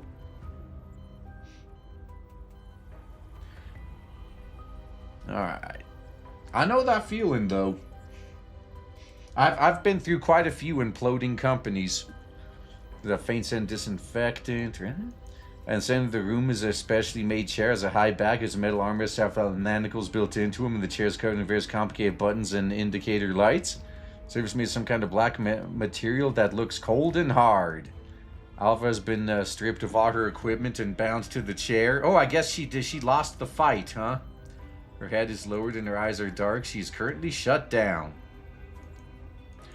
Cables of various thickness are plugged into her body or connected to devices surrounding her. Huge monitor displays constantly shifting complex data and waveforms. Several lab-coded marionette doll researchers are working around her. They receive extensive and sophisticated biosynthetic external customization. Their facial expressions look exceedingly lifelike. However, the way their fingers fly across the keyboards exuding humanity is difficult to hide. From time to time, they glance at the data on the screen and frown as though they've encountered some problem. One researcher carefully adjusts the cables coming from Alva, ensuring there's a good connection to the equipment. Another researcher carefully studies the data on screen, constantly taking notes. Yet another researcher is holding a tablet PC, but on close inspection, reveals they're actually playing a game. Oh man, that guy was just, yeah, he's like, I did my job, I'm just checking out. Oh man. Yeah, how much you want to bet Alva got herself captured on purpose? Because, like, this is how she fights. Yeah, now she's gonna fucking hacksaw him from the inside. We'll see. Oh, this is before the explosion? No, this is in a different area, I think. They wouldn't have brought Alva to that lab. Oh, Sky the Shrimp Benny. So another 5. Well, the problem hasn't been fixed all week, and someone called ethics, so now the big bosses came in, and now there's an investigation. Well, that sounds fucking awesome. Well, hopefully things end up going well for you guys, though. I mean, even if the place implodes, hopefully you get a payout. Click. And sound head opening the shatters the lab's soilence. ... Your stride is even like a soy-sided gentleman during a grand theater. Her gaze coldly sweeps the room and she locks on the researchers playing solitaire in the corner. Her lips curl with an almost undetectable disgust, but she maintains her composure. So you need to dress up these marionette dolls and have them act out this charade. It's called aesthetics, Miss Igla. Ah, so there were more of those model of Naitos, huh? So as this question figure rolls out of the shadows on a swivel chair. She has a cup of hot coffee in one hand, she's stirring with a spoon in the other. A murky coffee that has so much sugar that's practically solid. She smiles bright and sinister, her eyes are wide, but there is a mania in them. Lady Chilovi, yeah? Your slightly wrinkled brow and the revulsion in her eyes indicates her true feelings about the researcher. Hope there's a good reason for you to summon me while young Mistress Orphelune was receiving guests. Oh, relax. So he tilts her head back and finishes the coffee in one gulp, then spits it back out. That was awful. What's the meaning of this? To try to live like my idol in order to spark some inspiration. However, I'm bad with sweet stuff. Clean it up. Yeah, Maynard all steps in the sidelines, cleans up the floor. Tarek chuckles and puts the sediment-filled mug back on her table and then kicks off the ground and to set her spinning chair revolving until she gets dizzy. Now, you're free to enjoy personal amusements, but the reason why I rushed here upon receiving news was to obtain results, not to appreciate your aesthetics. Young Mrs. and taking important guests, I cannot be away for long. Despite this plateau, the annoyance in her eyes is growing. She walks slowly to the center of the lap, her gaze locks on the bound Alva like she's inspecting an exquisite but flawed work of art. Lighten up, Miss Igla. Did you know the way you frown reminds me of when my kitty at home gets mad? She laughs in a melodramatic wave and jumps out of her chair, hopping and skipping over to Igla, making a kitty's got claws gesture. Sense of humor is as striking as ever. Get to the point. I need to return to the young mistress's side. Young mistress, this young mistress, that. Every other word out of your mouth is about Orphelune. I'm so jelly. Fine then. What I want to say is we gain absolutely nothing from hacking into her. It was a catastrophic failure. Well, did she already cut off her body and back up her neural cloud and deleted everything locally? Yeah, could be possible. Now, Tyrese Stone suddenly switches to a theatrical depression. She collapses in her chair, face falling into a mask of exaggerated despair. She tilts her head back to gaze at the ceiling. Neural cloud's been completely locked down. No one's been able to get into it. I've tried 107 different methods to try to crack it, but none of them worked. My guess is that the legendary Pandora code I've heard so much about, fucking geniuses, I swear to God, seriously. It's been 10 years, no one's been able to crack it yet. Pretty scary, don't you think? In any case, my plans to get into her base layer through direct access methods look like a bust. Lame. Put me away from your mistress side just to tell me that. I need to throw an incredible and amazing processing power of a third-gen doll like yourself at this particular problem. Yeah, I need you to fix this for me. That's right. I mean, there's no doll in the Girard group who's better at electronic warfare than you, right? Why should I help you? It's so that... I respond to ingratiating and annoying smile. She rubs her hands together. So we can better implement the young Mrs. Project Eden, of course. Several efforts to defy expended to seize that box suggest they likely have a lot of data on the specimen inside. Might find top secret information in there to help the young mistress overcome her technical barriers. Sounded like I was trying to trick you. You know, lightly adjust her cuffs to her slender fingers. Movements are simple, but there's a chilling pressure in them. Reactivate her. Are you sure? Are you sure you're doing this? Really? You sure? As left, she suddenly cozies up to Igla. That's that way. A look of something resembling surprise on her face. It's not like whatever hidden agendas you may have can do me harm. So that's supposed to mean, of course, your Mrs. Well-being's on top priority. I just happen to be able to get a little something out of it too. Seems legit. It does not answer her. She only unreels a cable from her own access port. Be careful when hacking her. If you fail to break through a barrier, she'll probably self-destruct on the spot. And that would be game over. Focus on your work. Your tone does not change, but there's an undeniable authority in her words. I'm sure you're aware that time is not on either of our sides. Sis, has old man Oleg already found out you've been messing around behind his back? Maybe. But the old dude isn't as dumb as he looks. He finds out you were interfering with his business. Mind your words. You're the best, boss. He goes the fairest. He goes wishes my command. Uh-oh. She bows to over-the-top fashion to show she's ready to cooperate. Her eyes shine ever brighter. In response to Tuvig's acquiescence, the marionette dolls dressed up as humans begin moving without a command, as though they had been suddenly infused with life force. Movements are mechanical, precise, no hesitation or delays. They follow procedures meticulously, a click of switches, the humming of machinery like a prayer for resurrection. Electrical current flows through the cables plugged into Alva and into her entire body. She reflexively struggles and groans in pain. However, the bindings which secure her in place leave her unable to move. The awakening process takes some time. After a while, Alva slowly opens her eyes, her blurry vision focusing into clarity. After surveying her familiar surroundings, she turns to the marionette dolls, now frozen in place with their earlier flurry of movement replaced by vacant stares fixed on her.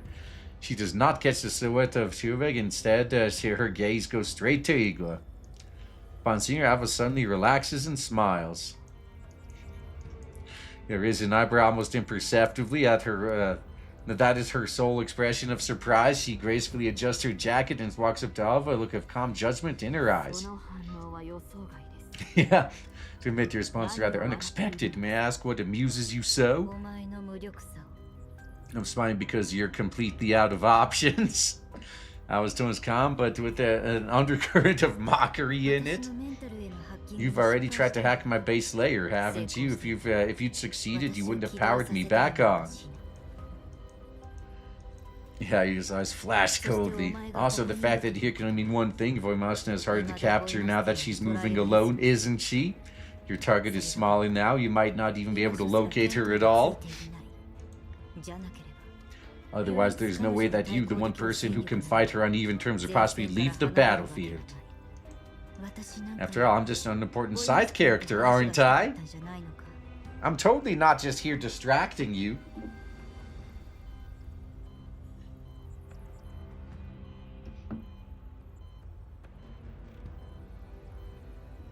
Oh man, majority of the roster are DPS. Yeah, I mean, most are some kind of DPS. There actually aren't that many tanks. There are way more supports than tanks. Technically, Florence is a support, right? So, but a lot of them can double as tanks. And it pauses, then continues. The reason you're here is not at the front, is plain and simple. You've had to capture Vastina and to crack my neural cloud. In other words, you're completely out of options, and it's eating you up inside. Not again, meticulous, but as cold as ice. Approaches Alva, reaches out to lightly lift her chin, feigning gentleness. Your power of observation deserves praise, but you are jumping to conclusions. Trying to anger your opposition is not wise, especially given your current situation. What I can do far exceeds what you can imagine. This is where the fun part begins. Should move behind Alva at some point. She slaps excitedly, a twisted glee twinkling in her eyes. Oh, Alvatska, did you know Miss Igla might look as meek as milk, but there's no limit how far she'll go to get the job done? I'm actually curious just at what she'll do to you. Will you cry and leak snot everywhere? Will you scream and beg for mercy? Oh, you just go mad and have a psychotic breakdown on the spot. You? As composure shows the first crack upon noticing Shurik's presence. Aren't you supposed to be dead? It's the least of your worries right now. Yeah, I knew they put too much effort into her to have her be just a one-off character they killed off. So that's good to know. Sarah's voice is filled with childlike curiosity and excitement. She bends down and speaks to Alva's ear, but she does not whisper, ensuring that Igla can hear her too. Igla might be dignified and proper, but in private, oh boy. Bet she's gonna play all kinds of games with you. Her eagerness is most touching. Would you mind reining yourself in a little? This tone bends a hint of warning. Believe me, you could not even begin to inflict the kind of suffering I've already been through. Her brief surprise however quickly gets her emotion under control and faces Igla again. There is a look of what would almost be admiration in Igla's eyes as she gazes at Alva. She takes a step back, hand gently caressing Alva's cheeks, a gesture so tender it could have come from a lover, but it sends chills down Alva's spine. She's most admirable. I have no intention of trying to outdo your past. I'm curious, when your partner was freed by your departure, did you feel something like relief? You were always the millstone around her neck, were you not? As a response to a scornful smile, for some reason, smile ignites a nameless flame in Igla's neural cloud. Turns away to her just chirping a voice that allows no refusal. I think we could go straight to the final phase for her. Right to the main course, then. Alright. Big excitement. I can't see what a neural cloud is like. Is it an intricate little box, a patch of starry sky, maybe a labyrinth? That's so exciting. There's no change to Vig's outfit. Simply nods to indicate that the marionette dolls should continue their work. Do it. So marionette dolls surround Igla, their hands connecting various cables. Access towards Igla has opened up. Alright, now we get to the fight in level 2. Mass amount of signal floods through them into Alva's mind, blacking out her vision. Alva struggles in the darkness with all her might, but she can't break free of the bonds which hold her. For an instant, Alva's body twitches and shudders before she goes limp and unconscious. Defensive bears down, you can do whatever you want to her now. Already? I don't know how long it's going to last, you better work fast. Just leave it to me, alright. The bright shine as she approaches Alva, reminding her like an exotic treasure. My specialty is plants, but I like to study... While my specialty is plants, I study doll neuroclouds in my free time. So many secrets and surprises. Opening up is like unwrapping a present. If you ever decide to donate your body to Soyance, let me know. Your enthusiasm is most striking. I hope you will apply it in the right direction. His words are common, but the warning of your voice is increasingly evident. Normally, I would return to your mistress side immediately after taking the importance of this matter into consideration. I decided to stay behind to personally supervise the procedure.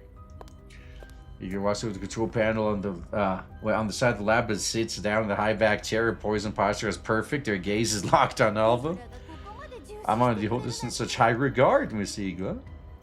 She fakes her look of depression, but has a sly glint in her eyes. Do not misunderstand me. I'm simply ensuring that everything goes according to plan. Why wouldn't it?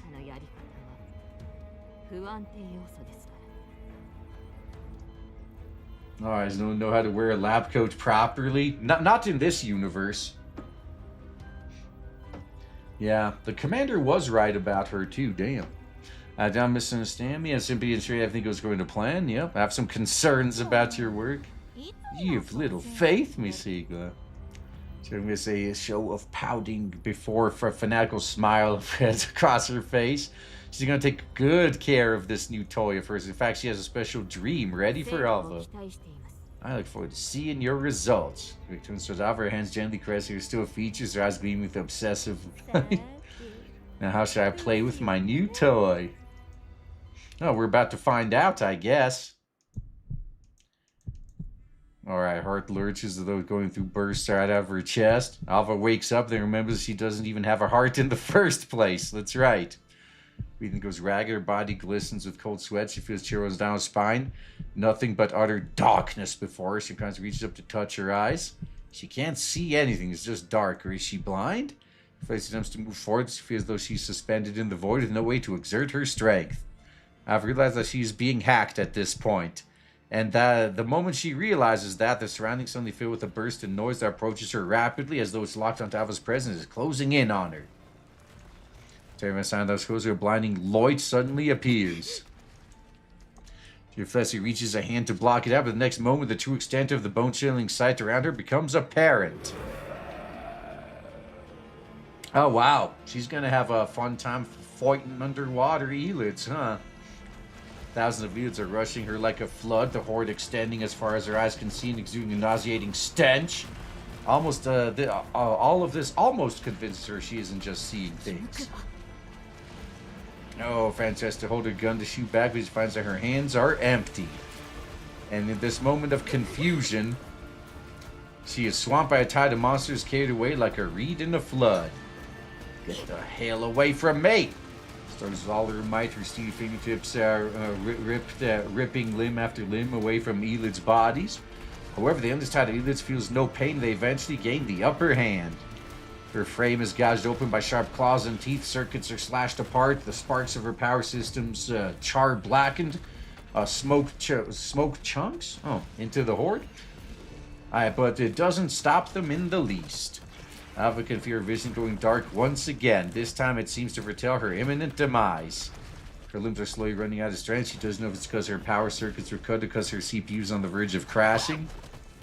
But she opens her mouth, but she can't make a sound. The creatures bury her in the abyss. She doesn't feel pain, only a growing fatigue. She's getting a little tired. Uh-oh. Just as I was about to doze off, a mighty force suddenly grabs her arm and pulls her out of the Elid horde.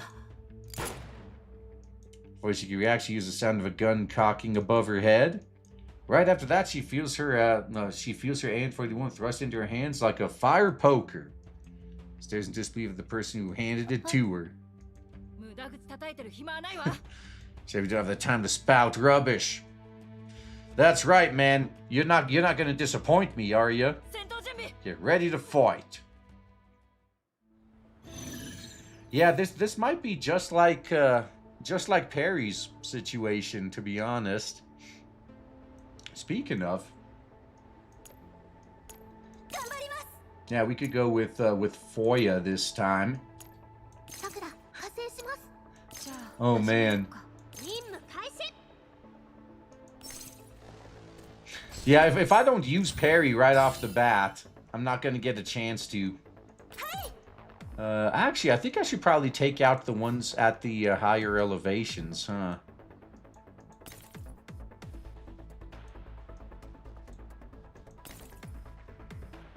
Oh yeah, it's technically behind a wall, so I mean I can hit it from there. Ah shit, I gotta be quite close to that, to them to be able to hit them, huh? Damn, that's a little annoying. Okay, I mean that'll be outside of the blast radius there at least. Yeah, that shield right there, man, saved my ass so many times.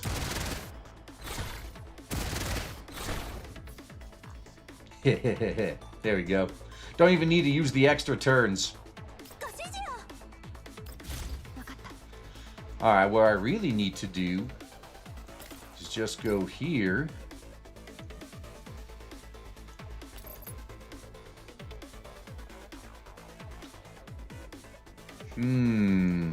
I can't reach all of these guys. Yeah. They made this difficult, didn't they?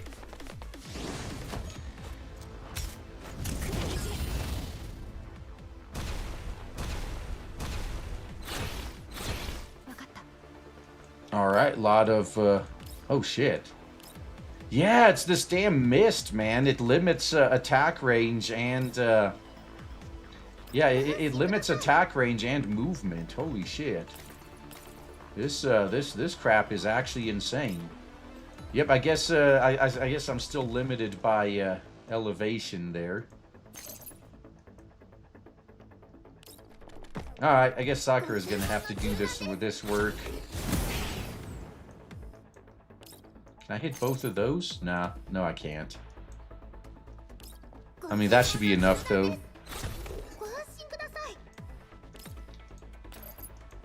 Alright, I could isekai truck this guy.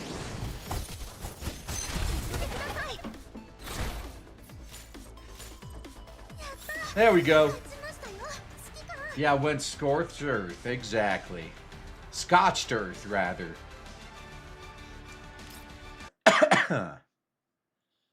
Alright, so Alva did resist. Okay, let's see for how long. Oh, yeah, that's not that one yet, huh? Okay. That'll come after this one. That sticky choking darkness plugs her nose and throat is disgusting, but she can't even throw up. This is the only thing Alva can feel right now. It's as though she's drowning in a huge swamp, unable to breathe or move. Roars slam into her ears, accompanied by nauseating sounds of chewing. They're elids. These aren't the usual elids, but human-based infected, surging towards her like a flood. Alva's never seen such a variety of elids before. Well, we've seen it.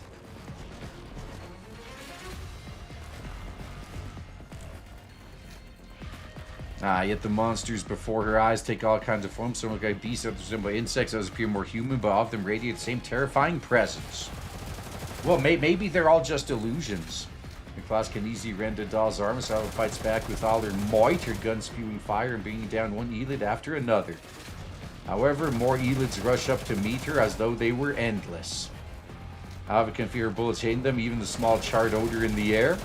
However, those monsters appear to know no fatigue or pain. There are far too many of them. A powerful sense of helplessness fills Alva's neural cloud, a profound realization that nothing she does matters, driving her to lower her gun. What are you doing? Keep shooting! And with a sharp rebuke and behind her, her frame shudders as she frantically reloads and starts shooting once again. Even if you run out of ammo, just spawn more ammo and keep shooting.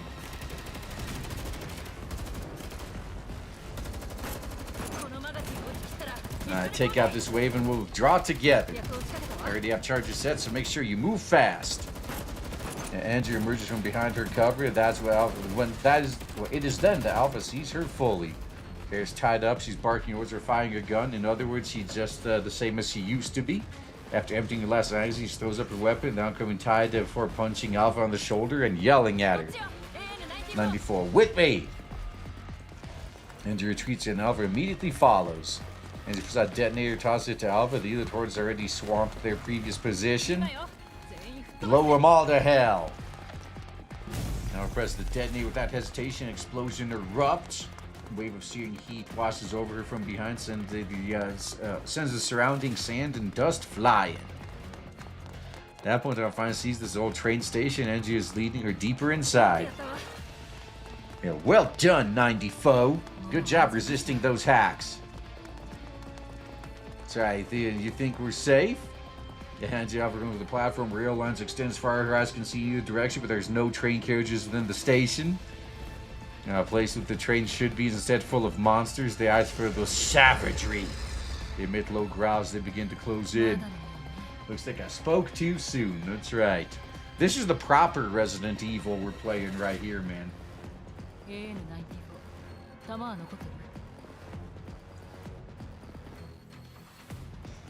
For what's your ammo situation like? I was here. This is a list of final magazine that's already loaded in her rifle. Meanwhile, Angie pulls out an MP443 at her waist and her combat knife. Say we'll need to hang in there until the train arrives. It's going to be a hard fight. So let's get ready for it, 94. We need to survive this.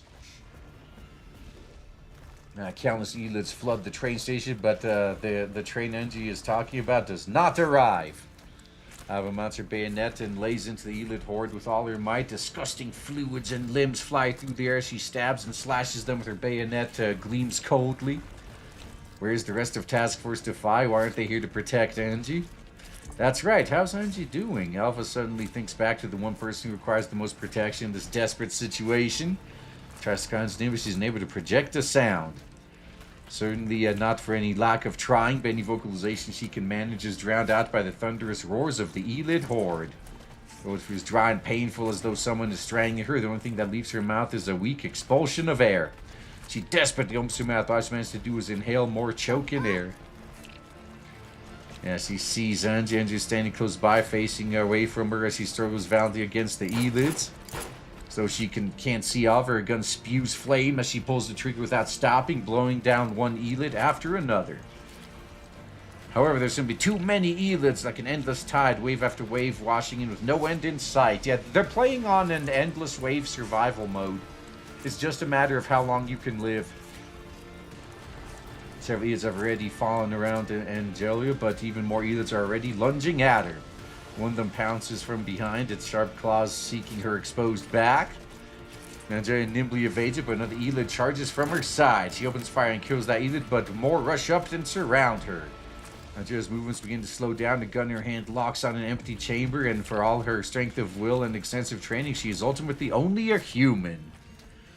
Her body bears several wounds. Fresh blood oozes from them. Alva wants to rush over, but the Elids have already surrounded her as well, to the point where she can't even take a step forward. Uh-oh. Is this the end? All she could do is watch as the horde swallow up Angie, powerless to help. This powerlessness is very familiar. A huge ear throws stuff at Angie and knocks her to the ground. Alva reflects her reach for her gun in her waist, but her hand finds nothing. Almost at the same time, she sees Angie's pistol on the ground. Well, use that. It's the MP443 has accompanied her for 10 years. Angie tries to struggle to her feet, but the sharp claws have already pierced deep into her body. Crimson blood stains her clothes instantly and is more visceral and shocking sight compared to how electronic components are exposed when a doll's synthetic skin is torn open. Angie collapses to the ground, still struggling weakly. Alva can see that she is looking at her. While her eyes are filled with pain and refuse to accept her fate, there's no fear or despair. Her lips are moving slightly as though she's trying to tell Alva something. However, Alva cannot make out what she's trying to say. All she can hear are the howls and roars of the monsters. Suddenly, Angelia pounds the ground, and all surrounding sounds vanish. All right, as Alva's gone deaf all of a sudden. The fallen Angelia suddenly kicks away the Elid attacking her, shouts at Alva in a word of silence. Her voice is clear and almost deafening. Board the train. Oh shit! So it's here, huh? What? Oh, suddenly there's a train. Alright, sound suddenly returns to the world. The Elid's howls pierce the silence first, then the blare of the train horn as it thunders into the station. You also hear a machine gun firing from behind her. Elids around her collapse onto the ground. Nice. You're a mess, senior of mine. Nadia? The machine gun winks, but her weapon never stops firing, cutting down one mob of Elids after another. You need flamethrowers, machine guns, or explosives for a situation like this. Smile as mysterious as Alva remembers, but after learning the full truth, she realizes there's something else behind the mystery. This isn't right, you're... Yup, I'm dead. All men must die after all. And dolls too. After laying down toward the ferocious firepower, RPK-16's LMG finally falls silent. She is out of ammo. But dolls do not die, and neither will you, Alva. It's time you boarded the train. Or did. And Alva feels a stabbing pain in her neural cloud as though she's forgotten something very important. Trains break shrieks as they engage and slowly grinds to a halt amidst a spray of sparks. The door suddenly flies open as though it were waiting for someone. Alva opens her mouth to ask what's going on, but she doesn't get the chance to say anything because RPK-16, still smiling, suddenly raises her hand and shoves her into the train. Yeah, take care of yourself, dear daughter. Uh-oh. Hopefully this isn't all part of the enemy's plan. Uh-oh.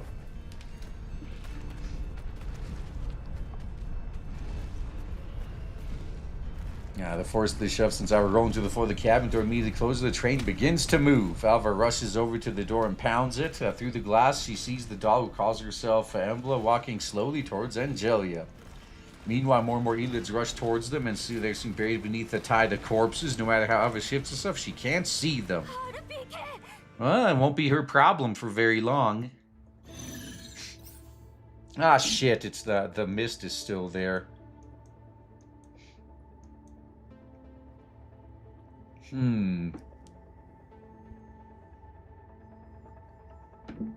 Yeah, I think actually this one, this would be a good time to bust out the I win buttons.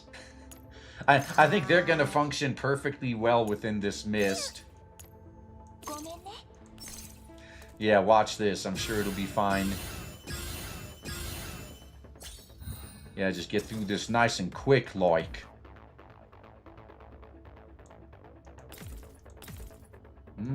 How far? Okay, I can't reach the last guy there anyway. So if I can't reach him anyway, I may as well take out as many of these as I can. There we go. The mist doesn't affect the range of that. Ah, shit, I can't even get all of those. Fuck, that's actually kind of annoying. Well, Mekti's going to be able to clean up the rest. It's been fun. Bye. Oh, yeah, man.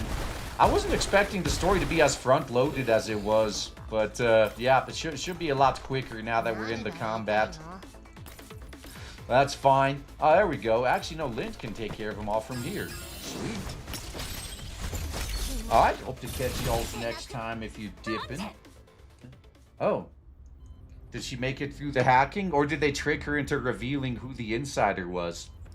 Well, Alva suddenly snaps awake. Her original blurred vision begins to focus. Her frame's functions quickly recover. The scene before her gradually focuses in a cold, white expanse. She's lying in a half-sealed capsule, and the cables used to assault her neurocloud are still connected to her access ports. This place is cramped. She's surrounded by icy cold metal on all sides, covered in a complex array of whirring and indicator lights. Her body is bound to a chair, she's unable to move except for some small head movements. The capsule is filled with a quiet hum. Upon closer listening, it turns out to be running noise of various pieces of equipment. It makes her feel anxious and uneasy. A wave of dizziness washes over her as she feels the phantom pain of severed limbs and simulated, nociception? Oh, signals in her neural cloud. The signals feels incredibly real. Yeah, so okay, so maybe she was able to wake up mid-hacking.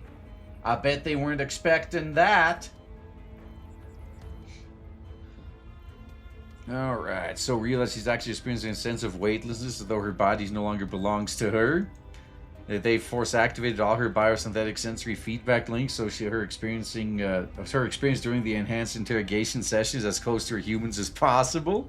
She even experienced the ordeal in level 2 as a human being would.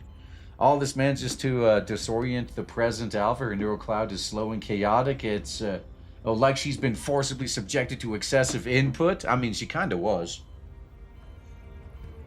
It takes near 20 seconds for you to come to your senses and start thinking again. That outer offensive barrier, the outer offensive barriers of neurocloud have been broken. The opposition is now flooding her level 2 layer with huge amounts of sensory data, simulating human level torture-induced suffering, in a final attempt to overwhelm her operating logic. They also attempt to override Alva's original cognitive process with large quantities of phantom signals, aiming to force her defensive systems to self-destruct. Had these attacks not been effective, Alva thus woke from her nightmare. I mean, if she self-destructed, wouldn't that be kind of pointless? I mean, how would they get data out of her in that case? Yeah, that would be kind of weird.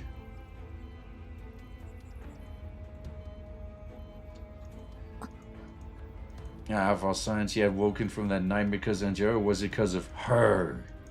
As she peers through the observation portal of the neural capsule, Alva can see a spacious lab where she had just been a while ago. The researchers in white are working on the lab instruments recording data. They don't seem to have noticed that she's woken up. Or is this still part of the hack? Like, that's the thing with these illusions. Francie sees Ziegler standing in the middle of the lab. She doesn't know how long she's been unconscious. After all, there's no way to judge the passage of time in level 2, and her internal chronometer doesn't work anymore. Perhaps Ziegler is still there because she was only shut down for 2 minutes. Maybe it's been a full day. Had already left and returned. Yeah, who knows? This is by no means an unimportant matter. While Alva is pondering this, he suddenly notices a human soldier rushing in from outside the lab. His outfit looks very similar to the armed troops she fought earlier. There is an anxious, frightened look on his face as his forehead is covered in sweat. I have news, ma'am. There was an explosion at the lab. Uh-oh. Despite his evident panic, he walks the case something like a proper soldier. If it's obvious he's forcing it, Alva can tell he's wounded even from a distance. He maintains her calm bearing after seeing her subordinate's condition. She turns slowly, her eyebrows slightly furrowed as she studies the guard. Explain the reason why you have come here. Guard gulps, his throat shifts visibly as he swallows. He does not answer his question right away. His frown deepens, a flicker of unease passes through her eyes as though she already knows his news is not good. Is it about AK-15? Did she manage to break through the lockdown? Or did someone force their way into the sewer search area? Uh-oh. There's nothing to do with her. Our squads are still carrying out their search. Oh god, more sweat beads on the guard's forehead. He knows that no matter how hard he tries, there's no avoiding what's coming next. His gaze is gentle but terrifying. Uh-oh. It's about the young mistress. Uh-oh. He takes a deep breath. If I manages to work up the courage to speak before he can even finish explaining why he is here. Hearing that key phrase causes her to instantly lose her composure. Fueled by a rare savagery, she seizes the man by the collar and lifts him off the ground. Yeah. What the fuck happened? The lab was attacked. But the young mistress, she's alright, allegedly. Man frantically tries to explain himself. He's pleading for his life. Oh man. His face goes pale. She lets go of the man. He drops to the ground amidst a fit of coughing. Well, at least he survived. She forces herself to stay calm. The anger and worry in her eyes is obvious to anyone. The guard doesn't dare raise his head or look at her face. He opens his mouth as though he's about to speak, but he doesn't manage to utter anything beyond nonsensical syllables. He's heard rumors about Igla, just as the guard has been teetering on the verge of panic. He suddenly reaches for the pistol at her waist. Looks like it's been custom made. It's a gold-plated body, shimmers the faint blue light. She raises it with a blank expression in her face so fast the guard can't even react. By the time the guard realizes what's going on, all he can do is close his eyes in resignation and despair. However, he defies everyone's expectation by turning and taking aim at Tuvig, who's spinning lazily in her chair. Oh man, she immediately just ran those calculations. Like, oh, is this why you wanted me to be away from the lab, huh? I see. She pulls the trigger. A fireball erupts from the gun's muzzle. A primitive black powder propellant belches a thick gun smoke cloud. Chirvik's face disintegrates into crimson mist. The massive impact sends her entire body crashing to the ground. Well, it's not like she doesn't have another one. She doesn't even manage to cry out. Her fingers twitch slightly. Then she goes limp. Foul-smelling blood oozes from the hole in her head and makes a huge stain on the ground. The guard's eyes go wide as he covers his mouth, desperately fighting the urge to scream. It's not that he hasn't seen dead people before. In fact, he's personally created many corpses in the line of duty. But now he's terrified beyond the capacity of rational thought. Alva observes this with a blank look on her face. Igor's actions are ruthless and decisive, but not surprising. Alva's already seen through Igor's true nature from the start. After Chirvik's collapses, the marionette dolls moving around the lab and instincts for human beings start to collapse lifelessly, one after another. Meanwhile, the device on the other side of the lab suddenly comes to life. Looks like the sleep castle Alva is currently occupying. Its silver-colored exterior hatch a gleam of dazzling light. It's a burst of noise and machinery and runs and gears engage. The capsule's hatch opens slowly, emitting a cloud of white vapor. A naked Whammon steps out of it, wreathed in wisps of what looked like some sort of refrigerant gas as it evaporates. She casually reaches for a lab coat from a nearby peg and throws it on. Yep, looks like the clone is already up. Alright, in our entrance, the collapsed researchers who look like puppets, their strings cut, begin to slowly get back up. They appear as though they've been recalled to life and carry on with their tasks like nothing happened. Well, that's nice. Oh man, too bad her sleeve's in the way. We could have seen some real good views. Yeah, how barbaric. Lancer casts a size heavier, tones theatrical and mocking. Her hair is damp and her face is oily, like someone spread a layer of butter on it. Maybe she was doing some oral wrestling. Now it's plain to see as she looks identical to Chirvik's laying dead on the ground. Why the temper tantrum? Is this how you treat an old friend? How rude. As she says this, she snaps her fingers like she's performing a magic trick. Sponsors said researchers like the ones who cleaned up the office begin to promptly appear at the corner of the lab. They begin cleaning away the corpse and the blood stains. Their movements are swift and practiced as though they've rehearsed this countless times before, or maybe they've had to perform this procedure innumerable times before. I think so. They're carrying the corpse away, mopping up the blood and re-waxing the floor. Everything is back to how it originally was. Yeah, it's as though nothing has ever happened. Well, minus the naked woman, so It's improved, let's just say. Please return to your post. Yes, ma'am. Guard scrams out loud as if grant a stay of execution. Once Guard Scrammy returns to the brand new Tuvik. I thought I would not need to explain myself, but clearly I've overestimated your intelligence. Don't forget, the only reason I'm going along with your despicable schemes for the sake of the Girard group and the young mistress.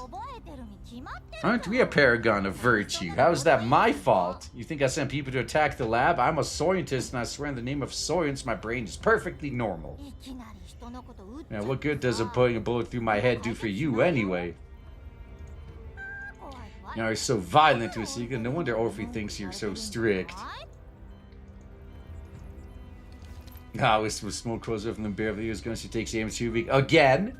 Moser is trained squarely on Tuvik's head, and she looks like she might fire again at any time.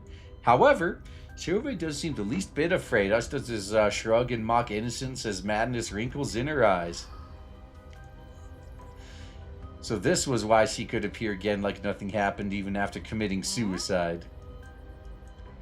Gaze towards the source and realizes that Alva is awake. Uh-oh. She bats her eyelash, opens her mouth in a parody of surprise, then tosses off a wink and a smile, a smile with a twisted playfulness. Alva coolly meets her gaze. Resurrection, is it? What a disgusting technology. You can notice her eyes and studies Tuvik. She takes note of the latter's antics, but doesn't seem to care. I was away from the lab for less than half an hour and just so happens to be attacked during that time, right when I wasn't around. Do you think I'd write that off as a coincidence? Of course it was. Isn't everything in the world a coincidence? Even meeting each other is a coincidence? Technically true. Yeah, Tuvik turns in place like a kid, her lab coat flaring around in the air. You asked me to hurry here because a critical issue that arose during the Defy members' interrogation, which it did. Did I actually say that? I'm a total scatterbrain, you see. I mean, seeing as how you literally scattered my brains on the floor. Tuvik affects a look of vexation as she throws her back to the chair and kicks her legs like a child. Still, if I were you, I'd hurry back to your mistress' side now instead of blowing off steam by blowing up my head. Yeah, I'll always get another one. Even if she's fine, she might be super scared. Besides, if the attackers come back for another go, do you think she might be as lucky next time around? His face turns pale for a moment as panic flashes through her eyes. Then she adjusts her jacket, holsters her gun, and her movements regain their usual smoothness. If anything happens to you, Miss, I'm pretty sure there's no coming back for you. Uh-oh. The noise is calm, but the chilling threat she hears is more terrifying than any shout could ever be. Alright. She gets one last icy look at Tuvik before she turns to leave, doesn't bother with affecting elegance. Her priority is returning to Orphelune and the lab post-haste. Her footsteps fade in the distance and vanish. All that remains in her wake is gunsmoke and the stench of blood. There she goes. Unclear doesn't know how to enjoy life, don't you think? After at least Tuvik jumps out of a chair, spins around happily like she's putting on a show that only has Mariette dolls in it, and Alva. Alva knows Tuvik is talking to her, however, she has no intention of replying. Tuvik skips over to Alva's Hallucination capsule, hem of her lab coat drags on the ground, and her bare feet make a paddling sound as she moves. Like a curious child, she taps our ovation window and cranes her head to peer at Alva inside the capsule. Didn't expect you to awaken halfway through. The neurocloud is stronger than I expected. I mean, it might be. She looks at Alva in amusement, her eyes twinkling like she's appreciating a precious work of art or a beloved toy. A normal doll's neurocloud would have burned out in less than 3 seconds after being hooked up to her. And you actually managed to break free of that peak-grade torture program all by yourself. Want to know something? If you ask me, you're more of a third-gen doll than Eva is. Alva looks at the night to researcher before her, heart filled with revulsion and wariness. She has no idea what this Whammons is up to. The folks from Orlok are all dim-witted plebs. Yep, their approach to development has gone astray. Each one they develop is stronger than the last, but their neuroclouds get more childish with each generation. Oh, so ours are smarter. That's right. I mean, if the mark of excellence was fighting power, then the first third Jindal wouldn't be RO 65, but AK 15 of Defy, right? It's true. Oh yeah, Commander assaulted the lab. That's a fact. Oh, so that's how they pinned him as a terrorist, huh? He's got a little girl crush on that war machine, but she's never noticed that you are the real treasure of Task Force Defy. Like, fuck, you're blowing my cover, bitch. No doubt that Samantha Shaw is a genius. Spent most of her life devoted to developing military hardware, yet despite only being a newcomer to the Dolphin, she managed to create that Pandora, and you... So jelly. Tuvik heaves a theatrical sigh, her face falling into gloom for brightening and suddenly with a huge smile. Still, however talented or outstanding she is, she's dead, returned to the earth, and that means it's all over for her. The true winner is the one who survives to the end. Which is also true. Or their descendants. She indicates herself with her thumb. Despite her beaming smile, there's a frigid edge to it. I may not be as smart as those geniuses, but I will survive to the end and stand on everyone's shoulders to be the first to reach the truth.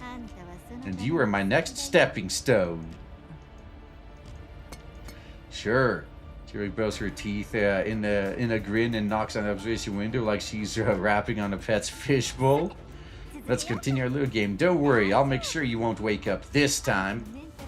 See how much I can extract from your neurocrat. I wonder what surprises I'll find. Maybe some traps. Saying so, she stands over the control panel in front of the hibernation capsule, shoves away the marionette doll working there, and begins to operate the instrument herself.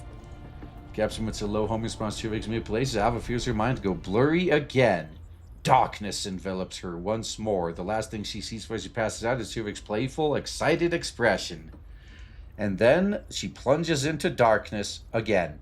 But this time she does not know if she will awaken again. I mean, she's on the team, so she'll be fine. Maybe. Maybe she'll just need to restore from backup and lose her memories. Wouldn't be the first time that's happened.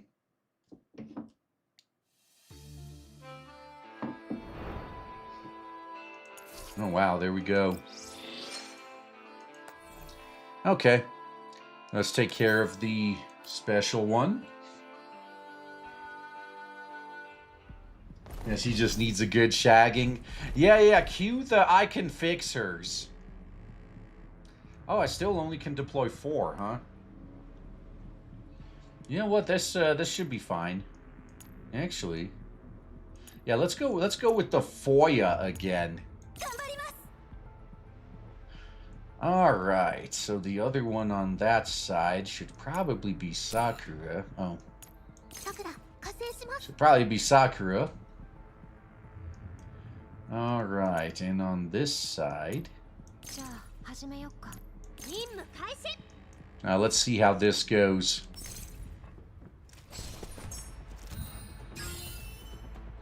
Yeah, I don't think I need to... I need them to meet up, but someone... Okay, I should be able to reach. Oh, so operating the elevator triggered them. And that's fine. Okay, that's not going to be too useful, really. Maybe I need to... Oh, no, that's affected by elevation. Well, let's get rid of that guy. I could just stand right next to him. Let's wreak some fucking havoc.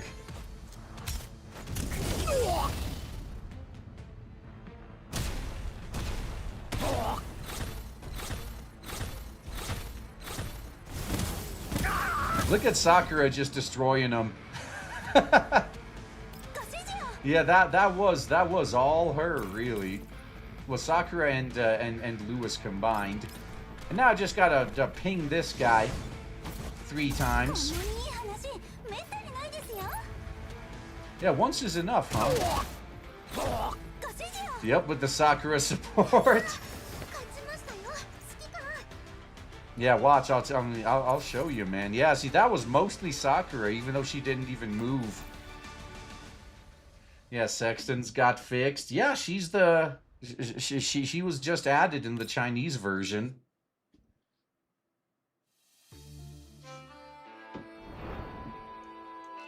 Okay. Oh man, let's go. One more fight, and then another story segment. Commander, the enemy has been driven out of the research facility. 404 is engaging the remaining hostile forces near the site. Monsoon Squad is on the way to provide support. Can't meet 404. Okay, what's the situation? Seriously, fire with them. They're armed to the teeth, but we can't identify their affiliation. Do we concealing their identities? We need to change. Do we need to change the rules of engagement? Start taking prisoners, I guess. And eliminate them as a top priority and gather as much information as possible. And so if we're outnumbered, their target is that young lady, then they split their forces. We may not be able to intercept them. We'll take their lead to a safe location first. Once we have her under control, you move towards my position. We'll wait for your signal. Alright, to cut the connection and turn to Groza and Colfin.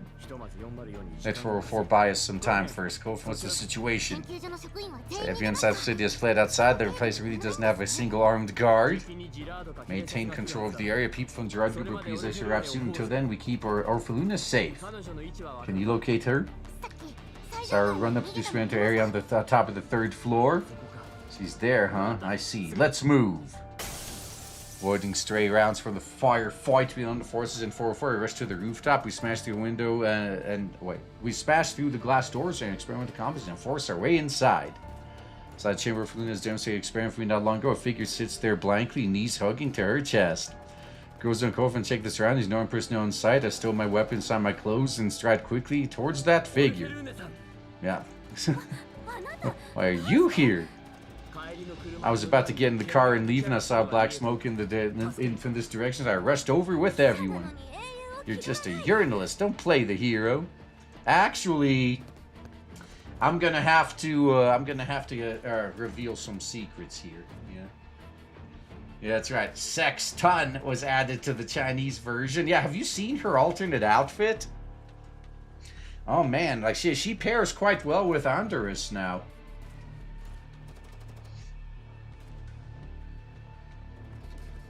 Wow, her tone is harsh, but the panic and tears from his eyes betray true emotions. I rush over to assess her condition. Though she's trimmed over, she doesn't appear to have any external injuries joined by her breathing. Her internal organs weren't damaged by the explosion either. Extending my hand to her phone. After hesitating a moment, she finally takes it and stands up. Where are the people who attacked the facility? They've been repelled for now. There aren't even any armed guards here.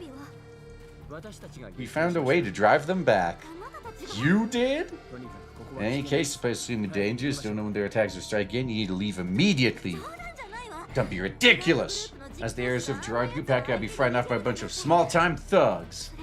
Besides, the research data are absolutely priceless. As if I could let them be destroyed. Despite her tough words, her almost drops the half-assed pile of data pads and test tubes in her arms. She bites her lip, trying to shoulder everything on her own. Now is no time to worry about that. Plans to go to again, even if they're destroyed. But something happens to you, then everything is really over. Yeah. As if something could happen to me. Listening to Trezov, she's talking to herself. Without this research, I don't even know what else I can do. It's too early to say that. You're only in your 20s. You still have a long life ahead of you. Don't you remember? You survived what happened in Frankfurt. Compared to that, this is nothing. As I flicker slightly as though the memory is stirred. You're right, but don't get the wrong idea. I'm only agreeing to temporary relocating the research. Tomorrow's demonstration will absolutely not be cancelled. Then come with me. I serve for Colfin to take hold of Orphelune. This time, Orphelune obediently follows as Colfin starts moving. But just as we reach the doorway, intense gunfire erupts from below. Shots and explosions come one after another. Commander! The enemy has begun a full assault on the facility. Be careful not to get caught. Thanks for the warning. Hold them off, rescuing the young lady out of the lab. Roger, stay safe. The fire fight downstairs intensifies further. Several rifle grenades come flying towards the rooftop. Get down! Get down! I shoot up as we dive towards the doorway. One of the nades hits the isolation chamber directly. The glass shatters, fragments hurling towards us under the force of the blast. Oh, so she got hit with something. Orphelune cries out, face Tracy tries not to show too much pain. Then realizes a shard of glass has lodged itself squarely in her leg. Oh, luckily they got a medical doll. Coffin picks up a pair of lab forceps and carefully pulls out the glass shard, then rinses the wound with distilled water and applies an adhesive bandage meant for emergency treatment.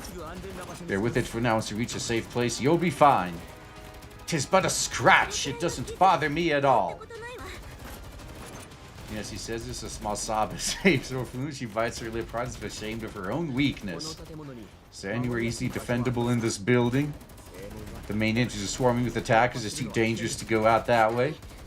Below this building, there's an air raid shelter for emergencies. Take us there. Oh, nice. So use extreme caution towards the air raid shelter while being targeted by successive explosions and attacks. Can you walk on your leg? I'm fine. You don't need to be princess carried? Now Orphelune endures the pain along the way, still trying to maintain her pride. I've been through worse in Frankfurt. Back then, Igla hadn't been created yet. No one could help me. It was my father. His voice suddenly wavers, both nostalgia and unease. Igla still hasn't come back? How could she not be by my side at a time like this? Uh-oh. Feeling really so such helplessness, but she quickly straightens her back again. Not that I need her to protect me all the time. I'm there, so Girard, you back and protect myself. Look at our face, not quite sure how to feel. Yes, I'm sure you can. After passing through long corridors, descending flight after flight of stairs, finally reached the air raid shelter enters, Orphelune mentioned. During the journey, whenever her injured leg is jostled, Orphelune will grimace from the pain, only to quickly force herself to straighten up each time. She then fumbled awkwardly for quite a while before finding and pressing a baton, opening a door at the entrance. Glass door made half-meter thick, homogeneous steel slowly swings open. Supporting Orphelune, we help her inside. As the heavy door closes, I issued orders to Group 2. You've entered underground shelter in the rear of the corridor. Secure the surrounding area and don't let the enemy get close. On my way. Alright, now we got the combat. Oh, it's this map. There's no boss here this time, though. Oh, there's a diner gate in the back. Oh, damn it, didn't mean to do that.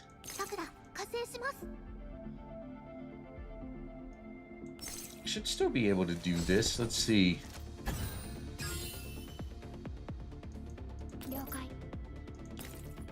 Maybe I don't wanna.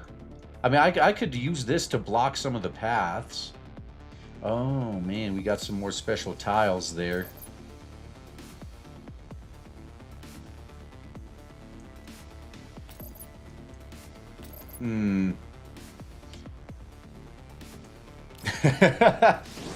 Fire it up.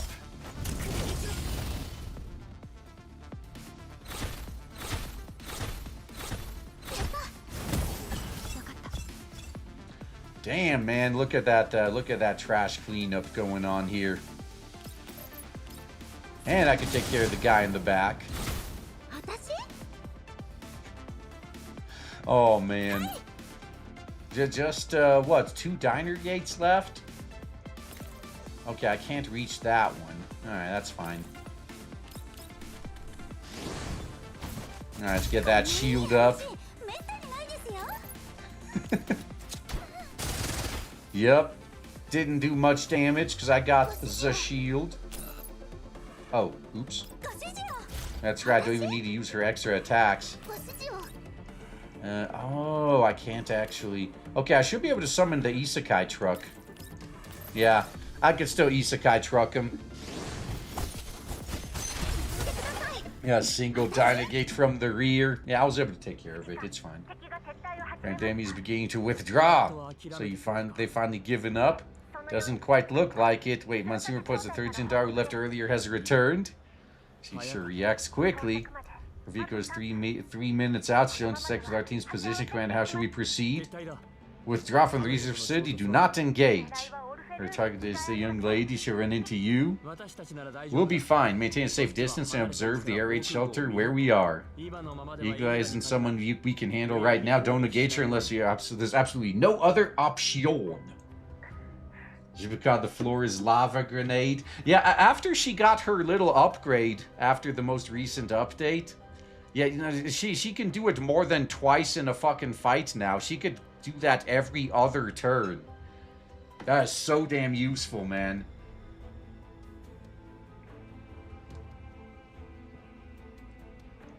Alright, understood. We'll remain on the perimeter and be ready to provide support at any time.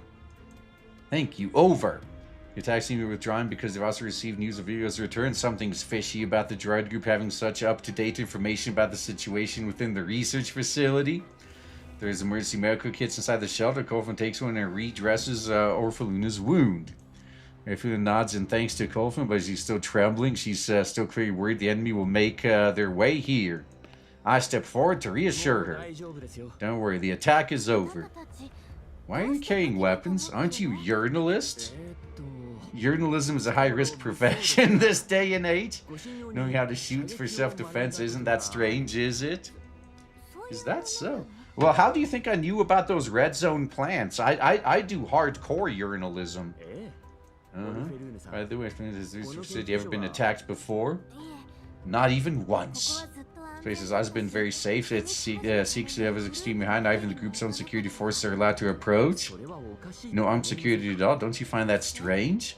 No, really, if it was so safe, why would they need armed guards for? Oh man, how sheltered. Yeah, so this attack was like triggered by recent events. Is the goal to destroy research? Are they coming after the young lady? Or you? The young lady's key figure, Project Eden. There's certainly no shortage of forces who'd want her gone. We've completed our withdrawal. You guys enter the research facility. You must be careful. Got it. Are you really urinalists? And how you acted just now, you... Sudden deafening crash interrupts Orphelune mid-sentence. Boom. Oh, I guess the half-meter thick steel can't stop a third-gen doll. Just here does blast open with a massive hole. A tremendous impact twists and warps the heavy steel door. Well, hopefully she at least scanned for life signs inside, because, I mean, I don't know if she'd want to risk hurting her mistress by accidentally hitting her with that. The dust settles. Zigo's figure appears in the doorway, the scabbard of a slender raper. Let's call it what it is. At her waist gleams a subdued silver loit mirrored by the silver and gold pistol in her hand. Her posture is immaculate, not that of a doll who blasted through a steel door, but of an aristocrat stepping into an opera house. Higa raises her gun, aiming it directly at my head. Step by step, she walks slowly towards me. Pardon me for rudely interrupting your conversation. If there is any discourtesy, I ask for your understanding. When of course you immediately step away from the young mistress. Alright. Well, she didn't immediately start shooting, so that's good. Your station costumes, Miss Orphelune, even one additional second discomfort. I fear I have to resort to methods that are less polite. Higa's voice is glacially cold. At my signal, girls at Kofin do not draw their weapons. I lock eyes with her, refusing to bend to her will. Yeah, you finally made it! Everyone's eyes glistening with joy. Composure she forced her upon herself is completely crumbling. Higa steps forward. The sound of her heels is clear and crystalline. She bows slightly, left hand to her chest, a flawless gesture of courtesy. My apologies for being tardy, young mistress. You're injured. For the first time, his voice wavers ever so slightly, though her near-perfect posture doesn't change. Guilt flashes across her face for an instant, replaced by a resolute restraint. She drops to one knee, right hand on her chest, performing an impeccable oath of loyalty. Seeing you injured is the greatest disgrace of my service as your assistant. Yeah, it's a strap-on raper, that's right. It's an unforgivable fail on my part, as I was not by your side when you needed me. Please punish me. It's nothing, I was just cut by some glass. As a member of the Girard family, this kind of injury is nothing at all. Strength moves me, young mistress. Once I deal with these uninvited guests, I will take you to the finest hospital, ensuring no scarring occurs. The areas from the floor, one fluid movement. Her gaze settles on us again with such icy murderous intent, sends a chill down my spine. If you were sent here by Sect Faben, perhaps we could conduct a more civilized negotiation. Girard is willing to offer 10 times the current compensation in exchange for your promise never to set foot in Lviv again. That sum should be enough for all of you to live in upper-class citizens in any white zone. What do you say? You misunderstand. Actually, they came back to save me. Yeah. It appears I'm to handle these trivial matters. This is my duty. Your still remains gentle and courteous, yet carries unmistakable finality. Shall remain pure, noble at heart, just as you were on the day you found me before the furnace. Let me discern and eradicate the lies of these filthy individuals. Well, on what conditions would you release young mistress? Name your terms. Or must you force me to tear you apart in front of Miss Orphelune? You should listen carefully to what she's trying to tell you. Even if you don't trust me, at least calm down and analyze the situation in front of you. If I were in cahoots with the attackers outside, I could have just taken Orphelune and left, no? Why would we stay in this shelter? Perhaps your purpose is to play the savior and deceive the young mistress into trusting you. Do you deny it? What would even be the point? They protected me the entire time during the attack. Besides, I'm a good judge of character. Someone I personally chose to interview me couldn't possibly be a bad person. Orphelune lifts her chin proudly as the tension there makes her unconsciously clutch the hem of her clothes. Very well. Since Orphelune trusts you, I grant you opportunity to explain yourselves. May I ask this editor-in-chief to explain why your entourage consists of armed tactical dolls? Oh yeah, red zone reporting's dangerous, bruh. Oh, see if you can convince her to give Igla to you. No, I'll just convince her to join my party. Then I get both of them. And there are also some sneaky rats lurking around the perimeter, spying on this place. I assume those are your subordinates as well. She actually noticed Group 2 monitoring the perimeter as expected. She's not an easy opponent. If you're not lackey sent by Sect 5, then you must be the dogs of the non-military force administration or some other UNC organization. Unfortunately, you're wrong on all counts. Then ask your affiliation. I'm not affiliated with any faction, but I have my own agenda. This man has ulterior motives. Yeah, I deal with them now. But one reason I came is because I heard that the field Orphelune might be a risk of attack. That's why I brought the T-dolls with me. And thanks to them, we were able to repel the first wave of attackers and ensure her safety. Surely you can tell the difference between the attacking forces and us, can't you? Came here specifically to protect me? Igla frowns, though she wants nothing more than to kill us immediately. There's no changing Orphelune's mind about this. Orphelune raised her hand so you had to stay her hand as her attendant. You cannot disobey her order. And the other reason I came here was to ask Miss Orphelune a burning question. A burning question? I ignored the rapier point at me, asked Orphelune in an unmistakably firm voice. I'm afraid there's more to your Project Eden than meets the eye. I don't know what you mean. I've already shown you everything about Project Eden during the demonstration earlier. You said you researched technical assistance from another scientist, didn't you? Could you tell me honestly who exactly was this other scientist? He has positive, sharp edge flashing in her eyes. She steps forward half-paced, the sound of her heels echoing clearly in the shelter. Allow me to issue a final warning, Mr. Editor-in-Chief. Mr. Orphelune has no obligation to answer such questions. The only reason I haven't acted yet is because I do not wish young mistress to witness something cruel. Do not mistake my tolerance for leverage. Completely unlike her earlier unflappable demeanor, her is the unmistakable anger in Igla for the first time. I must have hit a nerve. Beat on Third-Gen Doll's head, one slight tilt of your head, and we'll fire immediately. As voice comes through my earpiece, I remain outwardly calm and decide to press on.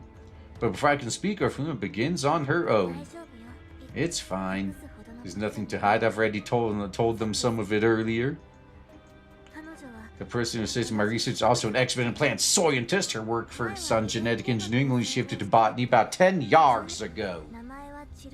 Talking about Chilvig, a good friend I mentioned before, you should be able to find her profile on various academic sites. To be honest, I met you under very similar circumstances as when I first met her. Oh, really? The time I'd hit a bottleneck in my research, tried countless methods but couldn't break through. Though I hate to admit it, I was stuck. Then she appeared at the right moment. Trying to help me overcome technical obstacles, she even proposed more innovative solutions. Right, so she really was just being used, huh? Dang. Really, she should just come with us.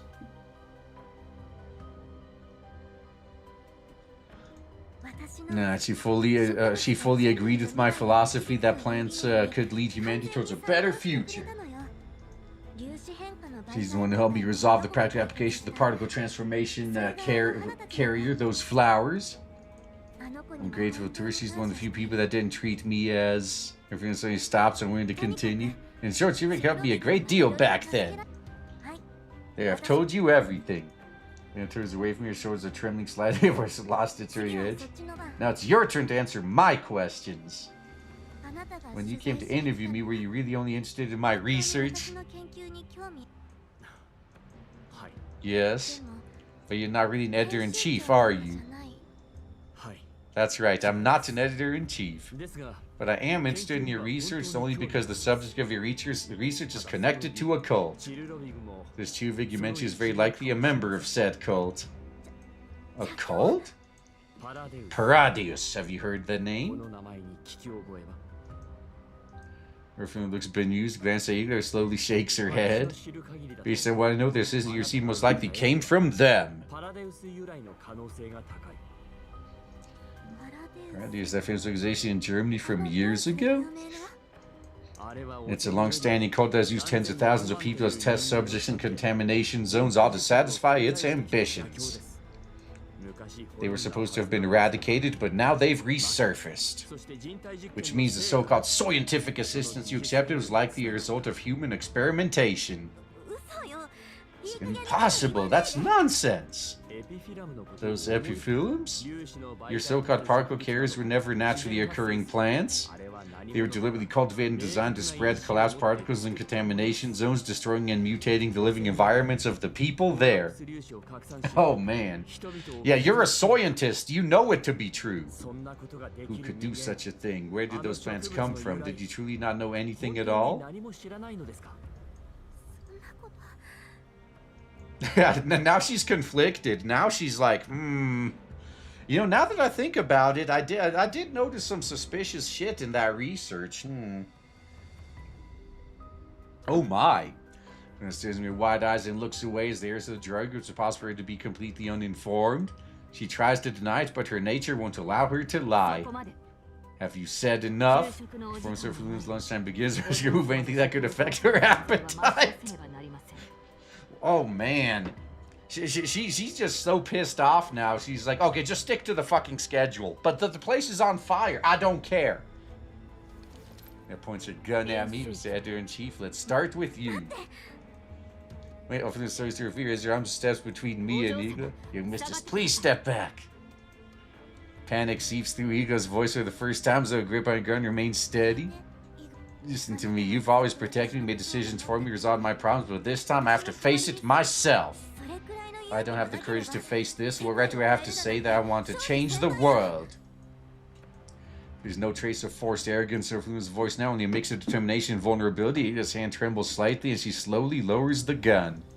Orphelune turns back to look at me. You said Tuvig might belong to a cult. Human experimentation is definitely wrong. Yeah. Unless they deserved it, I guess. What I felt from her is genuine passion and sincerity towards botany. Even if she really is a bad person, the knowledge she bought has undeniably advanced my research in a substantial way. But that knowledge is built on the suffering of countless innocent people.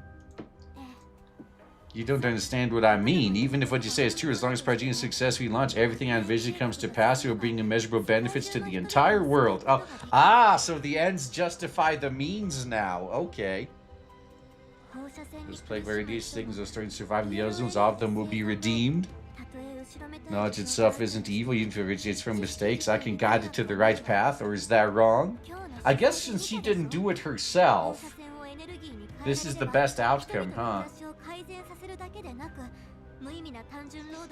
Hey, Science Station, you didn't. Your engine convert from radiation can massively boost productivity and quality of life and free count speed for meaningless repetitive labor.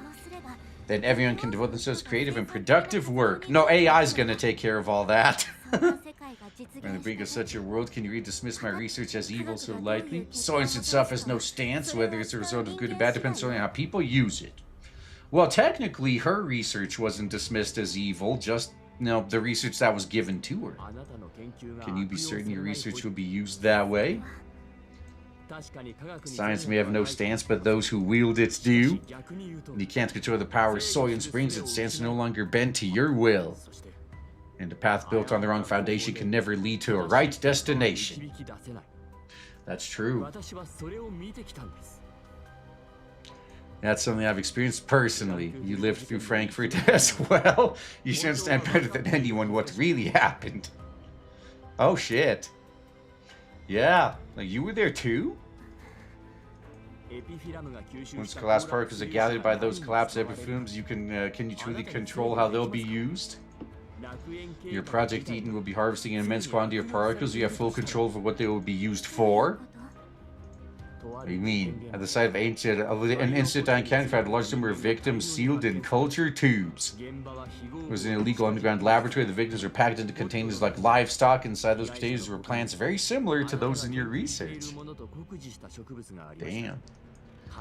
They were cultivated into elids, even boojums, without high-density particle radiation. That simply couldn't have been achieved in such a short time.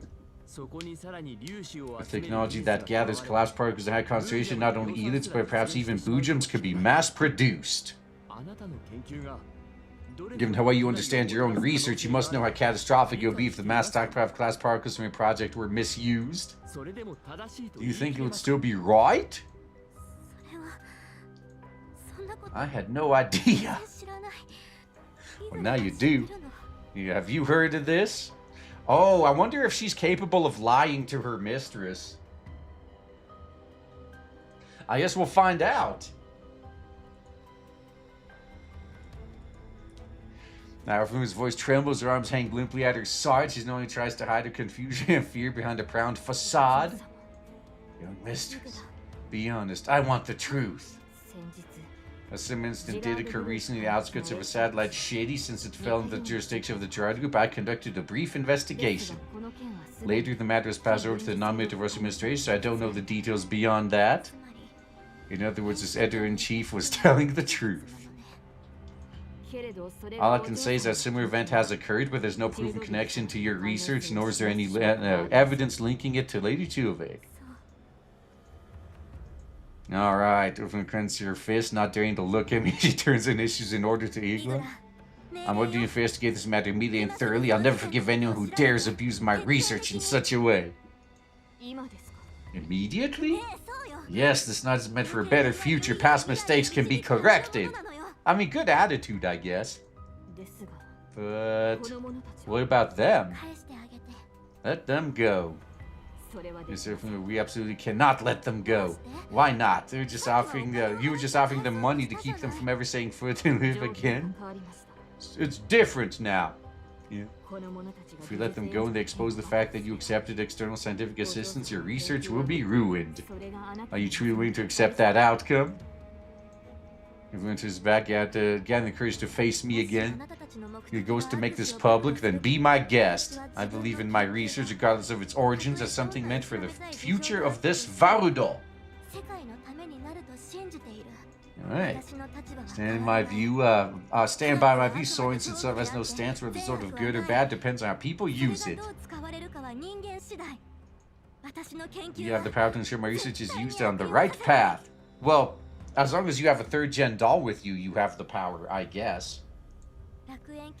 As you will officially begin tomorrow, when you witness the beginning of the experiment tomorrow, I hope you'll change your mind.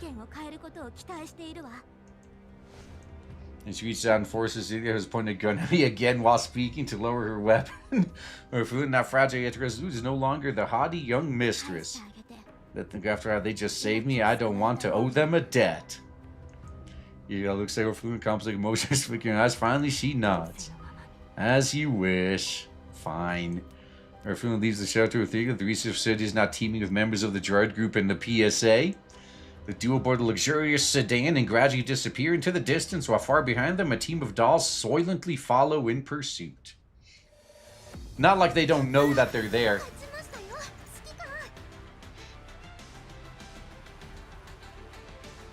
Yeah, would letting them have Helena be worth it? Of course not. It's just like in The Last of Us. I mean, technically, if Joel let them have Ellie, I mean, they might have been able to save the world, right? But Would it have really been worth the sacrifice? I don't know. Anyway. Oh, back to Alva now. Yeah, I'm at the reason for today's job. The eagle calmly steps into the laboratory where Alva is confined. Her footsteps strike the marble floor with precise rhythmic clicks, each step carrying undeniable authority, yet landing with lightness of a ballet dancer's point. Hello, and welcome back, Miss Igla. Alright, now what's she gonna do? Is she gonna risk her own part in this being exposed? We'll see. Chuve, still wearing nothing but a loose white lab coat, sits barefoot on a swivel chair, spinning happily, a cup of coffee in her hands, near drowned in syrup. Her smile is dazzling to the point of being unnatural, while cunning and madness glint in her eyes. She should ditch the lab coat, too.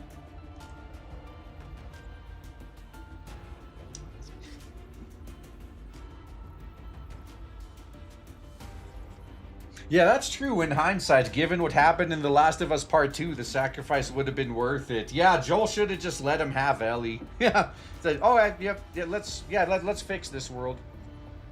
She lazily swings her legs, a faint curves of her body beneath the lab coat forming a stark contrast of the laboratory's solemn atmosphere. Please forgive my discourtesy, Lady Tuvik. He inclines her head slightly, and then suddenly lashes out with a kick, sending a marionette doll flying straight into the wall at brutal speed. The wall cracks open impact, leaving a human-shaped dent. When that dog as researcher sticks to the wall as if glued there, limbs hanging limp like a skeeter slapped flat. After it was outgrown under the strain. Good heavens, you brute! She jumps to her feet, dramatically cupping her cheeks, her eyes widen with excitement as she hops over to the deformed marionette doll to get to admire the artwork. I much prefer this way of expressing your anger, way more creative than shooting me in the head. Allow me to be frank. Yes, calmly smooths her sleeve, her voice velvet soft, but her gaze is glacial. I believe I've made my position very clear on multiple occasions. This would be the final time I reiterate. Our cooperation is strictly between you and me. Miss Orphelune is not included. Now that's interesting. She clasps her hands behind her back in circles like a curious little girl, think with exaggerated flair. Why bring up Miss Orphelune all of a sudden? Is it because my interactions with her made you jealous? Or do you think I gave our dear little young mistress something I shouldn't have? She was never your young mistress. Not you, but she's not yours either. Uh-oh. Suppose I've been having some private exchanges with Orphelune lately. After all, the young mistress needs someone to tutor her studies. And I'm just like you, you know. She's such an adorable young lady. Can't ever get a little attached now that I've spent time with her. What are you talking about? Saying I'm doing the same thing as you. I'm helping her. But really, blame that old man. It's because that old fossil Oleg actually wants to bow to an alpha goon called Kryuger. In plain terms, I see an old fool wants to sell out the Girard group to the URNC government. But we, or rather Paradeus, have always wholeheartedly collaborated with Girard to help the young missus advance her research. While we're at it, make the Girard group great again. I don't think that's going to work. Even if everything proceeds according to Org's arrangement, Girard's cooperation with you will come to an end. Not only that, that damn filthy bald geezer, he'd even sell his outside in a heartbeat just to save his own skin. That's a no-brainer. And he stops, hops on the lab workbench, legs swinging cheerfully in the air. That's why I came to you, Miss Igla. You're not like him. You're smart. My hope is that you can stand against the pressure from Nanfa and in his stead and protect Girard Group as well as our collaborations. Whoa, she knows how to lay it on thick, man. So this project officially begins tomorrow, doesn't it? She has devoted 10 years of her life to this research project. You wouldn't want to see it destroyed like this, would you?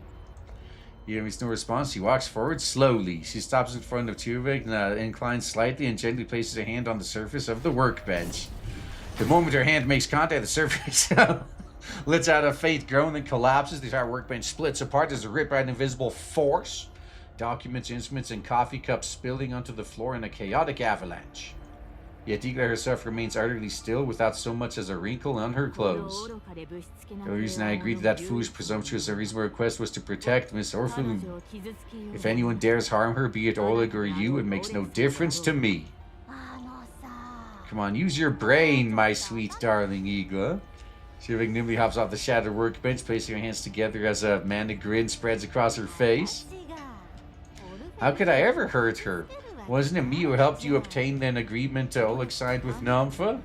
That's right. Ignis goes to Iga, lips almost brushing Iga's ear. That old man's willing to confess all his crimes in exchange for his own personal safety. Your precious young mistress is not even on his list. And just like says a odd expression. Huh? This instant movement too fast to see, she grips Kryuger by the throat and lifts her into the air. I hardly need reminding. His voice was ice cold. Her usual air of arrogance vanished entirely by now. Even if the young mistress were on the list, I would never allow such stupidity as to entrust her to very life to another. You're right. That's exactly it. Kryuger smacks Igla's wrist in surrender. Iga releases her. She drops to the floor. So we have to complete Project Eden together. It's Girard's only chance to turn things around. I told you that already, didn't I? Yeah, what a waste of coffee brand coffee. Oh, shit, man. Would that really be considered a waste? I mean, they should probably spend $100 for that. Ah, Vanessa. Yeah, good night, man. Oh, damn, it's been 4 hours already. Shit. Probably got at least one more to go. But you know what? I'm fine with that. You see, the events in Girls Frontline 2 and Snowbreak don't happen as often as some of these other games, but when they do, they take your time. Now, your precious Miss Orphelune truly is a genius scientist, brilliant, diligent, full of ideas, absolutely adorable. That's precisely why she's an indispensable part of Project Eden. Even if you kill me 100 times, that fact won't change. More importantly, this was her research to begin with. So once the project comes our core objective, she naturally has to take part in it. So for your sake, for the sake of our plan, of course, I won't hurt her. At that point, I have no objection. Completing Project Eden is young Mistress's long-cherished wish. Everyone so flues a noble soldier's pursuit of a pure and lofty ideal, not upon of your so-called game or plan. Shit. Perhaps swayed by Kryuger's words, Iga's hostility eases slightly, but when it comes to her food, she yields not an inch. Kryuger gulps her throat, her rising onto her toes, she peers up at Iga with an ominous gleam in her eyes. Young Mistress is nothing like me. She's a good little girl. But on that note, there's something I wonder if you've considered. Once Project Eden is complete, Girard will reach new heights and her talents will gain worldwide recognition. And then, those little secrets hidden within her will become extraordinarily valuable. As gaze to his eyes, see once more at those words. Her posture remains flawless, only tension in her jaw betrays the slightest ripple of emotion. Pardon me for being blunt, but your insinuation is both vague and impolite. If you have a point to make, you perhaps state it more clearly. I'm just telling it as it is. Truth is like candy. The prettier the wrapping, the sweeter it tastes. Jerry prances up to Iga, looking up at this most powerful third-gen doll with a smile both innocent and dangerous. Walls always have cracks with Iga. What Paradeus knows, others will eventually know too. There's no true secrets in this world, only truths that haven't been spoken yet. That's true. Should I take that as a threat? No, it's a promise. His voice remains courteous, her tone is chilling. Even in the air, the laboratory seems to freeze under her words. Oh, maybe that's Alva breaking out. A threat? No, that's far too crude. She waves her hands exaggeratedly and suddenly grows somber, pressing her finger against her lips, her eyes flashing sharply. I'm merely offering a friendly reminder. This is a matter of no consequence to me. All I want is for Project Eden to be completed successfully. You get to revive Girard, and Miss Orphelune fulfills her life ambition. Well, she might be a bit too young to talk about lifelong cherished wish then. Sounds like a perfect happy ending. As long as we don't consider the risks that may follow afterward. It'll be fine. That's a problem for future you.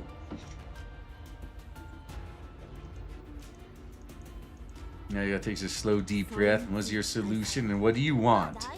First project must be complete. That's the premise of everything. Stopping the plan to protect her would be the stupidest case of putting the cart before the horse. But avoiding risk disease, just don't put her under the spotlight. If you could retrieve, if you could retrieve 043 and hand her over to me as soon as possible, then perhaps I could complete Project Eden independently. Professor Raiden's smile again, a shrewd glint dancing in her eyes. That way, whether Prince Orphelune stays or leaves would be entirely up to you, Miss Ignis. Speaking as a fellow scientist, it might be a bit unfair to her, but that they really need Helena, huh? Sort dramatically and spreads her hands. I value my partner's feelings more.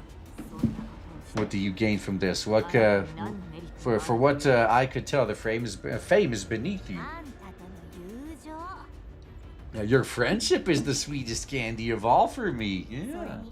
Besides, secrets only become resources when they're held by a select few. Girard winks playfully, but of course, everything depends on how good you are at catching mice. He sends the ball back to your escort and looks around unexpectedly, waiting for an answer. Ya's gaze flickers, and then she says nothing. Her eyes turn towards Alva inside the specialized hibernation capsule. The observation window, Alva can be seen writhing in agony within a hallucination. Ida knows Tjuveg is right. No matter what, capturing Voidmaster, retrieving Orphelune, and completing the mission she was given from the start remain her top priority. As for Tjuveg, there will be time to settle the score later. Hibernation capsule in lights flash incessantly. Alarms echoing as Alva's neural data register extreme instability. Not for a task where defies and fears, this wouldn't have become so complicated. Yeah, rests her hand on the capsule's control panel and connects her own port to it. A moment later, she turns back to Tjuveg and inclines her head slightly. I will retrieve O43. Please honor your promise. That is my only request. Hell, maybe she will. You gave me your word for all it's worth. Oh, of course. That capsule, Alva's body convulses violently with unimaginable pain that intensifies further due to U.S. connection. Smooths the hem of her suit and walks towards the exit, her footsteps still calm and measured. Oh my! Your watches is receiving benefits. Alva writhing in the capsule, her expression peculiar. This really isn't my fault, darling. I was planning to treat you gently. What a shame. Sighs and beams brightly again. Hopping back into the seat, she picks a fresh cup of coffee and gazes at the hibernation capsule as though watching a performance. Since your fate is sealed, Ms. will contribute a bit more data before you die. Oh man, now it's a race against time.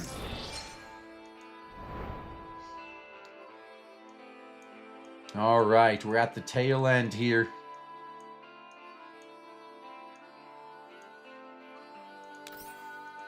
Alright, let's go.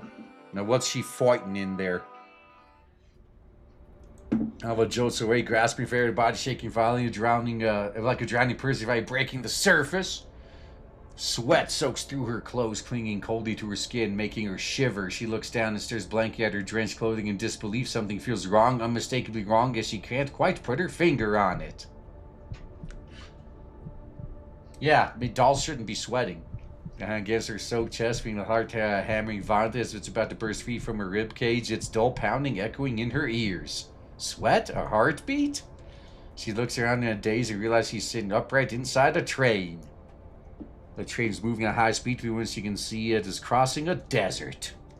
Yellow sand stretches endlessly in every direction. Fierce winds howl, whipping the sand into the air, blotting out the sky and turning the distant landscape into a hazy blur. The blazing sun scorches the earth, filling the air with a dry heat as if trying to bake everything alive. The ground is cracked and bare, not a blade of grass in sight. There's some elite crystals, though, or some collapse crystals. Hopeless desolation, fissures crisscrossing the land like scars, speaking of utter death. This scene is painfully familiar to her. She has wandered aimlessly through a world like this for a full 10 years. Countless battles, countless clashes, all gradually forgotten in this contamination zone. You had a nightmare. Vasina's voice sounds inside her head, breaking the howling silence. Soft, calm, devoid of emotional fluctuation, almost like an inorganic synthesized electronic tone. Yup. Vasina sees opposite of her, creating a massive anti-material sniper rifle. Even though the weapon's surface is rough and worn, she still reflects a harsh, piercing, cold light. Alva remembers that back when Vastina first realized her specs no longer gave her an advantage over everything, she saw many alternatives. This rifle was one of them. Even so, in this desolate world, holding such a weapon, Vasina's towering figure still looked small compared to the desert outside, insignificant, lonely, forlorn, as if forgotten by Zavarudo. Alva's lips are cracked. She opens her mouth, startled by how hoarse her voice feels. She lifts her head. She lifts her hand to her head and lets out a quiet sigh, trying to massage her temples to ease the stabbing pain. Only then does she notice her fingers trembling slightly, her palms slick with sweat. The sticky and stifling sensation feels deeply uncomfortable. Takes a deep breath, stares up, ends up inhaling more dust, triggering a violent coughing fit. The image of Angie being swallowed by the tide of Edith refuses to leave her mind, replaying again and again, tormenting her. Then there's RPK-16. Why is she the one who helped her and the one who stayed by Angie's side? I dreamed of Angie when she was still alive. Yeah, I couldn't protect her. I couldn't protect anyone. Well, now you're going to have to change that. Her voice filled with pain and guilt breaks as though she might cry any second. Whenever Alva thinks of Angelia, the indescribable sorrow surges in her heart like it's being stabbed by a blade. Every time she looks back at and remembers the first time they lost Angelia, the first time, couldn't help but wonder if only she'd been more perceptive and discovered the problem soon, if only she'd done a better job at protecting AK-12 so that she hadn't missed that decisive battle. If only she'd been stronger, if only she'd made the right choice, maybe none of this would have happened. That's how it works, unfortunately. Yeah, it's all a bunch of coulda, shoulda, wouldas, but didn't. Maybe Angelia would still be alive. Maybe Task Force Defy would still be whole. Maybe. But there are no maybes. Alva knows this. She knows it all too well. This world, there are no maybes. Sorry, 15 is a bunch of meaningless nonsense. I hardly ever have nightmares. I guess I'm just not used to it. She rarely has nightmares. Strictly speaking, she almost never dreams at all. Dream? Do I dream? That's right, she's just a doll. No matter how human-like she seems, she's still a doll. Dolls do not die, nor do they have heartbeats or nightmares, nor do they don't sweat either. She says blank at her sweaty, sticky hand as her thoughts momentarily unraveling. You're surprisingly self-aware. Oh great, I'm gonna have to fight you now, huh? Alva freezes in confusion. AK-15 speed suddenly speaks, her voice cutting cleanly through her thoughts. Completely different from before, cold and sharp as she's become someone else. Everything that has happened, Angie's death, Paradeus running rampant, and us being reduced to this state today is all because of you. Because of your incompetence. Now as it jerks her stares wide-eyed at AK-15's down her feet, looming over her, gazing down ruthlessly. Alva's pupils constrict in shock. She can't believe her ears. She even wonders if she's still dreaming or if she's fallen into another hallucination. Hallucination? It's just nothing more than an illusion on level 2. Making excuses for yourself now. If he looks at a shaken Alva, a smile so derisive it already feels out of character appears on her face. Since Ange's gone, everything we've done has been meaningless. Day after day, we've been endlessly repeating the same hollow task of eradicating Paradeus. But has anything actually changed? Well, we just have to eradicate them harder. 10 years have passed. Has Paradeus been destroyed? For every base reptile, 2 more popped up immediately. I need a few more people, man. This guy's got a lubricant leak. That would explain it. John Santo, hello to you as well. I mean, let's see how the new people keep cycling in on Twitch. That's nice. AK-15 doesn't even talk. What the hell is this? This is a hallucination. Tell me, what's the point of it all?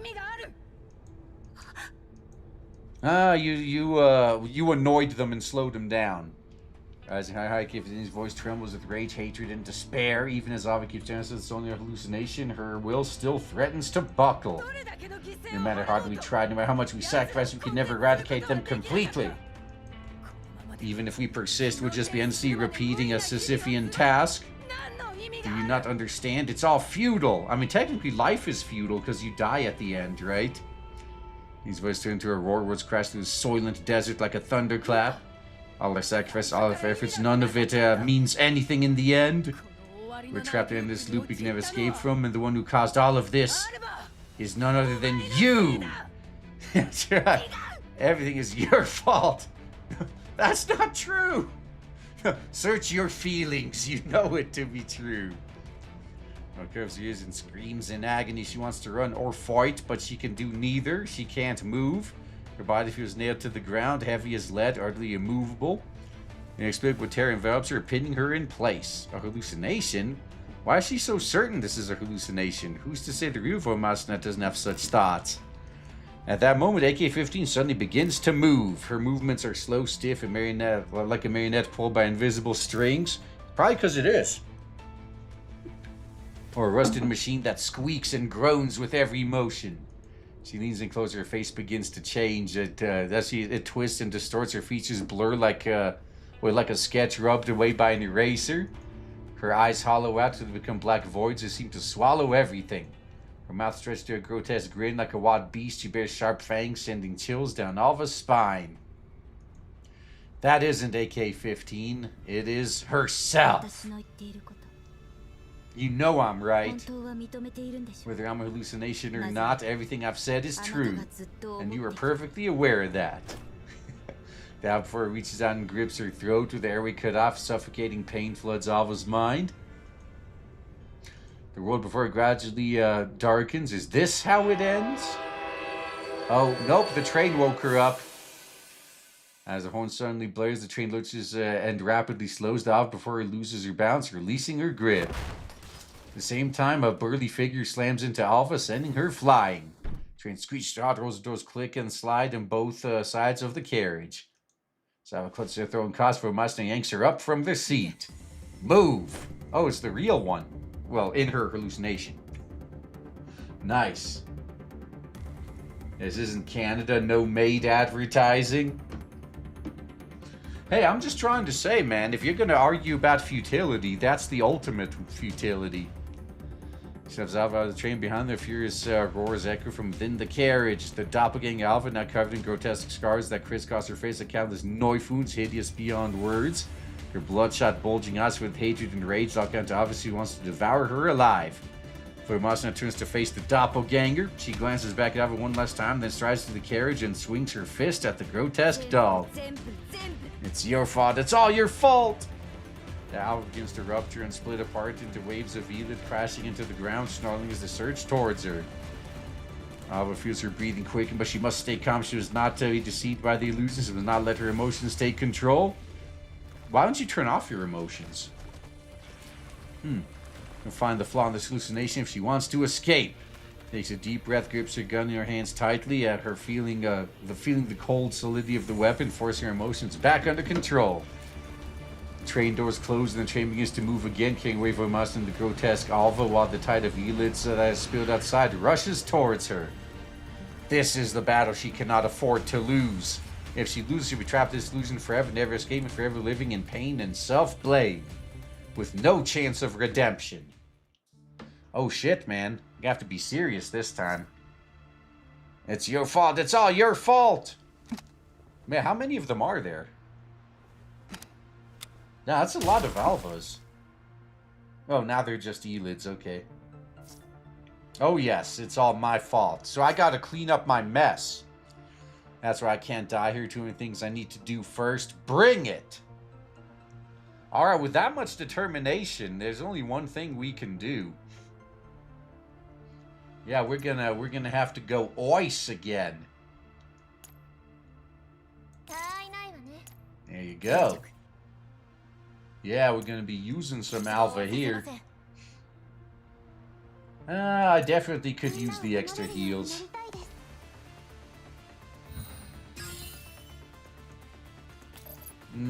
Okay, I may not want to stand in range of that. I should have used Robella first. Dang. Whatever. Still probably fine. Alright, now Robella. Okay. She's gonna get plenty of chances to attack.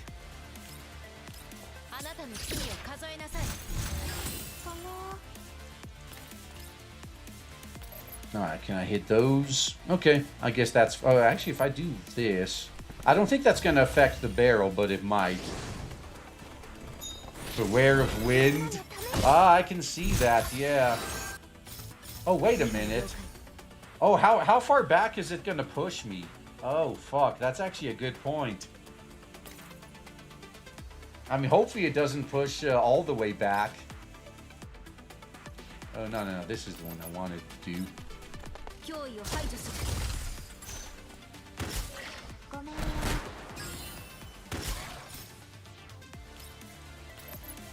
Ah, let's take him out.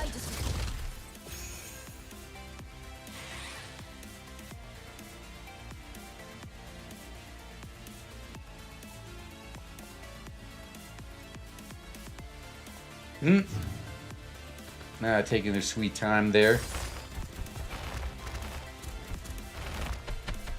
Oh man, how far back is the wind gonna push me? I think that's gonna be the dangerous part. I mean, it looks like they only got pushed back one. Yeah, okay, now it's an extra one.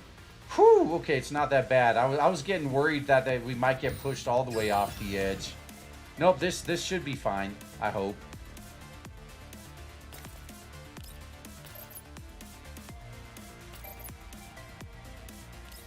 Shit, do I just use Alva for this? Maybe that might be better.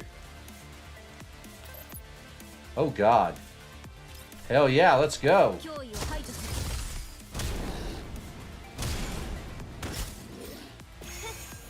Haha, nice. Okay, then I just got that group over there, huh? Okay, I want to kill them. Those guys can stun, so I want to kill them as fast as possible. Actually, can I hit? Shit, what if I do it from here? Damn. Yeah, it's gonna be rough. Maybe I could just finish these two off. Looks like I can, yeah. Ah, nope.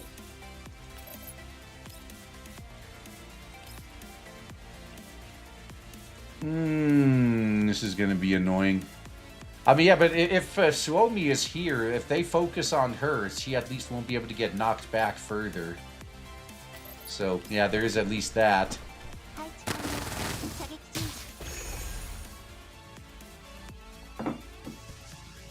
Alright, now unless the direction of the wind changes. Oh, that guy flew back a lot further. Dead.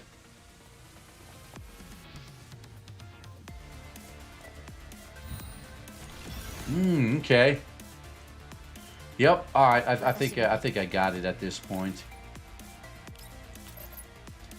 All right. Let's get you. Not Alpha. You can't afford to lose. You better win this.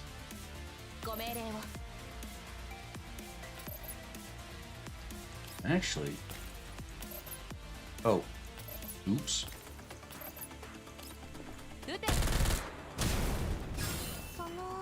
Alright, that did some damage. Alright, now he's got zero stability, so I could finish him. That's good.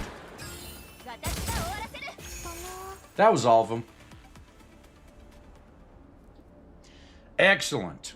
So Alva, she should be safe now, right? Just sitting in a vast desert some distance away, the House of Elite horde foretell an imminent battle. Just as she's about to run out of ammo, Angelia comes to her rescue again. She just has to accept the fact that she will never be able to pull Angelia onto that train. She will be ushered onto the train by RPK-16, then expelled in the same from the same train by AK-15, and start waiting for Angelia's arrival again. How many times has she repeated this cycle? Alva has lost count. She recalls AK-15 just said. We're trapped in an endless loop we can never escape from, and the one who caused all of this is none other than you! She lowers her head. What she's experiencing is exactly the same as she's been doing the past 10 years, going in an endless circle in place that defies description. Sad but true. Together with the hulking doll, they have wiped out Paradeus again and again whenever it appears in their sights. Yet as time goes on, the intelligence they receive leads them to a desperate conclusion. Paradeus is reviving in some form, and their revival is accelerating. With her assistance and the support from their former comrades, Alva and Master has both grown significantly in strength. But even so, the day they can fulfill their former leader's wish seems to be drifting further and further away. Unless they actually ally with them. Remember that.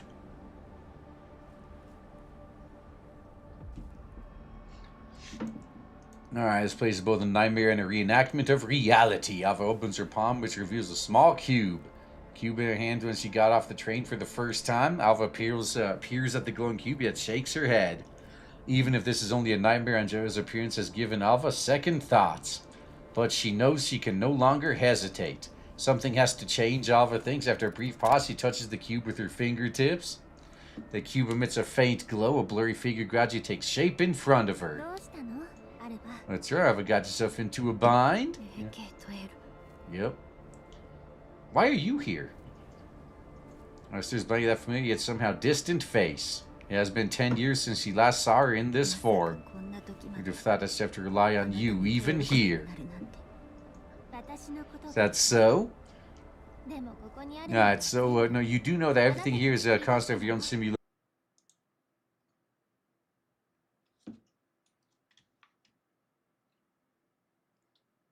Alright, it should be back now. I mean, I see YouTube's back. I wonder if Rumble's going to come back too, or is it going to be considered ended? Oh, okay, good. All right, now it should be back everywhere. I think it was just an OBS issue.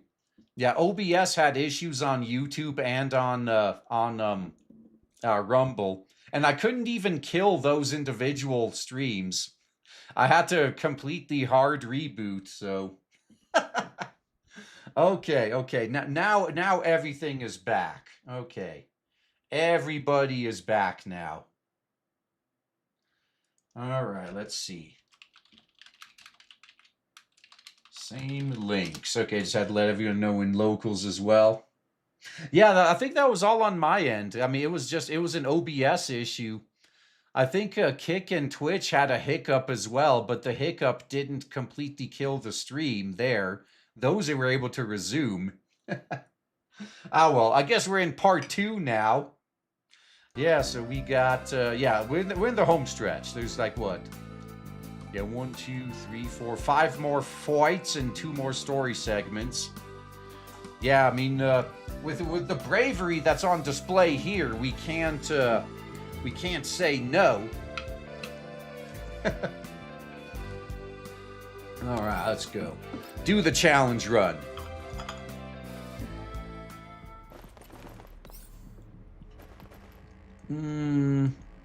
Yeah.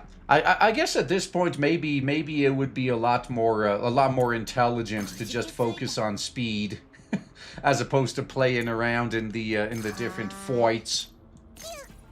Yeah, Mekti can hide herself there.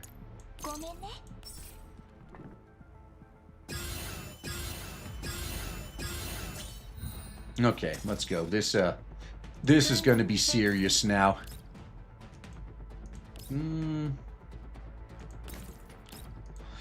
Damn, but I'm not gonna... If I hit that guy, I'm not gonna hit the other guy.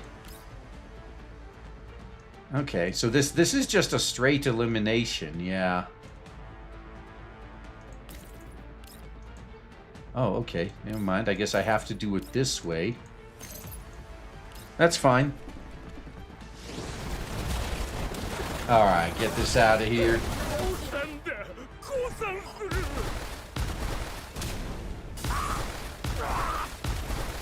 Lots of collateral damage there.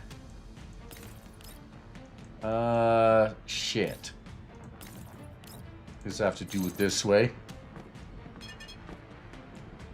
Alright, I win buttons, go. Hit the nearest ones to Mekti. I could. I mean, I could technically just, I could probably use Lind for those. But, you know, Mekti didn't take anyone out last time. I think she wants some blood. Yeah, you know, sometimes even when she kills them, she still keeps attacking them. Other times she moves on to the next target. But I'll let Lynn finish this one off. There, problem solved. Sky on the shrimp. He's another 5. Nintendo fanboys went pay almost $40 for a port of a 30-year-old game. God, I don't give a damn about consoles anymore. No, they were also paying like $100 for a plastic dock for their consoles so they could pretend like they got a Virtual Boy. There's also that. I mean, they are pretty special.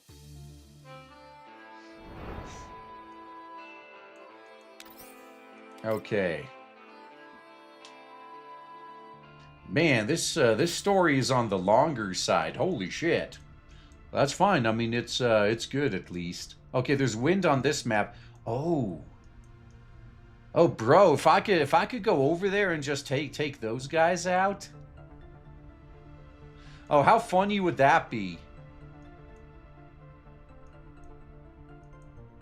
Okay, I think I know what I'm gonna do here.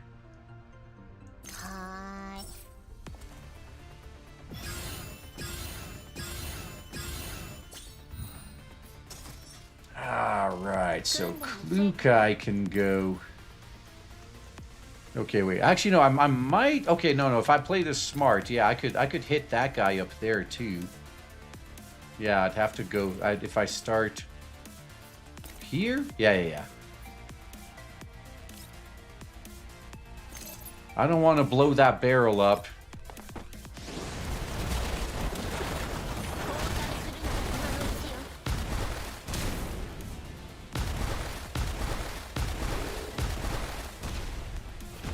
Alright, at least I didn't want to blow it up with me near it. Correction. There we go. Yeah, let's knock all of these fuckers off the edge. Ain't no kill like overkill, yeah. No, I gotta use Kryuger to her full potential as often as I can before Vastina launches and pretty much takes over. There, now I'm gonna place her in front of this. Or actually, no, I'll put her right here. No, actually, no, this might be safer, just in case.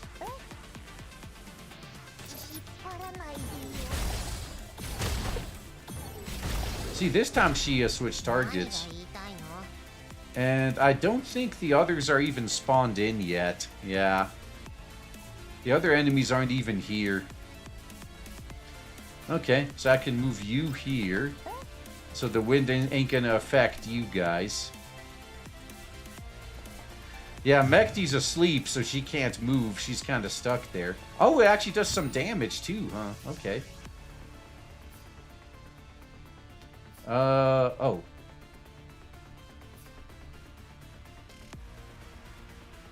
Oh yeah, see, Kryuger went past the... Yeah, past that. Yep, there you go. Yep, destroyed the barrier. That's inconvenient.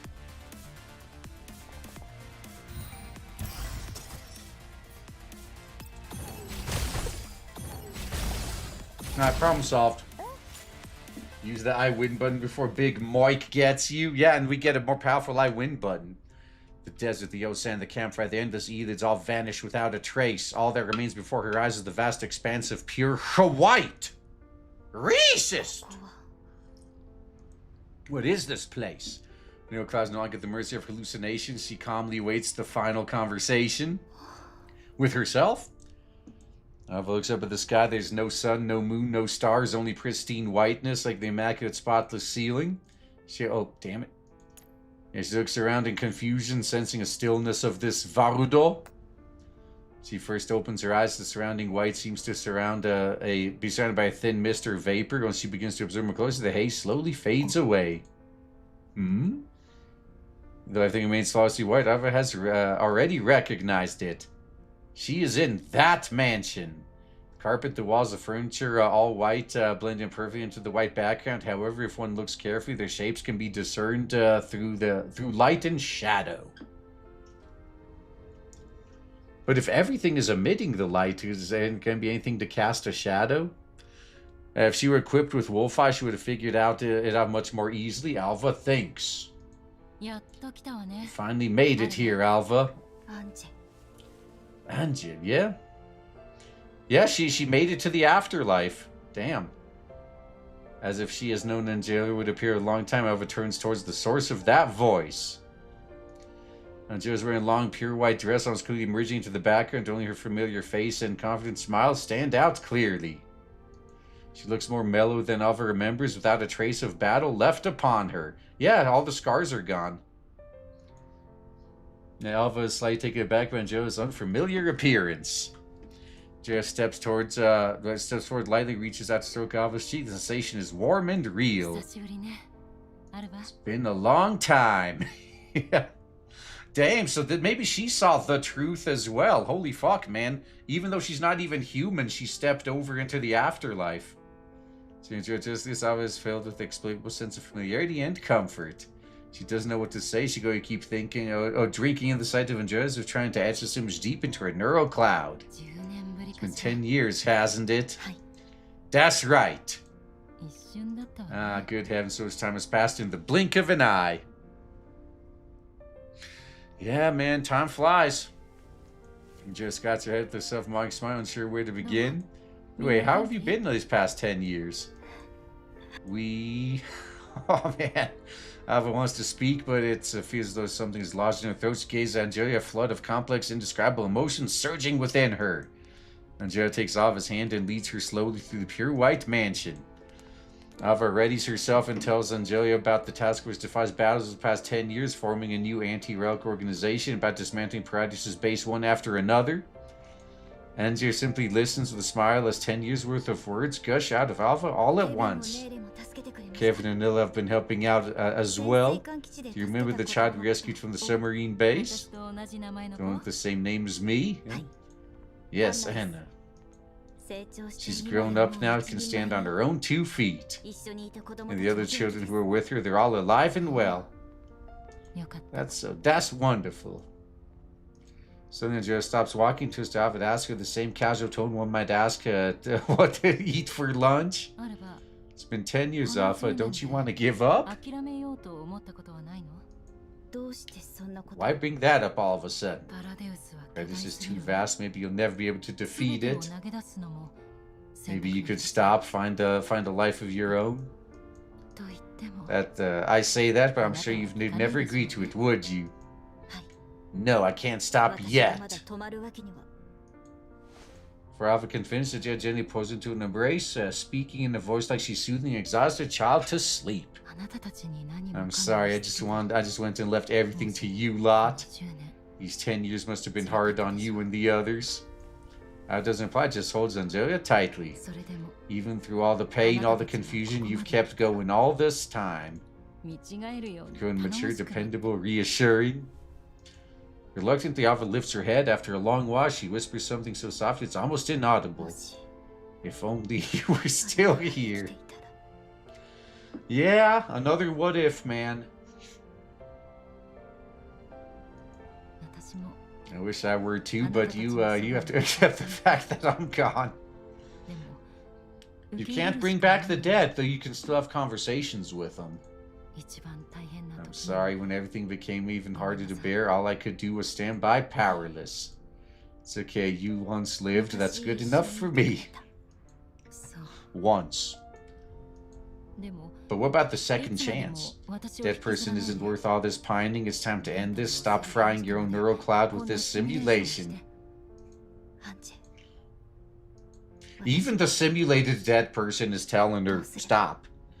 What should I do? I don't want to give up, but sometimes I don't know what I should do to make things better.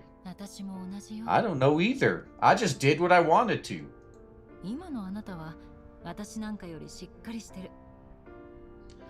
You're already far more dependable than I ever was. If I'd been as reliable as you are now, maybe things wouldn't have been turned out this way. Just kidding. But still, maybe I can offer you a small piece of advice. Advice? Make doing the right thing your goal rather than following my obsessions. So find the Elmo. Being on my will doesn't mean being trapped by past doctrines. Find a purpose you believe in. My purpose. You must have saved a lot of people over these 10 years just like we used to. Do you regret putting the effort into that?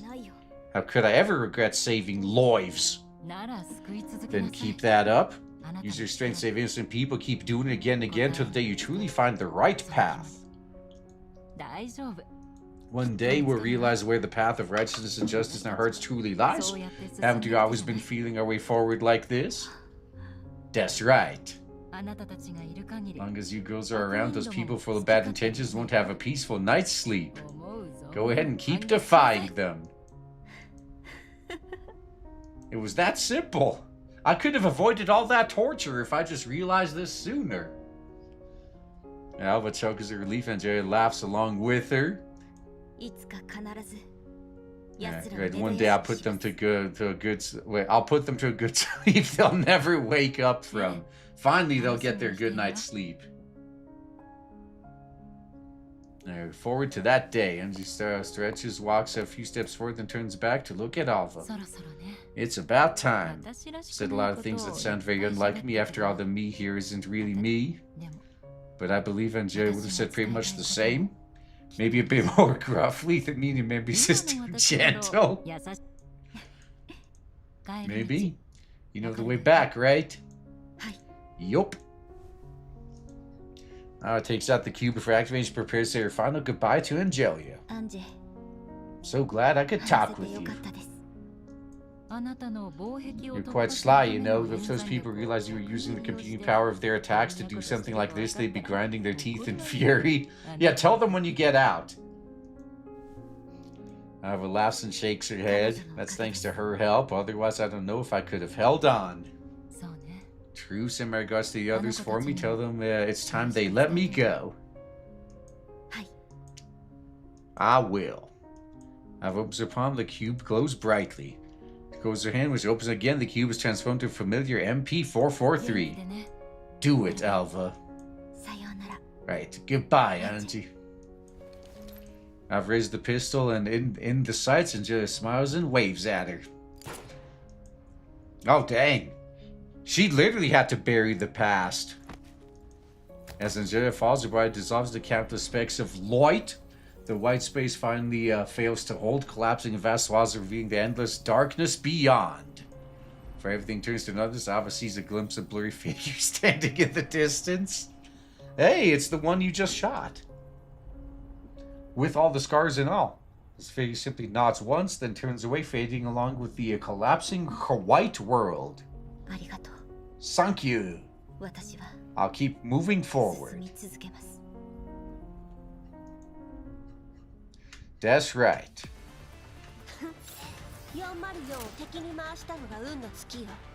Yep, she used the torture as a obstacle to advance. There you go.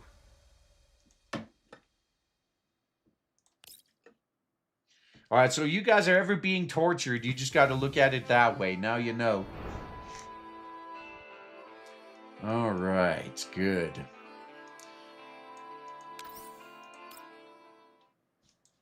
Okay, now is she gonna wake up? Familiar hum echoes in ears, sound of countless instruments, machines, and weave to endless industrial symphony. Inside a hibernation caps, a cold touch of metal presses from all sides, binding Alva tightly and leaving her unable to move. Still in this situation, huh? Alva slowly opens her eyes. Her vision shifts from blur to clarity. The scene before is no different than before. She's in the same narrow, specially designed capsule, the same busy Renatar researchers milling about outside. And through the observation window, legs crossed as she perches on the high stool, is a Chilovik. Oh my, Sleeping Beauty is finally awake again. She springs up exaggeratedly and scampers to the observation window, pressing her entire face against the glass. Her sort of grin looks eerie and slightly comical. Yes, let's resume. Alright, so Skyrim's Trip, and it's another 5. I used to have my 2 Game Boy Advance colors and my all my games, including most of my 2000s Pokemon games. Can't get my money out of me, Nintendo slop. Yeah, you're not going to sell me on buying like $30, $40, $50, $70 on ports. Oh, actually, even worse, like oftentimes they themselves use the emulators that they shut down to resell you their games. Don't fucking financially support that shit. So yeah, keep the old shit or use the emulators. There you go. Yeah, the square of holding. Yeah, that's how you get a gun. Yeah, torture is personal growth. Only if you survive. Alright, taps the guy's a finger, knock you on the fish tank. How absolutely marvelous. Suddenly falls back a step, clutching your face with one hand, eyes wide. I thought your little brain would turn total mush this time for sure, and yet you regained consciousness? You see, you crank the power dial way past the red line. Tut, how terrifying. Eric spins as she talks, making a little gesture besides her temple convey how mind-blown she finds the situation. Then abruptly freezes, bends down, presses her face close to the window again. So I really underestimated Pandora's endurance. Samantha Shaw's masterpiece indeed. She bares her teeth in a wide grin, suddenly slumps in disappointment, lets out an exaggerated sigh as her shoulders droop. What a shame. It's planning to recover your data fragments and put the neurocloud back together piece by piece like a puzzle. Might have found something interesting. Traces shapes in the air as if assembling an imaginary jigsaw. But it's now apparent that even if I really wanted to destroy your little brain, I probably couldn't. That's right, man. My brain is strong, man. I never miss brain day at the gym.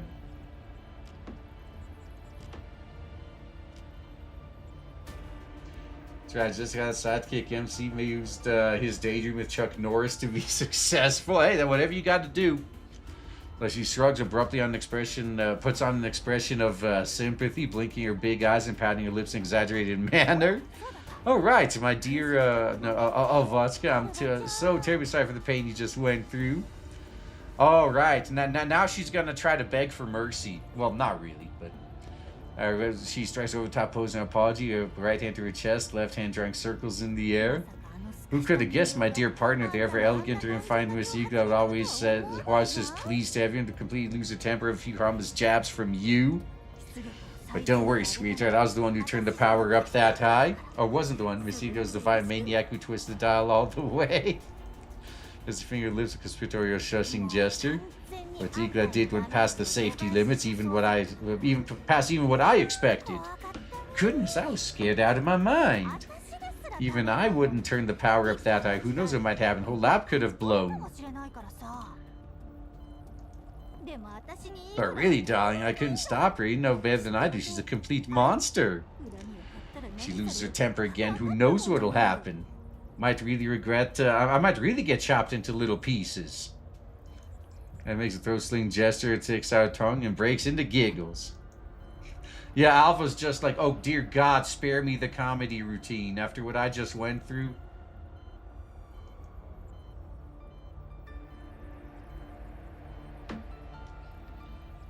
Alva merely watches her romantic display in silence, her eyes utterly flat. Did I ramble too much about Igla?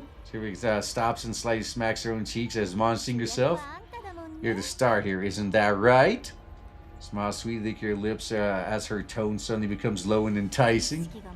If you survived that, impressive. Miracles aren't infinite, you know. You of all people understand how painful neural assault can be. She leans against the observation window, fingertips gliding lightly across the glass. So maybe now you'd be more inclined to tell me a little secret, Yeah, the secret is you ain't getting shit out of me, bitch.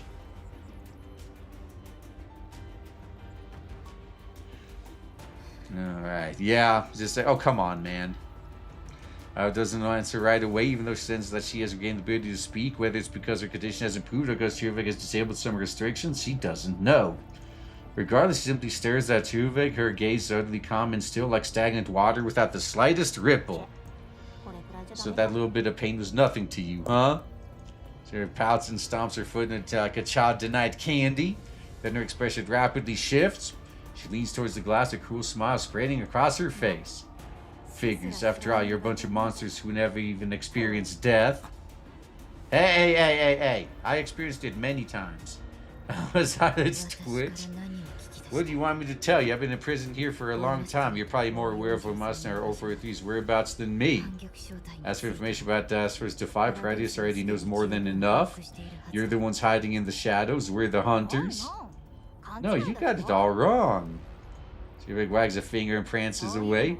I'm not interested in that stuff at all. Only Miss Eva worries about that kind of boring nonsense. Thought you were partners.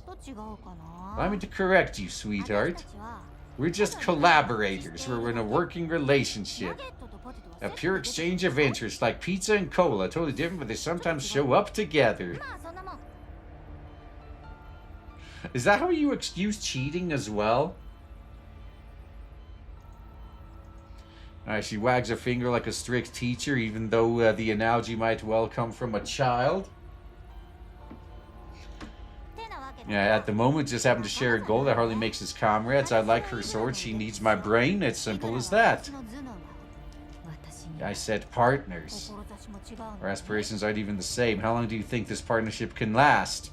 As my son advances, her tone turns grave. Tell me, disasters defy make it this far bound together by interests alone?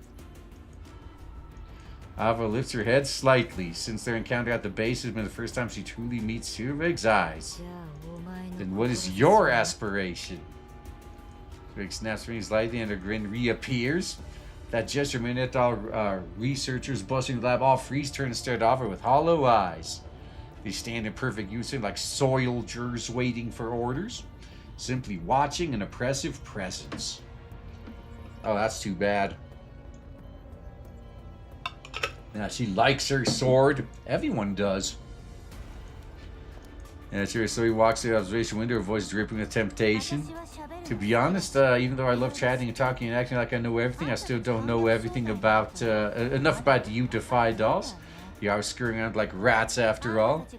But this much I know, you harbor an almost obsessive hatred for Paradeus. I find that hatred fascinating and confusing. Tone grows somber, a fanatic light blazes in her eyes. To me, Paradeus is not sort of a miracle, technology that surpasses humanity's current limits. But how did you come about it? That's the issue. She throws her arms wide as if embracing the entire Varudo.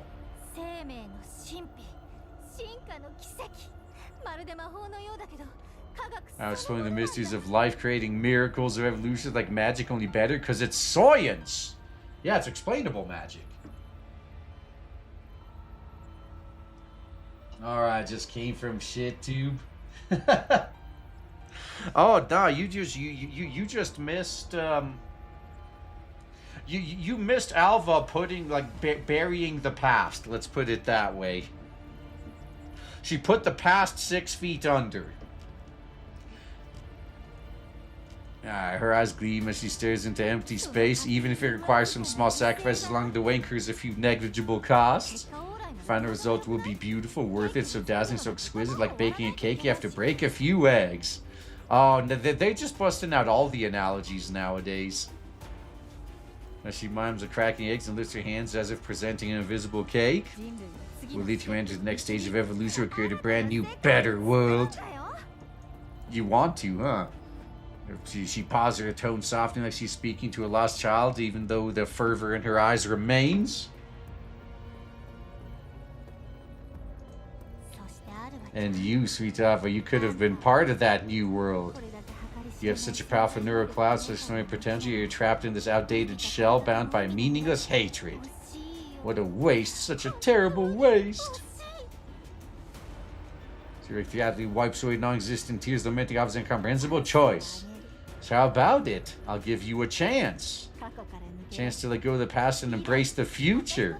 If you join us, I'll grant you one wish, and you can't possibly refuse. You want to dig up the past I just buried? Ah, well, sucks for you. A wish? That would be, ta-da! Reviving your former commander. Angelia. Yep, I knew it. That's the past she just buried. Drags eyed silver, her voice tantalizing. At the sound of Joe's name, Alva's pupils contract sharply. You've seen me come back from the dead twice. You know I can do it. He grins as she mimes clawing her way out of a grave. Even though 10 years have passed, the engram of Angel's consciousness has been preserved in Paradeus' database this whole time.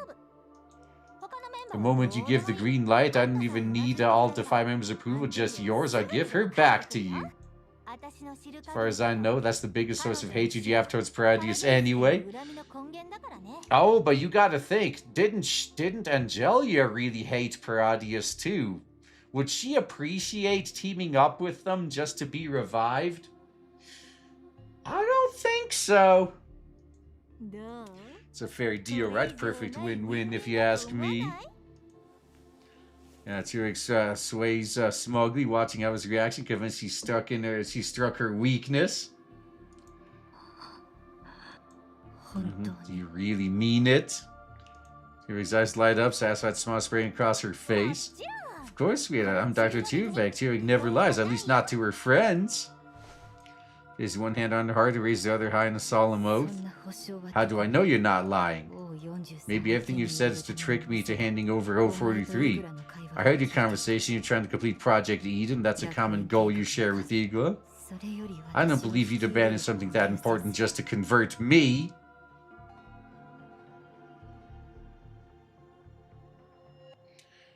Alva's voice trembles slightly, though she tries to keep it steady. She peers at Kryuger with a mix of hope and doubt, waiting for an answer, seek confirmation for that the Whammons before her is telling the truth. She snaps at that burst of exaggerated laughter. You underestimate me. I'm a genius who can multitask.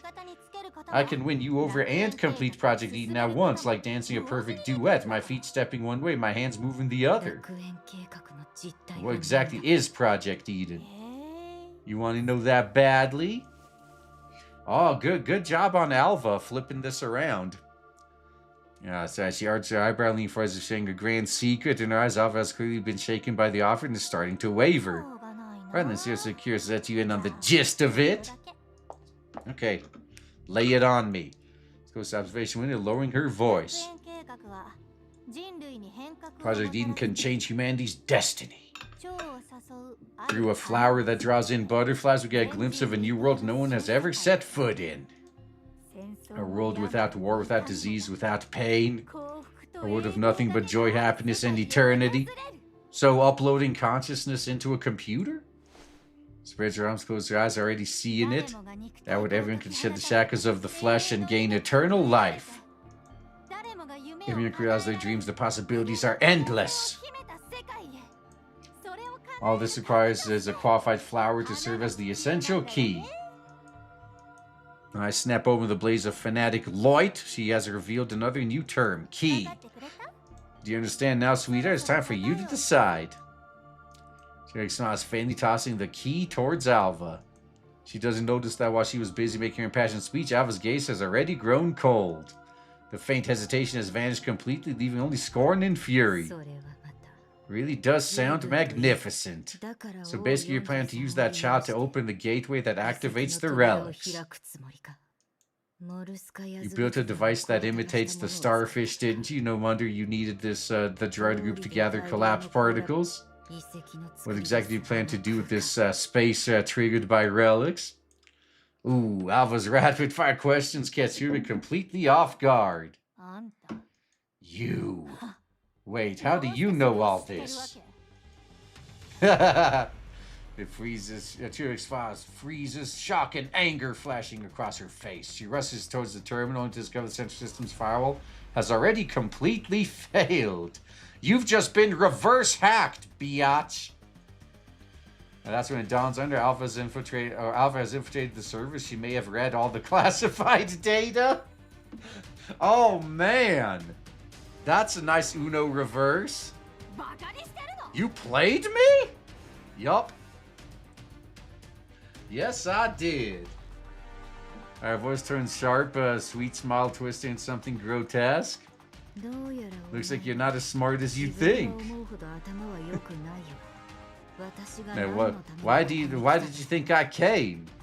Now, this time Zavu's voice was dripping with open mockery. But at least you got one thing right. You don't hold a candle to Dr. Shah. Oh, that struck a nerve. She's literally shaking.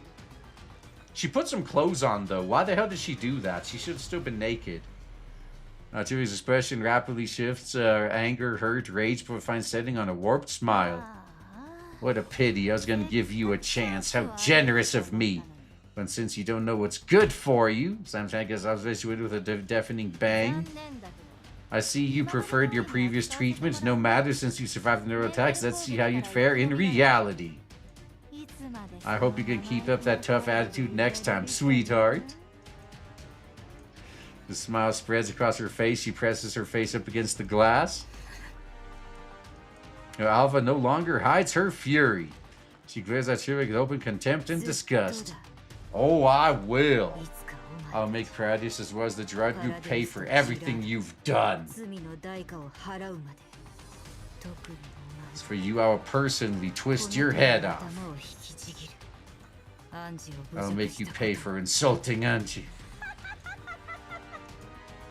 Now, Shira guffaws if she just heard the funniest joke. Really looking forward to it. Oh, that's good. Very much looking. Uh-oh. The red lights flash throughout the lab. Uh-oh. Forward? Smile freezes on Sulik's face as she stares at Alva in disbelief. What have you done? I've answered with a hint of derision. What do you think? It's the same thing that you saw when we first encountered each other last week. Sulik stands stunned for 3 seconds, then snaps out of it. She rushes back to the terminal, trying to initiate self-destruction, but the system rejects her again and again. You really shouldn't make the same mistake twice. By the way, have you brought poison this time? You better not run, or it'll be too late. I just remembered, I got lots of things to take care of. I'll come back for you once I'm done. Don't miss me. No shit. Blows an exaggerated kiss and turns and sachets out the lab without looking back. You're up, Vastina. But closes her eyes. There's no panic, no hesitation, just calmness that seems out of place on a prisoner in enemy captivity. Her fingers twitch lightly as if playing a silent melody. Meanwhile, beneath the Girard group's facilities, Vastina makes her final preparations in their labyrinthine sewer system. As leaning against the damp wall before her floats the hug-out projection of Girard group's underground complex. So one of the things she prepared before Vastina and Alva entered Lviv was intended as a retreat plan, though now it will be used for an assault. Vastina is laden with carefully prepared tactical gear, breaching tools, electronic jammers, spare magazines, and several compact EMP devices. Each checked and calibrated to ensure flawless performance. She finishes her third equipment check and shuts down the map and stands upright. According to the sewer Helena that keeps a clear distance from Vastina, curls up on a protruding pipe in the shadows, watching Vastina's every move with vigilance. Female spheres orbit her, ready to form a defensive array. Moving in 1 minute. Vastina's voice is low and steady, though it's unclear who she's addressing. She inspects her assault rifle, makes sure everything mechanical component is optimal, then seats the magazine in one smooth, silent motion. Helena watches the proficient handling of the weapon and instinctively shrinks back. Female spheres move at once, forming a miniature protective barrier before her. Vastina notices movement, but shows no emotional response to him, and continues with her preparation, scanning the surroundings with wolf eye and running self-diagnosis. Route confirmed. And at least for its slides, seeing kissed by Vastina is muttering, but quickly withdraws with Vastina and looks up at her. Is she up there? Vastina nods briefly, taking a small device from her tactical pack. After a moment of hesitation, sets it on the ground between herself and Helena without moving closer. For emergencies, press it to release a wide area interference signal.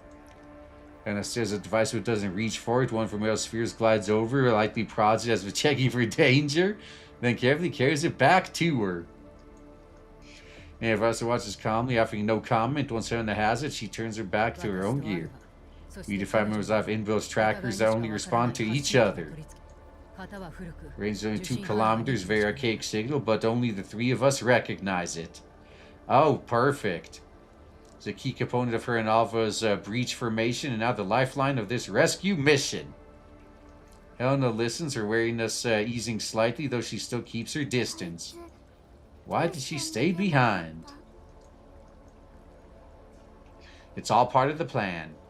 Gracie gets Vastina off guard. She pauses what she's doing and looks at Helena. Something subtle shifts in her eyes. For the mission. For you. The short, direct answer seems to weigh on Helena. She lowers her head and murmurs softly. She and Helena are strangers. Helena falls silent upon what Vastina just told her. You save her? Question once again gives Vastina a pause. She meets Helena's gaze. That's right. I will. Save? Yes. Vastina nods. I can't take you along. Take me! No. But I wanna! That's how she says. It's dangerous. I can't protect you. Very, very strong. Helena points at herself. Vastina draws a broken combat knife and uses the snap blade to carve a grotesque face on the ground. She's strong. Stronger than me. Even generously speaking, it's terrible. She recognizes Igor all the same. Super strong. And the droops dejected. So wait here. I'll rescue Alva, then come back for you. Helena seems to remember something. The three male spheres beside her seem to rotate slowly, emitting a faint hum. One of the three spheres breaks formation and floats up in front of her. Helena reaches out with small hands, gently cups the sphere and offers it to Vastina. Oh, she's giving her a sphere. Oh, shit. To protect you. Her tone is serious, resolute, like entrusting something precious. Vanessa freezes slightly as she looks at the sphere. She may not fully understand Helena's specific circumstance, but she knows the sphere is Helena's weapon as well as her defense system. She wants to refuse, Helena needs it more. But seeing the expectant look in Helena's eyes, she finally relents and accepts it. That might be the decision that saves them, or that could have been a very bad choice.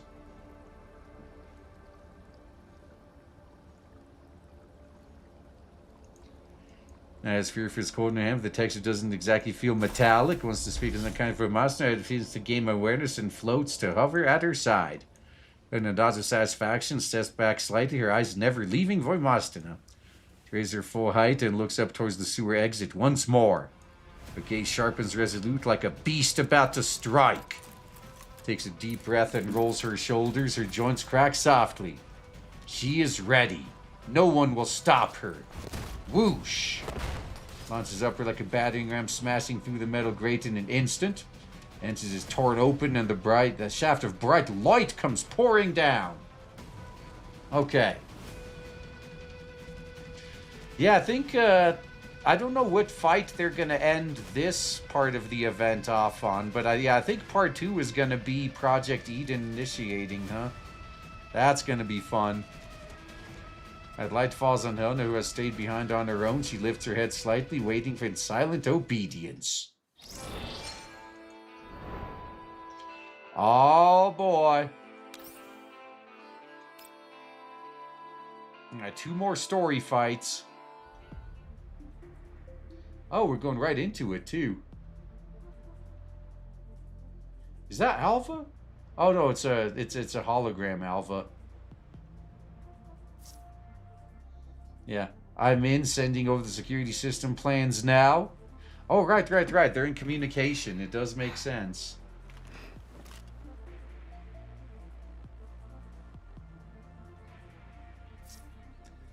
Coordinates shared. Copy that. Wait for me. But first, with Skyrim the shrimp, another 10? Oh, damn, much appreciate that. An easy way to get money is to release a cyberpunk-like Ghost in the Shell game where you play as a new recruit in Section 9 and help solve cases. I mean, yeah, it basically would be it would be a cyberpunk police game. That could definitely work. It would be hard to do right, though. Oh, right. Speaking of doing it right.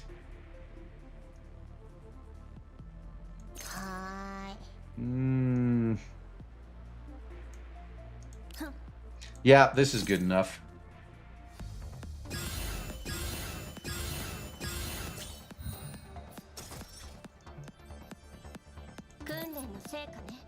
Oh, we got some stealth, huh?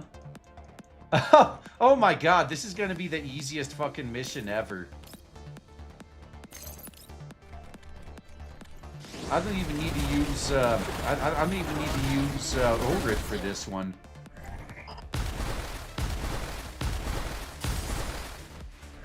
I mean, Kukai alone can make this move. You don't even need to fight these guys. You could just run past them. Always read the objectives. Heavy footsteps exit the empty corridor. If not for Alva's signal guiding her, Vastina would never have discovered the secret Paradeus laboratory hidden inside this glossy, immaculate building. She can't find, nor does she bother to look for the switch for any hidden door. After confirming the location, she simply smashes through the wall with brute force, revealing the dark passage behind. That's the way to do it, man. The dwarven lockpick. Helena's metal sphere follows closely behind and emits a beam of blue light to scan the passage for traps and surveillance devices, then precisely fires several jamming pulses that cripple electronics along the way. Bang! As destroying automated sentry turrets lining the corridor, she drives a powerful kick to the heavy metal door, standing at the far end, producing a deafening crash. On a tremendous force, the metal door twists and caves inwards, nearly tearing free from its frame. The hinges let an agonized screech like the cry of pain under an unbearable strain. Debris flies, dust fills the air. As the door finally collapses complete, Vastina's figure appears in the laboratory entrance like an unscalable mountain. She takes in the busy marionette doll research, the complex instruments machinery, and they enter gaze out on the specifically designed hibernation capsule. Even without confirming the signal, she knows that Alva is in there. Uh-oh, now they're talking. Likewise, despite being trapped in the castle, Alva is aware of Vastina's arrival. Her voice coming within the capsule sounds weak, utterly different from when she confronted Kryuger earlier. Weak, but unmistakably clear. More importantly, there's an air of inevitability in tones as everything has unfolded exactly as she calculated. Now, maybe not exactly, but close. The moment Vastina steps into the lab, once busy marionette dolls abruptly turn towards her in unison, their eyes glowing a terrifying red. Blades and firearms extend from their hands, once used for research, with a whoosh. The very next second, they all lunge at Vastina together, only to end up getting killed. At that instant, Helena's metal sphere deploys its full weapon system, transforming into a floating spherical turret. Precise energy beams fire from multiple angles, striking key points on several marionette dolls, opening a path. Nice. Crack! The dolls are even stronger than the guards outside. A blade hacks into Vastina's frame, carving a deep wound. Oh, why'd she let herself get hit? Vastina pays in no mind. She grabs one of them and yanks hard, tearing off the arm with the polymer vibration blade attached to it. Without a single pause, she swings the severed limb like a weapon. And bang! The limb sends into the doll's head with tremendous force. Its skull explodes instantly, electronic components and oil spraying everywhere. Vastina's movements are clear, decisive, packed with raw power, and the next moment she's already closed they're in on the remaining dolls. Bang, bang, bang. Yeah, there's gonna be some banging going on.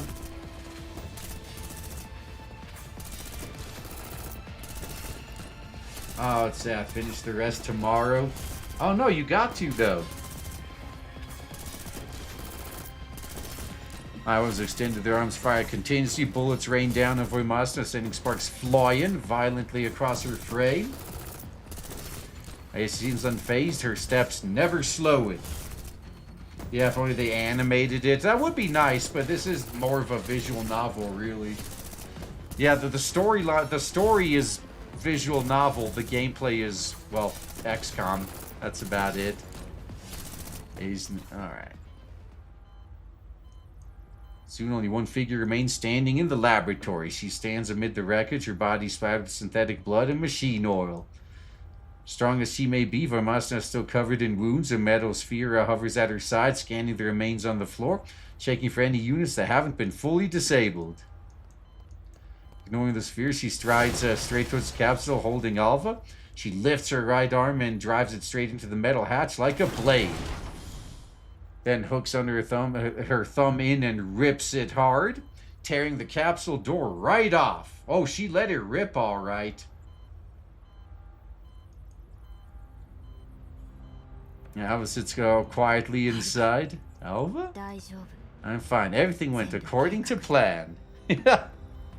Oh, she's everything went according to Keikaku. Translated note, Keikaku means plan. Whereas it's still soft, her eyes are razor sharp and fully alert. Vastina lowers her gaze to the cables and restraints binding Alva's frame. Having fought her way with sheer violence, she has now become careful and precise, slowly removing each restraint. Torn cables still sparking, sign to testify to the torment Alva endured while imprisoned. Oh, she was fine. She even buried her past. Wires snap with crackling pops. Oh, dude, this is Rice Krispies wires, sending sparks flying. Restraints tear loose and with ripping hisses falling to the floor. Soon Alva is completely free. The moment she regains her freedom, she stands up on her own without waiting for Vastina's help. No greetings, no visible relief. She just gently pushes Vastina aside to walk straight to the terminal at the center of the lab. See if there's any info left. The objective is crystal clear. If every step has long been planned, at this moment, Alva looks less like a rescued captive, more like an operative who has finally reached her target. Where's Helena? Alva extracts auxiliary digit from her hand and then draws the data cable from the back of her neck and plugs directly into the terminal. Motion is food, nothing like someone who just survived almost lethal neural attack, and far more like a hunter finally lunging for her prey. In the sewers. I told her to stay there. She probably didn't stay there though, huh? Sorry, she's gonna delete her search history. That's right. Yeah, you gotta make sure you do that before you might get captured again. Our frowns with some concern. Vastina keeps her eyes on Alva, running rapid diagnostics with her wolf eye. Once she confirms there's no severe damage, the tension of her body eases almost imperceptibly. It's safer there. And scans the room and locates the equipment stripped from Alva. Alva says nothing. Her eyes already flashing once more with the cascading green data streams. Also, there's a comms link. And $2 gear, she moves to her side and re-equips everything piece by piece as Alva focuses on copying data. Same time, supposed to a hovering metal sphere Helena gave her, indicating that it can serve as a communicator. The new class taking quite a hit. I don't recommend hacking at this time. Every second counts for us, and if I don't do this, there'll be no points to everything we've done. That's right, man. Gotta make it count. For Anja's sake. Learned more about the truth behind Project Eden. As expected, it's far more complex than we thought. I need to know more. And there's something else. They said that the engram of Anja's consciousness is still in Paradeus' database even now. Oh, that got her attention. Okay. That engram needs to be deleted. She deserves to rest in peace. Alva doesn't turn her head. Even as Vastina finishes helping her gear up, she remains fully focused on the terminal. Before their reinforcements arrive, before Igor returns, we must decrypt and copy as much data as possible. We still know far too little about Paradeus. Took me 2 minutes and 42 seconds to breach the building and reach this lab. They've had plenty of time to react. If we don't retreat in time, breaking out will be extremely difficult once that doll returns. I know. Better start uploading to the cloud. Yeah, Alva doesn't waver on the monitor before her. The data scroll mirrors her flashing eyes. The data here is critical. If we can send them out, even if we fall here, it'll be worth it. Understood. As no longer objecting, he heads towards the lab entrance that she has wrecked, crouches down, and begins setting traps.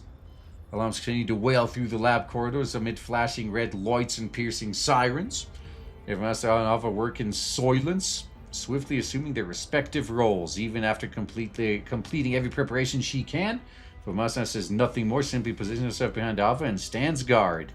She will protect Alva and fight for her decisions. In turn, Alva will handle everything else, pointing Vastina towards the path forward.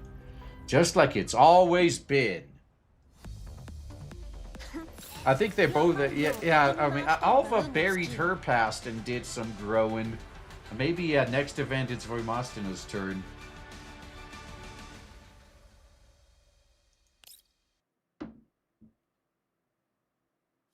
Hey, the guy with Freya, thanks for the raid there. You're showing up right at the end, man. Just got 2 more missions and a story segment left. And that's this event. Hours longer than the previous one, but been a good ride so far. Yeah, timing is terrible. No, it could actually be pretty good. You're right here at the climax. Okay, I just gotta eliminate all enemies. Yeah, at this point, I'm just, I'm using the I win buttons to clear this as quickly as possible. Yeah, let's go. This is just an elimination. This is easy enough. There's no wind. No other special effects either, so... This I should be able to do.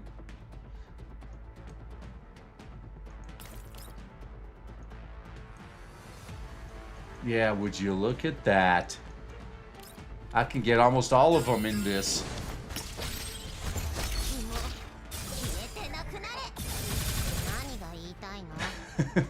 Damn. Dude, Linda's just wrecking face. Holy shit. Mekti can take the last one. Alright, everyone else can move forward. Nah, it should only require one more attack. Yeah, maybe this one can do it. Yep.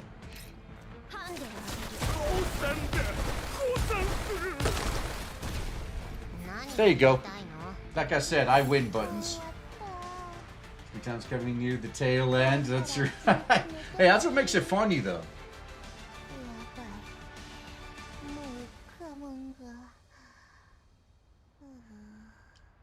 That's right. Go to sleep. Oh man, I gotta pull up the other feed here just to make damn sure it stays up this time. Okay, this is going to be the final fight of this chapter anyway. We're at the climax.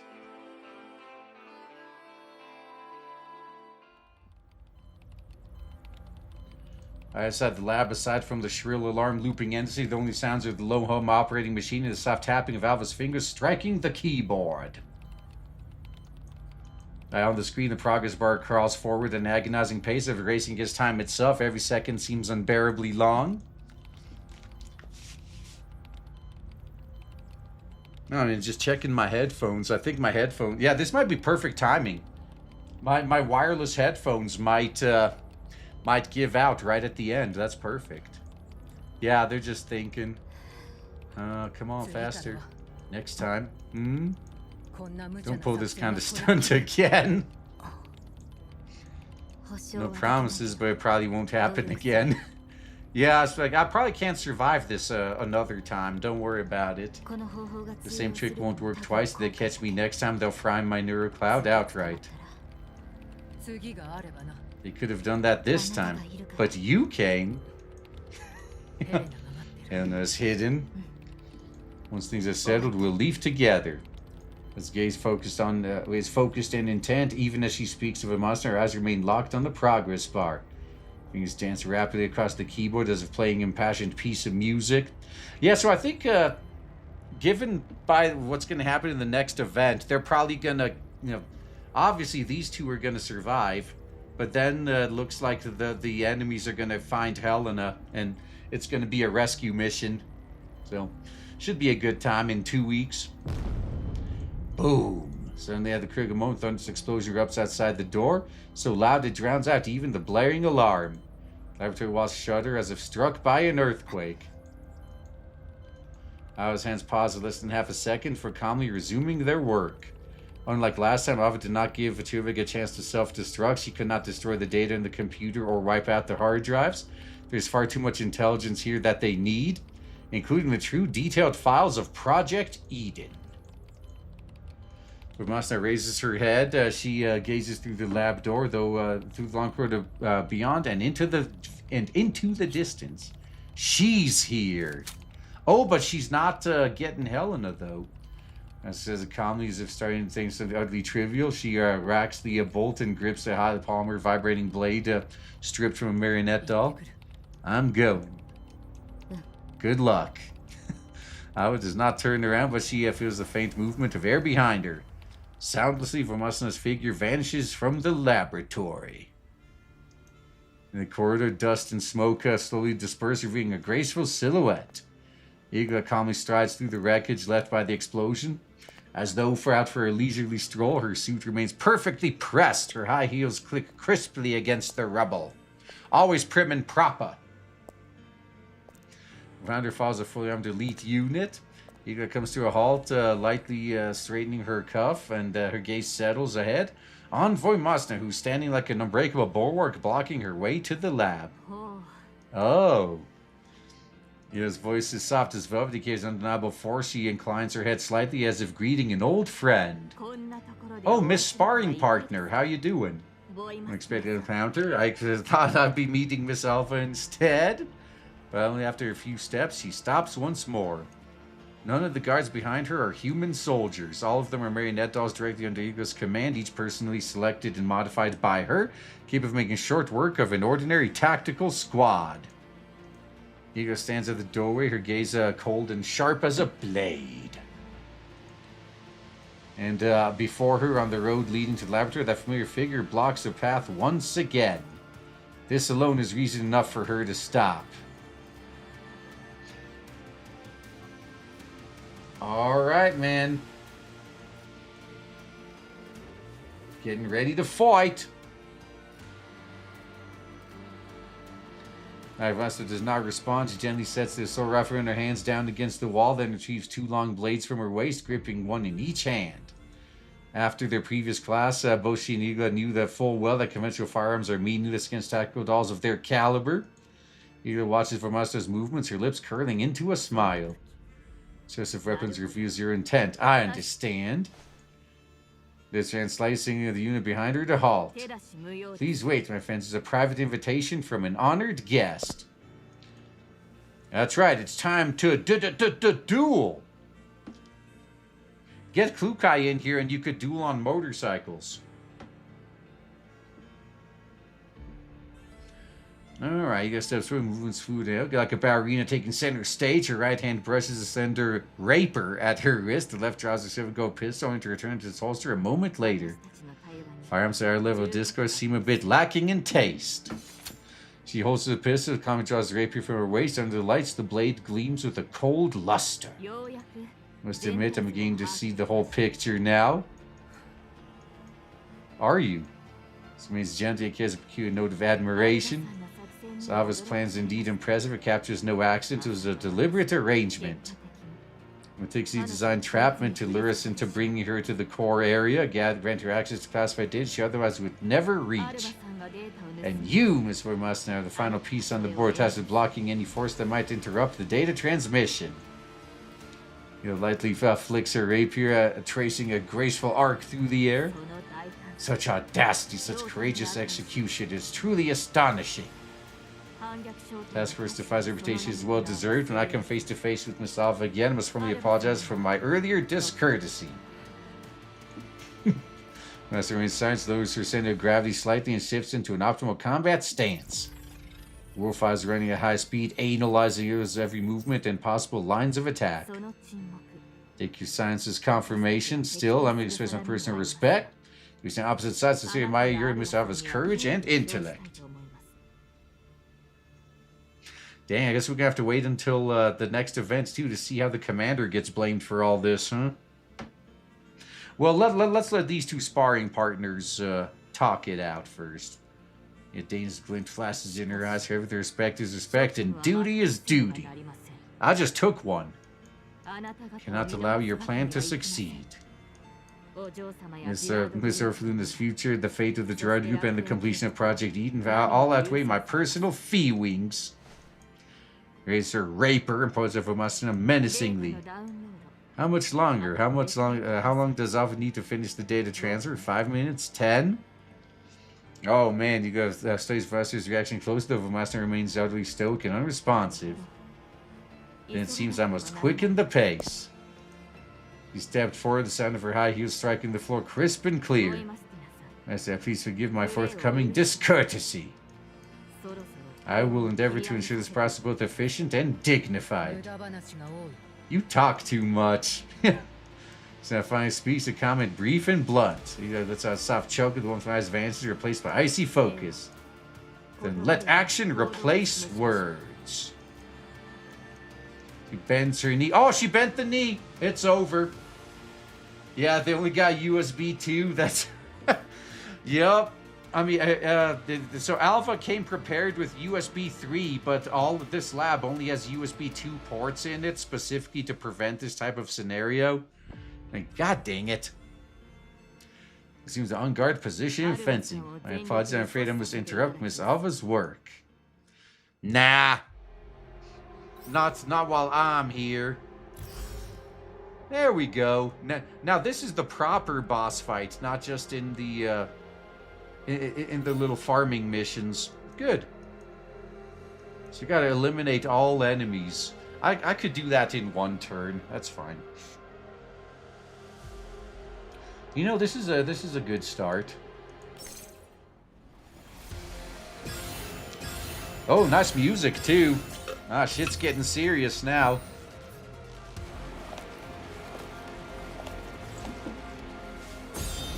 So you'll be my final opponent, huh?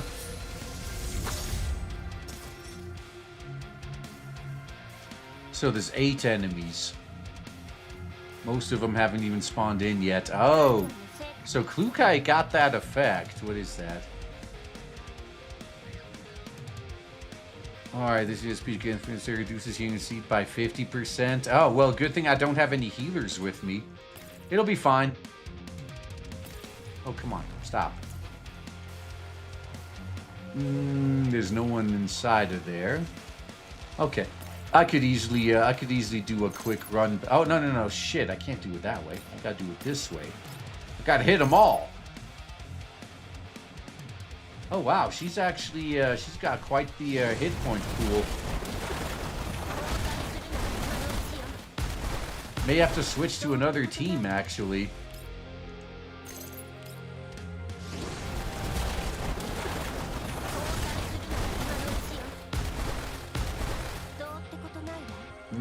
Yeah, those two are still alive, huh? Ah, you go here. Okay, now Mekti's got to go, so she can give her the corrosion weakness. Excellent.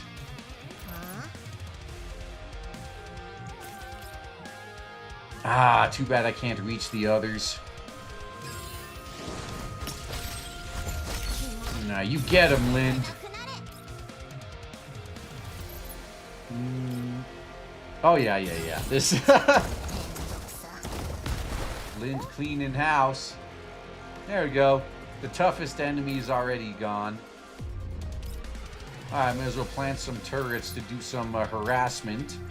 And then I'll pop the shield. That's going to be the equivalent of my healing, really.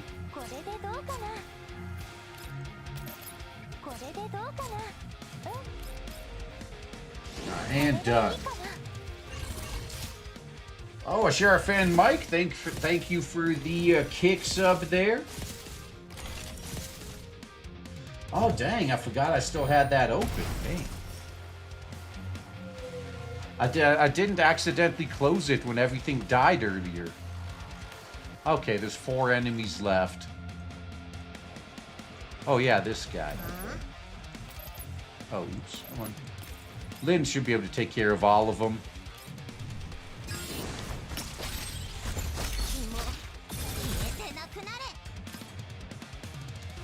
Ah, man, what luck there.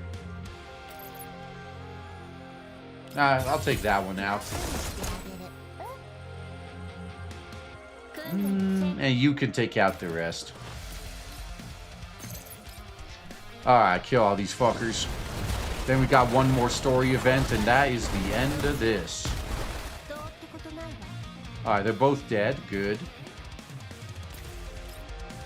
And finish him off. There's a long stream.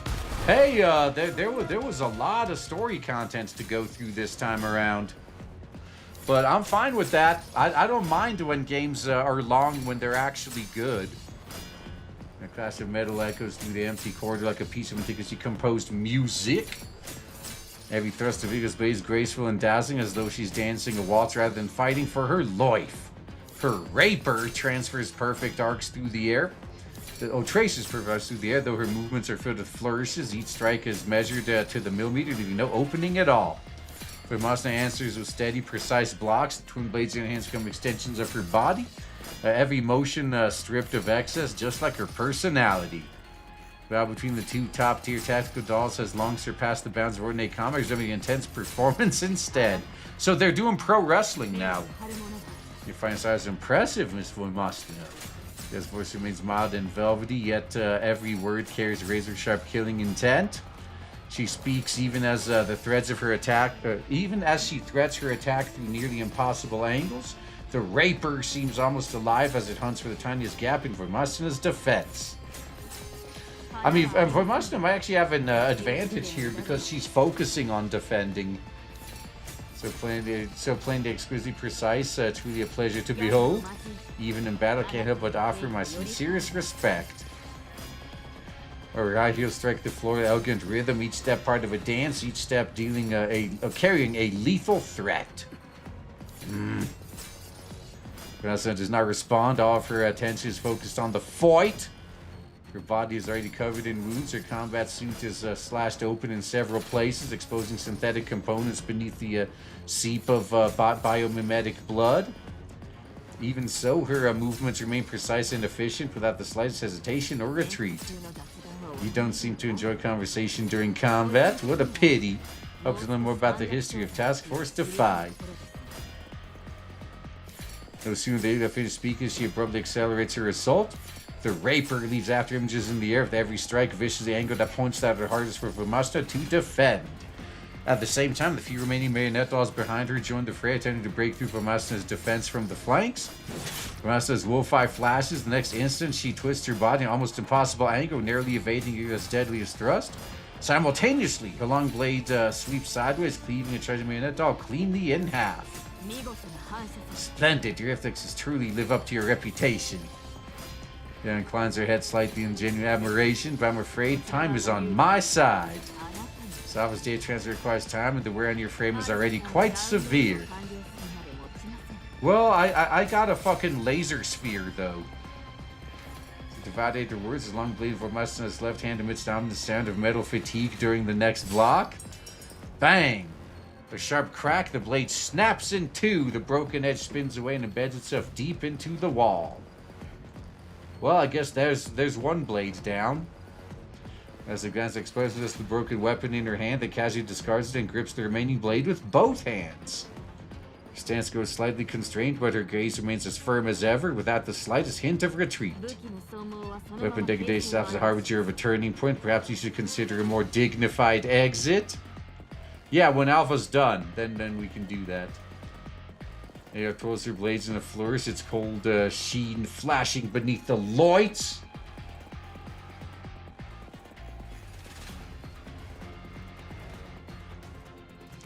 Her posture isn't hurried, as though she holds complete control over battle. Of course, I fully understand your duty as a guardian, but sometimes recognize reality is also a form of wisdom. You're the only one left. Nessa answers calmly. Gaze sweeps down the court. The marionette dolls under U.S. command have been almost entirely annihilated, leaving only a few that are barely able to move. Taking pride in your accomplishments, indeed something to be proud of. I feel I start any further, but you seem to have forgotten, even if I'm the only one left, the outcome will not change. I will win, and then I will give my regards to Miss Alva personally. As for you, you'll become just another line of data in the Girard Group's archives. You think so, huh? I mean, I happen to know I'm the next banner character, and I'm going to be joining the Elmo, so... I hate to break it to you, but I won't be dying here. Well, that's the eyes, Eagle. You really are strong. As strong as me. Yeah, you got quirk eyebrow. I think a surprise crossing your eyes. Rather unusual way to evaluate yourself. When Dr. Shaw first created me, there was no doll in the world stronger than me. We both have terrible personalities. In that sense, we're the same. That's the words of common definitive, not boastful. She's merely stating facts. Interesting observation.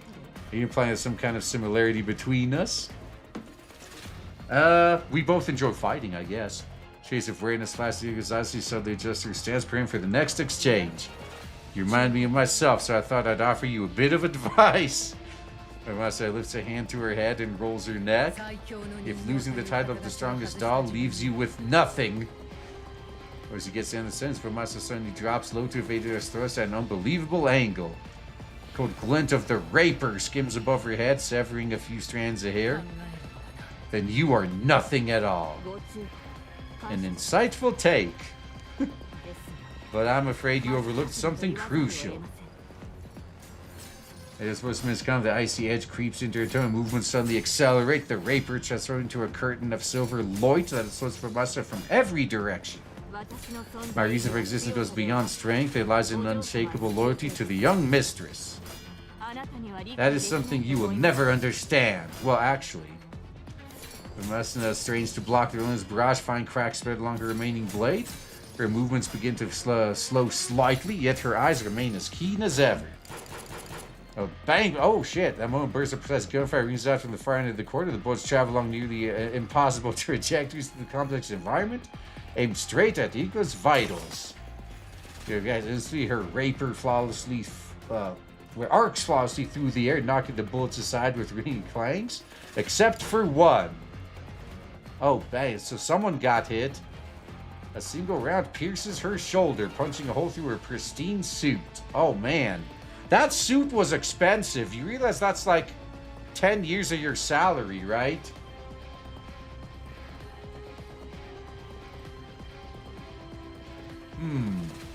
Yeah, Igla's movement falters for an instant. Disbelief flashes across her eyes before hardening to icy fury.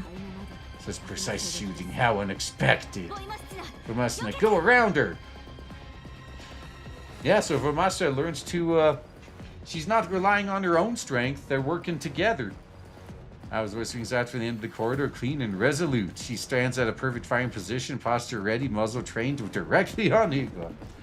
At the slightest hesitation, Vastina turns and sprints down the corridor at an extraordinary speed. I'm afraid I cannot allow that. Well, you're gonna have no choice. He's about to give chase and notices Alva's muzzle dip slightly, revealing several smaller devices on the ground, blinking with red light.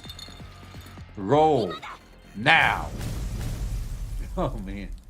Chain of explosions erupt instantly, turning the corridor into an inferno. Smoke, debris, shattered concrete surge from all sides, engulfing Igla in the ruins. How rude. When the dust comes in, his cold, resolute voice, the thunderous crash, piled up rubble is hurled aside by immense force.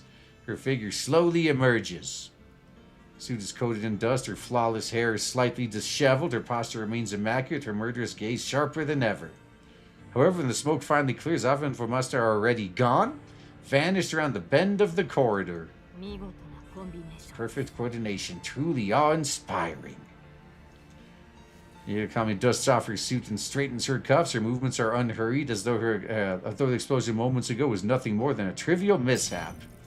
Starts to communicate at her ear, a voice cold and composed. All skewed units enter full alert immediately. Retreating targets are extremely dangerous. Do not allow them to escape. I want this entire building under my surveillance.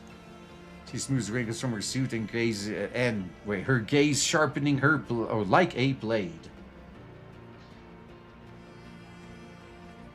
Uh-oh. That's gonna get dangerous. I will have this resolved complete before the young mistress's dinner time.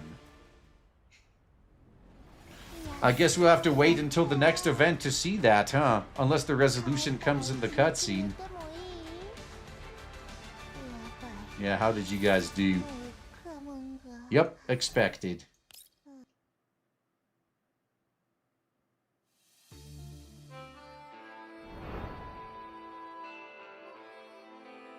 Oh man, actually, yeah, long time no see. I mean, didn't I see you like a few days ago? I mean, I guess that might be a long time. But yeah, I'm doing great, man. Just spending some time actually enjoying good content while everyone else is complaining the industry is dead. I mean, yeah, you could cry all you want, I guess. All right, final story segment, man. We're done, man. This is the end. Yes, I knew it was gonna pivot to another area. A luxurious suite, German stands before the full height window, looking down at the nightscape of Lviv. Oh, are we gonna see his true form again? His fingers drum the window frame lightly, his eyes flashing with apparent anxiety. After a moment's hesitation, he walks to the sofa and sits down and produces a specially modified encrypted communicator from his inner pocket. He enters his long, complex password and dials a number. The call connects almost immediately. Mr. Ovi, care to explain your actions? Oh, legislator. Which part are you referring to? Yeah, see, she's smart, by the way. Whenever someone asks you a question like this, you always need to make sure you get the specifics, because, like Jeff Foxworthy said ages ago, no point. Like, you don't want to confess to a crime they don't know about yet. That's it. Teasing what's going to communicate, light and buoyant as she's letting him in on some inside joke. I suggest you stop wasting both of our time. I'm not in nearly as good a mood as you seem to think. Don't be so snappy, legislator. I was only trying to help. Your draws play if he cares a pointed undercurrent. Help? By help, you mean pulling one of the mission targets out of the research institute just as my people were preparing to move? You knew perfectly well that compared to killing the disobedient Orphelune, the third-gen doll was far more important objective. The line suddenly goes quiet. Don't you hear his faint breathing? Can be heard. You're the one who approached me in the first place, asked me to invest in Project Eden. I assumed you were a close cooperative relationship. And this is how you repay me? So was the mission a success? What? Of course it failed, and whose fault do you think that is? The Orphelune is still alive? Jim is suddenly a loss for words from the other end of the... comes an exceptionally exaggerated pearl of laughter. Even without that third-gen doll assistant present, you still couldn't eliminate a pampered young girl whose hands have only ever touched lab equipment?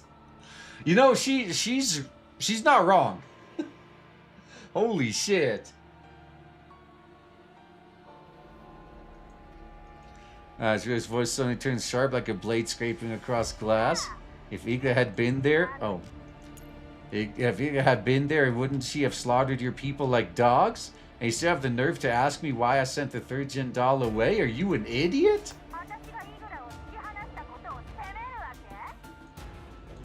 No comment. Zimmerman's a speech about barrage of insult to venting rank, which Rick smoothly slips back to her usual teasing tone. Time I bought you wasn't meant to be wasted like this, you know, dear legislator.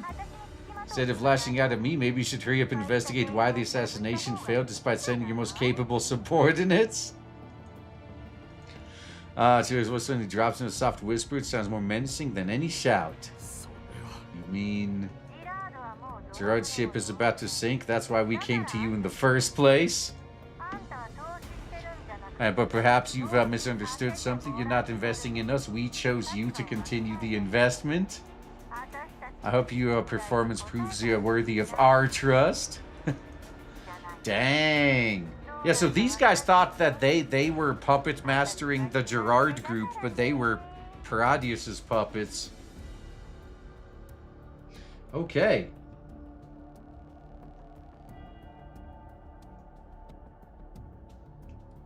What's that? It just says a kidnapping of Helena will spare Voy and Alva. No, I think they're going to be fine, regardless. The clock goes off abruptly, leaving only a burst of harsh static.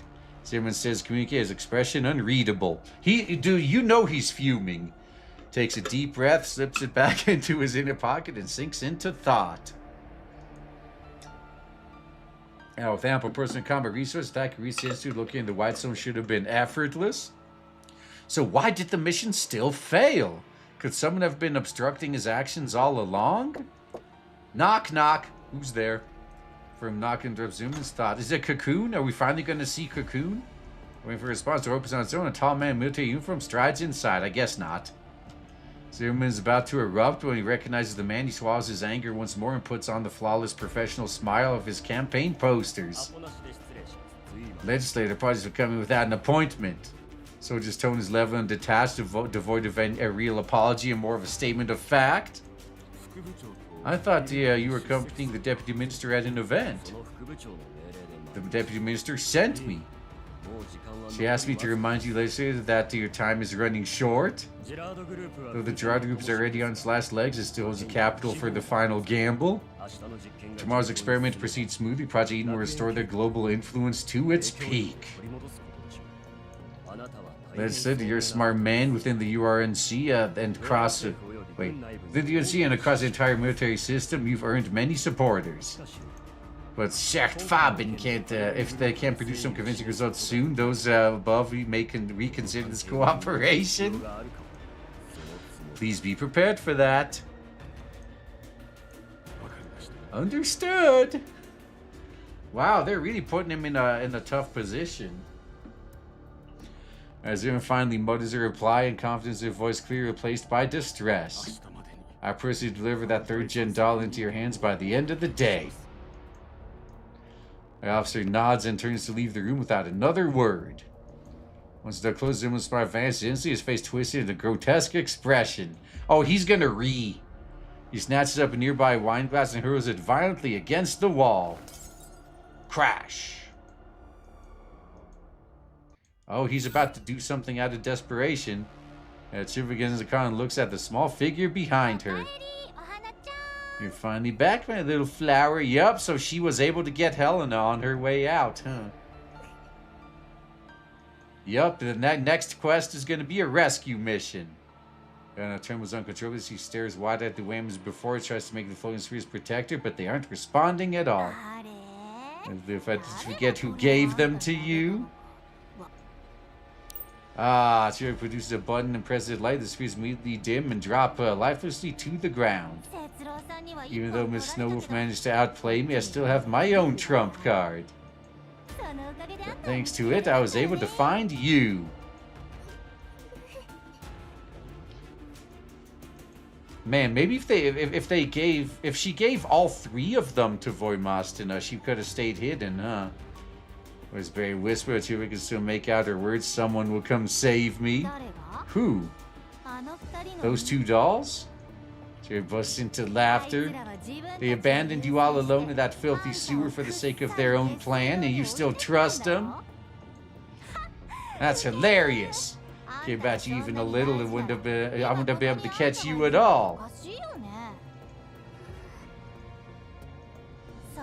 Also, you've thoroughly enraged that third-gen doll. I bet they're getting beaten to a pulp right about now. Are you sure? Alright, my dear, it's not to such play as things come now. The reason you exist in this world is about to appear. Yes, next time it's going to be the Project Eden arc, huh? Hurry and get everything ready. Faced with the absurdity, with this absurd and bizarre wham, Sona's body continues to shake under control, but her fear doesn't last long, because her consciousness soon succumbs to darkness. Alright, man, we're gonna have to rescue her next time. That's right, you know, can you say you spend your free time on these games? No, these ones don't get story updates often, but when they do, it's like at least 3 hours long. Often longer, as you can see. Alright, let's gotta buy some shit. Alright, there's nothing new in the safe house, obviously. You have to collect an entirely different currency next time around. I mean, it doesn't really matter what order I get them in. I'm going to clear the shop anyway.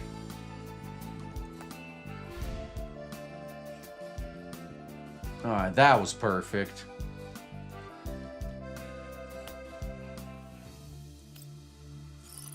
Alright, yeah. Oh, we made it! Yes, I wanted to check that.